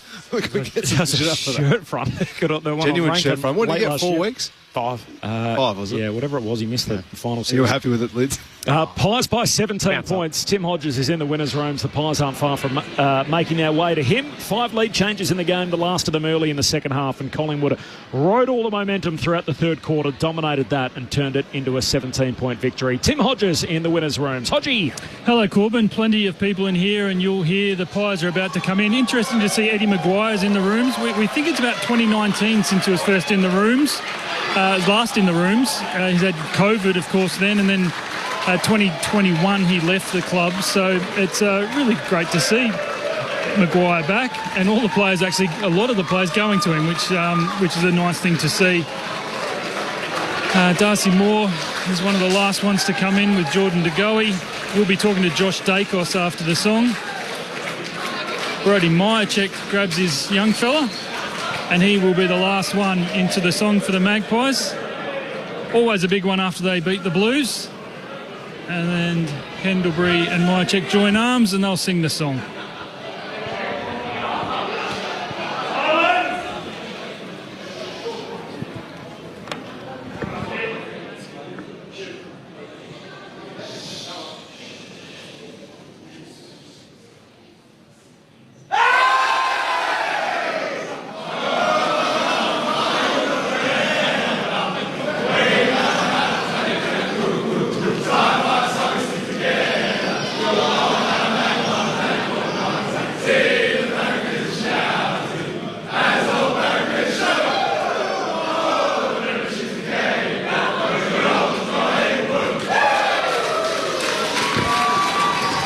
That was Brody Myercheck's young fella who was very upset when the boys started singing the song.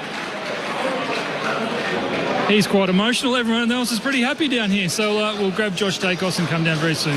Thanks, Tim. Looking forward to that. Tim Hodges in the winners' rooms. That was $1. That was always going to happen. What, the bub? The baby crying for Checkers' his young fella. He was never going to roll with it, was he? 17-point win for the Magpies over the Blues. 8-15-63 to 6-10-46. Are we straight back down, or we got a minute? If we've got a minute, we might take the first of our calls. 1300 558 222 is the talkback number. James joins us from WA. Hello, James. Hey, mate. How are you, boys? What have you got for us? So with Carlton being 4-0 at the start of the season, what are they looking like for next year when they get subpar performances from their midfielders, losing their first rounder to Hawthorn? So that doesn't help, does it, that their first-round pick belongs to the Hawks? It compounds, doesn't it? Hawthorn's the whole situation. Hawthorn's first-round pick, by the way, actually belongs to the Eagles. Yep. So the Eagles had their choice of whether they wanted Carlton or Hawthorn's future first, and the Eagles banked on the fact that the Blues would be better than the Hawks, so they took... Interesting call. They took Carlton's. Sorry, they took Hawthorn's, thinking that the Blues would be better, and all of a sudden, looks like they made the wrong decision. Had the choice, yeah. I'll tell you what doesn't help is Jagger Smith doing his knee early on in the season. He adds a little bit of class in for that midfield, but, you can't help injuries, unfortunately. They got another team's second-round pick. The problem for them, that pick is the Brisbane Lions, so we expect that'll be at the top end as well. That'll be high as well. 39s, 40s. Yep, that's not handy, is it? So it's a tough draft hand for a team at the moment that looks like they're sort of going to finish towards the back end of the table. At least that's where they are at the moment. 0-4 to start the season, Carlton. So their season worsens, and particularly given the storylines that we spoke about leading in. Second half's been overrun. Voss has been asked about it repeatedly. Continued to say, "Look, we don't think it's a fatigue thing." He was very strong on that, and he's sort of bristled at some of the questions that were asked, particularly around the nature of their second half performance as well. In the third quarter, they got blown off the park tonight. So 4 unanswered goals for the Magpies in that term, and opened up the game. Their fitness boss, Andrew Russell, of course, parted ways with the club at the end of last season. So they brought in a new fitness boss, and I guess the question is in terms of trying to get the right balance between having your players match hardened and ready to go, and trying to make sure you're not getting a growing list of injuries, which was half their challenge last season. So it's a delicate question to try and answer, but 0 wins and 4 losses for the first time since 2019. That season, of course, Brendan Bolton departed. So it doesn't bring back all those good memories for Carlton fans who thought they'd passed this juncture in the last few years. If you are driving home, 1300 558 222. You don't have to be driving home. You can be listening anywhere in the country. We're keen to hear from you. Carlton, Collingwood fans, 1300 558 222 is the talkback number if you want to have your say. Yeah, I don't go with the narrative of, they're not fit, because that first half of that third quarter, you've just had a rest. You come out, you can't get your hands on the footy. That's not fitness. No, if they got overrun late and they weren't good enough late because Collingwood were just holding onto the footy and they were completely outrunning them, then you can argue that. But not when you're just not getting your hands on the footy. That's mental, that's application, that's setups, that's whatever you want to call it. Yeah, no doubt Collingwood raised their level. They went to another level in that third quarter, and Carlton just got exposed around the contest, and then they just didn't get their moments right in whether that be a contest decision or whether that be staying and taking a man rather than being sucked into the contest. I think that was the start of the downfall, and then it was trying to go for too much through the middle of the ground when trying to force it, weren't they? To Collingwood's credit, they obviously went to work on that at half time and said, well, Carlton are using the ball through the middle of the ground. They're getting a lot of overlap and run by doing that mode of football, and Collingwood, as a good team, they shut you down. You've got to have other modes to go to, and they weren't quick enough to go to that new mode of, well, it's slippery conditions, it's time to go long and get numbers across the contest. They just still continued to try and force the ball through the middle of the ground and got exposed. Carlton 0-4 for the first time since 2019. That was the year Brendan Bolton was sacked mid-season. So first time under Michael Voss at the side, finds themselves 0-4. Murph, you're a Carlton great. People, I'm sure, stop you all the time and basically say, hey, what's going on with the Blues? What's up with the Blues at the moment? If you were to try and distill it down into a nutshell as to what is wrong with Carlton, the team that you're seeing at the moment, what would you tell them? It's a hard one. I certainly get stopped walking down Rushdown Street a lot these days, which I don't really like, but just trying to get the morning coffee lids, and these are the questions. Machine, mate. These are the questions I get asked. And is it one thing? I'm not too sure it's one thing, but I think it's certainly I think a lack of depth. I think at this point in time, I think they've got some great top end talent. They probably just don't have the sort of leg skills, I reckon, foot skills, yep. of other sides, and the leg speed is something that's been a concern. And they can move the ball quick, and they showed that in the first half tonight, but then they just were, just still trying to go down the same way, and you've got to change things up, and good sides will put the brakes on certain ways of playing football, and they weren't able to change their method of moving the footy. So, again, they score 6 goals, 10. You're not going to win too many games of football having 16 shots on goal. Is it retrievable? Well, it's got to happen pretty quick, doesn't it? It's a long way back at the moment. Zipping 4. Hawks were zipping 5 last year, weren't they? It is, yeah. So it can turn, and I thought I was probably more on the positive slant coming into tonight's game, because I thought the way in which they played for majority of last week was a better sign. But again, they just play in patches, and they don't get their moments right when it's against really an undermanned Bulldogs, mind you. So yeah, they are. Well, they had Waitman out, Bontempelli and Treloar, and someone else was out. But it's there's some big names, aren't they, that they weren't able. Jamara, they weren't able to get the job done against the Bulldogs. But the Bulldogs ran Collingwood here to a kick the week before, so I think they're a pretty good side, the Bulldogs, this year. But I thought the signs that they showed last week were encouraging coming to tonight. And you would have said at half time, same thing again. But that's still the question mark, is after half time, I don't think they can't run out games, but they just don't get their game to a level where it's going to challenge the good teams. So what about Collingwood kicked 4 goals 6 in that third quarter to 1 behind. Yep. Do they have a plan B? If it's not Paddy Cripps, if it's not the midfield, is there They tried to keep going clinchy, didn't they? But they were choked up, mate, and you can't force it. Yeah. Mitch McGovern tried to take the game on from full back. It's like that's the lowest percentage scoring option that there is in terms of trying to play on from there. And then, when you're trying to force it and make things up on the fly, when you're under the pump, you already got scores against you.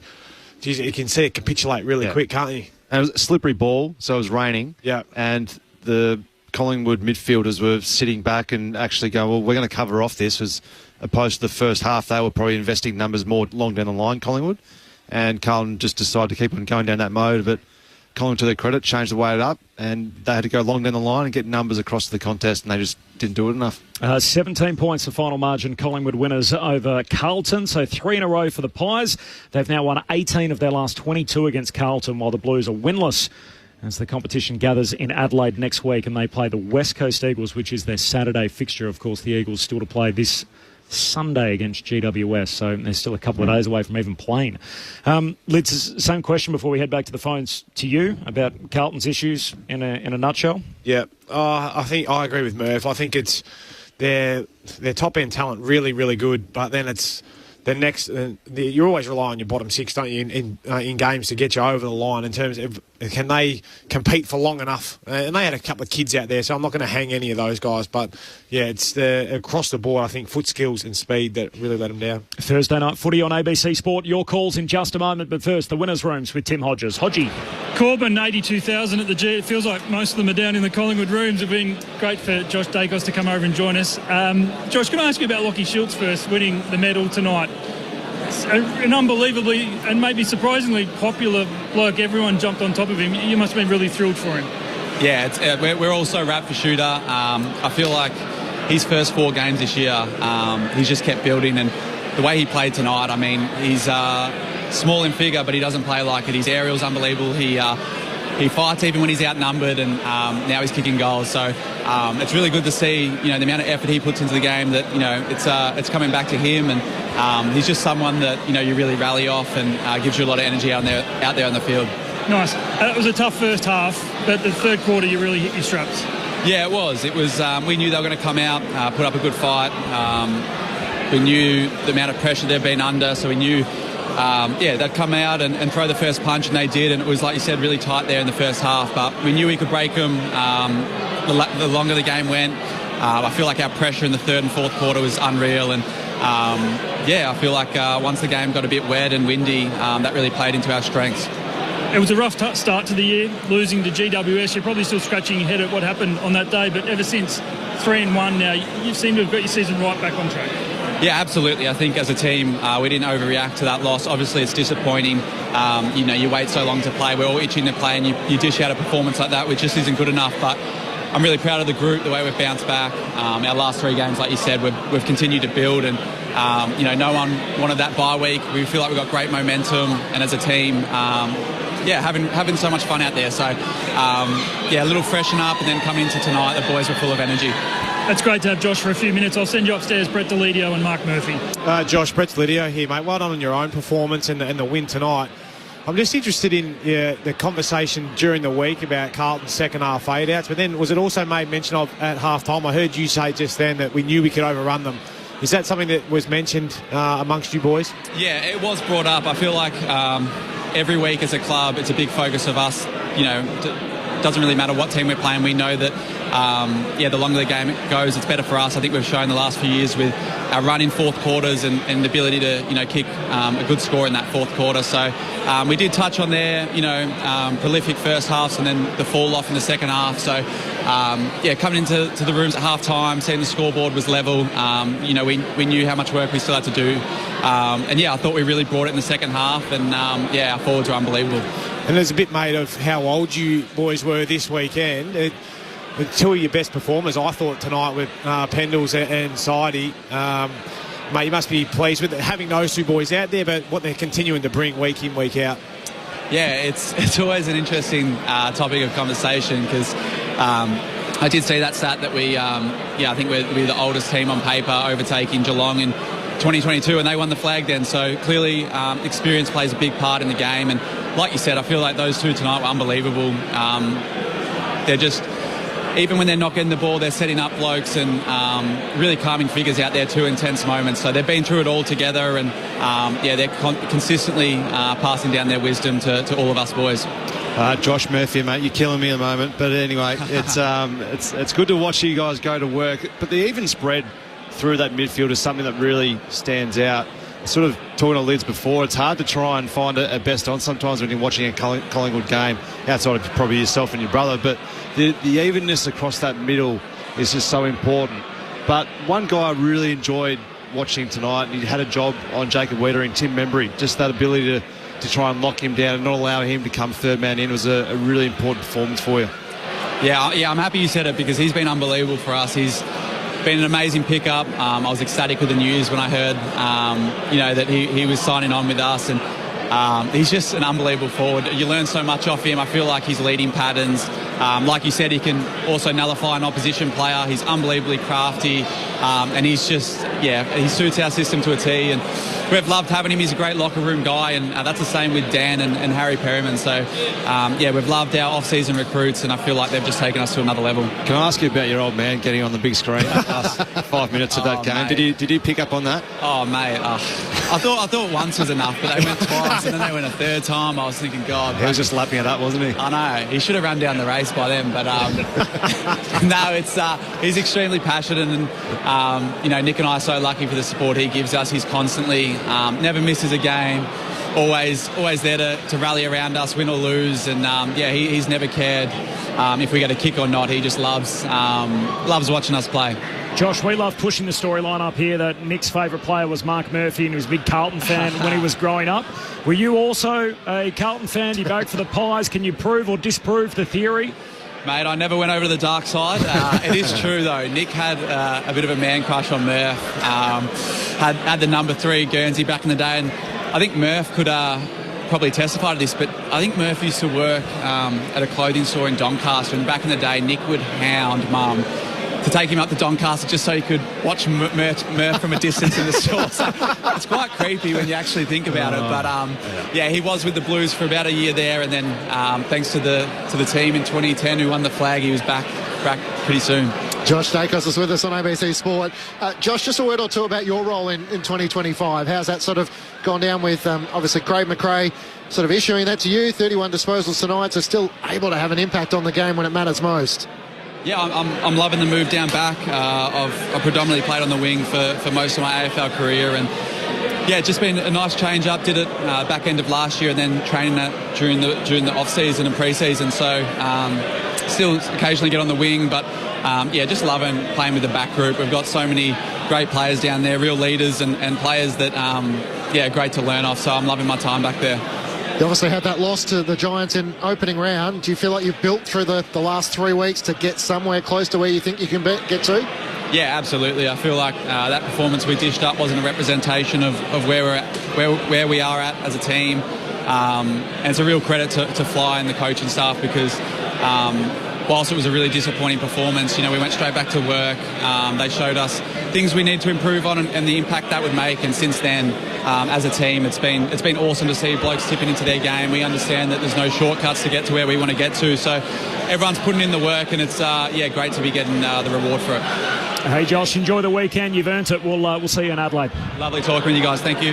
Josh Dacos from the victorious Collingwood Rooms. He's one of the good guys. What a great story. That's a fascinating. I didn't actually work behind the till at the retail shop. I was playing AFL football. I was about to say I had so I know what you were doing in there. What on earth would you have been doing? He was getting kitted out, head to toe. I was involved. Free stuff. Involved.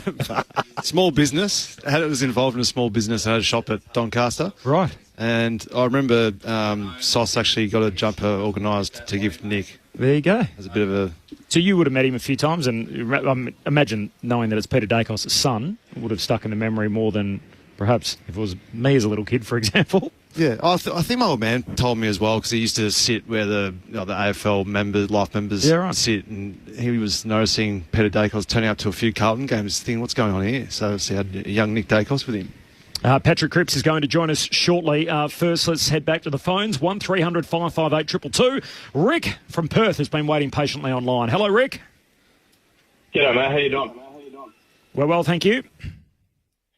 So I've got a quick question. If I look at the tactics or fitness of Carlton and I look at their second half, inside 50s, quarter 3 was 17-7, and then quarter 4 was 14-10. So are other teams working them out in the second half, or is their game plan not sustainable for 4 quarters? It's a good question. Yeah, usually they play a really contested style of game, but tonight they were getting them on the outside and using that handball run and gun sort of style of play. So I think the second half, though, to answer Rick's question, was more about they didn't get their hands on the footy at centre bounce or anywhere around the middle of the ground to get it inside forward 50s, then be able to kick a score. So get your hands on it as a midfield and as your high half forwards and half backs creating that run, and it gives you more opportunities. But if you don't, you get cut up the other way. A stat I reeled off is across the 4 weeks they've kicked 10 goals. Their opposition has kicked 29 goals after half-time. The hard part to analyse from a Carlton point of view is it was 17 inside 50s to 7 in the third quarter, which Collingwood kicked 4 goals, 6 to 1 behind. So, I mean, it's hard to be a forward in a side where the ball's not going down there all that much. Can't blame the forwards. Hard to be a defender where the ball continually is getting banged into you and you're trying to desperately defend. It's on your mids. Yeah, well, I looked at one point in that third quarter, it might have been the 20-minute mark, and top 5 disposal winners are all half-back flankers. Yep. So that shows you where the ball was. And they couldn't get it past halfway, really, could they? Well, I think we made mention that third quarter too, that Cripper, Walsh, Hewitt, Chera, they'd all hardly touched it for the first 10 minutes of that third quarter. And if you're trying to eradicate that stigma around the place that we're no good in the second half, get your hands on the footy early and try and get it going our way. Brett Deletio and Mark Murphy taking your calls on 1300 558 222. Corbin Middlemass and Matt Clinch also up here in the box. Tim Hodges is in the Pies rooms and Ben Cameron is in the Blues room. So the whole gang's here on ABC Sport. Gavin the Truckie from Queensland is the next of our callers on 1300 558 222. Hello, Gavin. Yeah, g'day guys. I just want to throw a bit of love Darcy Cameron's way. You know, he finished top 3 in our best and fairest, didn't even call a Brownlow vote. And how good's he been playing that old-fashioned kick behind the play? Spot on. I reckon he should feature in the votes tonight. How many votes we give? There's a few blokes who should fit in, but I thought he was great. He was great tonight. And Tom DeConning, we know the sort of player he's becoming. I thought he held him really well and ended up getting more disposals, maybe a few more hit-outs as well. So he gave his midfielders first opportunity at the contest, which is all we can ask as Collingwood midfielders. You asked about the comparison between the two. Darcy Cameron had 22 disposals, had 5 tackles and took 6 marks, compared with Tom DeConey had 19 disposals, took just 2 marks and had 2 tackles. That's right. Yeah, 2 marks, 8 clearances to Darcy Cameron. Whereas DeConning, what did he have? 6 clearances. So yeah, he's a great player now, Darcy Cameron. He's so good at getting behind. As what's his truckie? That was Gavin. Gavin the truckie, as he made mention, getting behind the footy, but shoring up the defence so that allows the defenders hold out. Darcy Cameron's clunking it. I'm trying to find the exact stat, and this is always the way. I've got so many notes and random things in my phone, but teams that are 0-4 to go on and make finals, which the Blues have got to try and push around. I can tell you from 0-5 last year, which is where the Hawks were, they only became the 3rd side in history to do it. Yeah. So that's a long bit of history they've got to try and push against now from this position, the Blues, in the spot that they're in. 1300 558 222 is the talkback number. We'll get reaction from the Carlton rooms in just a moment with Patrick Cripps, and we will also might even hear a little bit from Michael Voss as well. We'll see how we go. Where do you see the Pies, Lids? Are they top 8 guaranteed? Well, they'll be thereabouts. Yeah, I just don't know whether they're not firing on all cylinders just yet. I know the weather probably played a little bit of a part in the second half tonight, where they look strong in that third quarter. 4 goals, 6. I mean, 10 shots on goal in a quarters. That's really good going. But I don't know. We made mention of it, didn't we, Murph? That they sort of just looked a bit clunky, like they weren't really firing. Let's break into Michael Voss's presser, by the way. So here he is, the Carlton boss, after a 17-point loss. Straight time you've given up a half-time lead and had a fade out in the second half. Do you think that's playing on the mind of the players? Is that getting into their psyches? Are they overthinking those situations? Well, coming into half-time, it was, we were pretty clear on what we needed to be able to get done.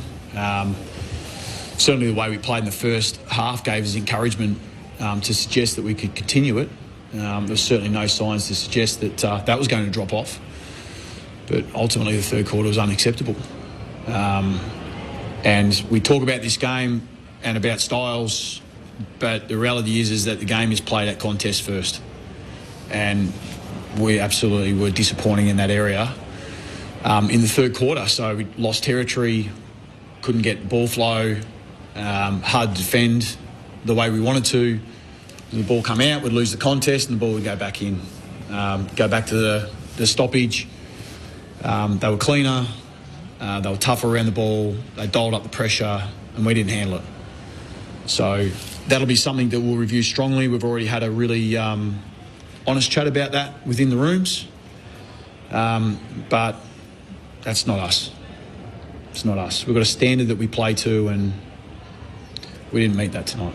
Jacob Wiedering in the rooms just then chatting to him, he questioned the mental toughness of the group. Is there an element of that from where you sit? I tend to stick on behaviours and what I want to see in behaviours, and there's a standard as well.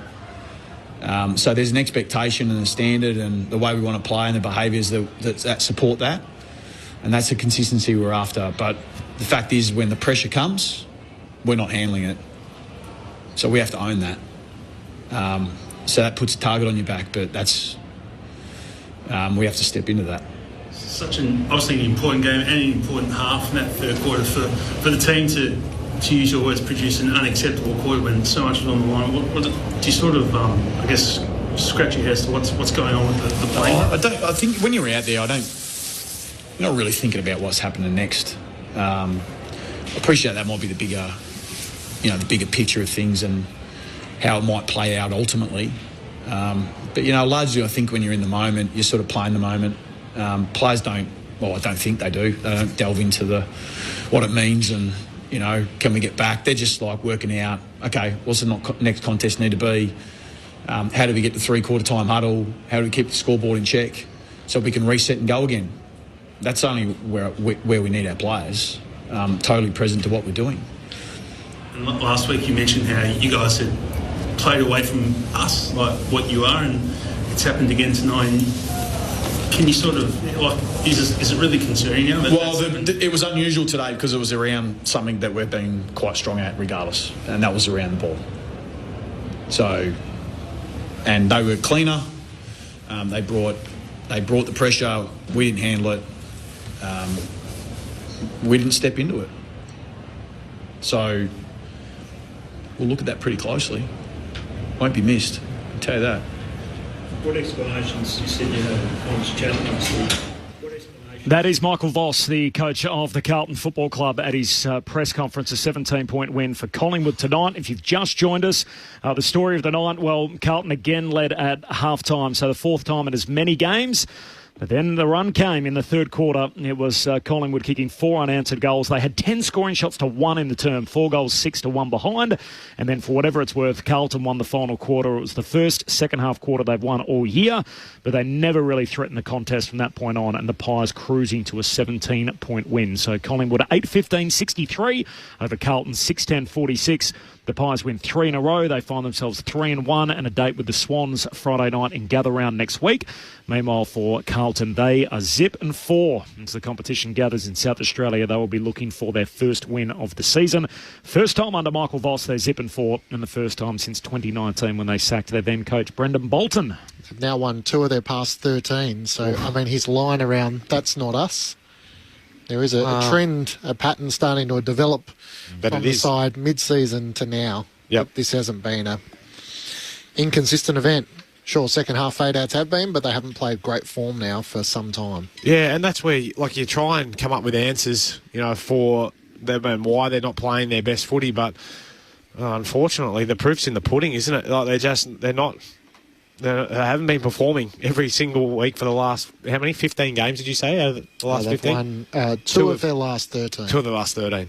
Including a final. So Swamp Thing has just let me know that only on 7 occasions has the side come back from 0 wins and 4 losses to feature in finals. Carlton have never done so. Doesn't bode well, does it? No, sorry. No. Give me the votes. Lids in the ABC Footballer of the Year. We'll try and get Paddy Cripps in before we're off air in the next 10 minutes. Yep. So you want me to whip through them, or do you want me to give you a bit of love on them? You've got about 2 minutes. Oh, sweet as.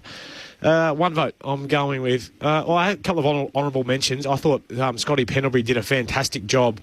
Probably didn't play on Paddy Cripps the whole night, but was accountable for him for a lot. And just, for Paddy Cripps to only have, 16 disposals. When your side's up against it, I thought, honourable mention. Well done, Pendles, oldest bloke ever. 1, the medalist, Lockie Schultz. I thought he was... Only one? Yeah, only one. Was he guaranteed? I reckon he had Pendlebury. Yeah. I think there's been a late changer. Lockie Schultz, 1 vote. 2 votes. And I think this guy's starting to get back to his best footy, Darcy Moore. I thought he was unbelievable tonight.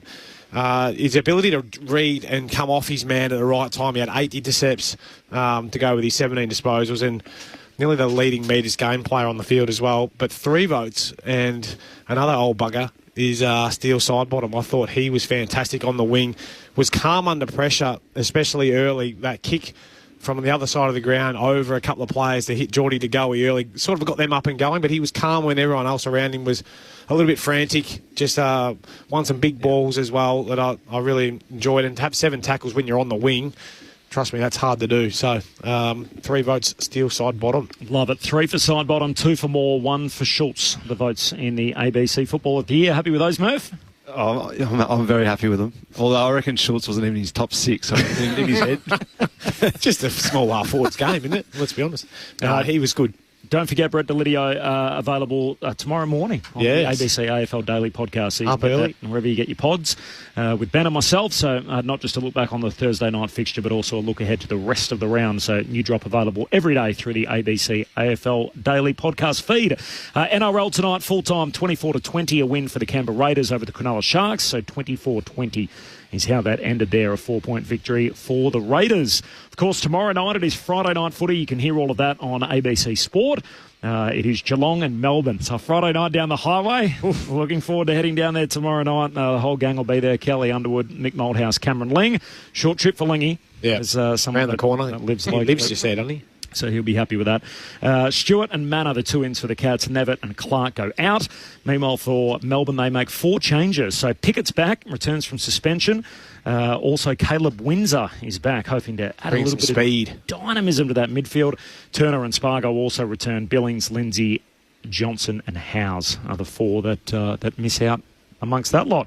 17-point win here for the Pies tonight. Can the D's keep it close, make it interesting? Well, Maxi Gawn seems to think they can from listening to him on the radio this week. He's looking forward to getting down there, but I cannot see it happening. No. Okay. No. The rest of the weekend, is it fair to say the game of the round, Gold Coast Adelaide? I think so, yeah. Unexpected blockbuster? Unexpected, yeah. Hopefully they get a big crowd. Hopefully they get a big crowd. That'll be awesome. Saturday afternoon footy. Let's catch up with Paddy Cripps. He's downstairs with Ben Cameron. Captain Paddy Cripps, how would you explain what you're feeling right now? Mate, probably frustrated, disappointed. I feel like it's pretty clear. Probably had a good month of footy now, what we need to work on. But I feel like tonight, they probably got us through the contest, which felt like the other few games, we probably matched it or won that sort of area of the game, but I thought tonight their pressure was really good. And but at the same time, mate, unfortunately we've been in these positions before, so this is the time where you really got to dig in and stay connected as a group, and we've got to lead really well. So frustrated, but also determined to know we can turn this around. How do you keep the group together then in such a challenging time? Yeah, that's the hardest thing, mate. You can never lose hope. So that's number one. You got to be really honest with where you're at too. So you got to have those conversations. Like, you can't sugarcoat it. Like, the facts are the facts. So we face reality, but you never lose hope, and you never lose your identity or belief as a group. That's so important in these moments. What did Michael Voss say to the group in that brief meeting you did have? Yeah, probably that's what I just reiterated there. Like, it's a month of footy. There's probably a bit of a pattern emerging. So, we've been in every game. It's just, what do we do when the opposition comes at us? So that's our biggest work on. It's pretty clear. At the same time, we know some of our best footy does stack up. Like, we've been in every game. It's a really good side. So it's not losing that belief, but how can we be consistent for longer? The second half fade-outs are an interesting point for those of us watching on. I mean, you did win the final quarter today, but really the game was lost in that third term. Why is that happening, do you think? Mate, if I had the answers, I fucking wish I'd know. I think it's just that fight and that contest stuff, and still being brave in moments. I think when the opposition comes at the moment, you can probably see it. When you watch the game back, voice probably a little bit tight. So that's a hurdle we're going to face, and I know we'll get through it. It's just frustrating at the moment. You guys left the coach's room, the little chat with Michael Voss. You went into the sort of private part of the change rooms. Did the players have a little powwow there, and what was sort of said? Yeah, we try and do that most games, just to recap the game, but also set the intention of the thing. But we talked about honest with each other, but also we got to stick together. Like, it's spoke about, we've been in these positions before, and we know how to turn around. So that's never going to waver. Support for each other is not going to waver, but reality is we need to get better. Are you confident that this year isn't wasted at Zip 4? I'm very bullish on what we can still do. Obviously, you don't want to be zipping 4, but that's where we're at the moment. So we got to get better.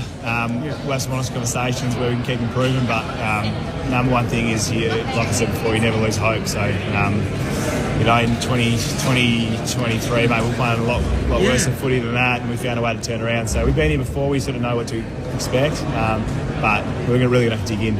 It's interesting because I look back to that back end of 2023, and you guys were able to catch lightning in a bottle, and it just hasn't happened since. So, how do you look back at that and think, how do we do that again? Yeah, that's you look back at your notes, but also you've done it before, so that gives you a lot of belief as well. And I feel like at the thing at the moment that's holding it up is our defence is sound. So if we're sitting there and we'll concede 120 points, that would be a worry. But we're holding some good teams to low scores, so we know we're always going to be in the fight. We just got to fine tune a few other things and get the confidence up of the boys. So and that's the thing. I know I can turn. So I'm not losing hope. I know it's going to be a bit of hard work ahead, but as a leader, that's what you got to do. We got a few texts about you being such a warrior tonight throughout the broadcast, and I think all footy fans look at it and admire that in you. But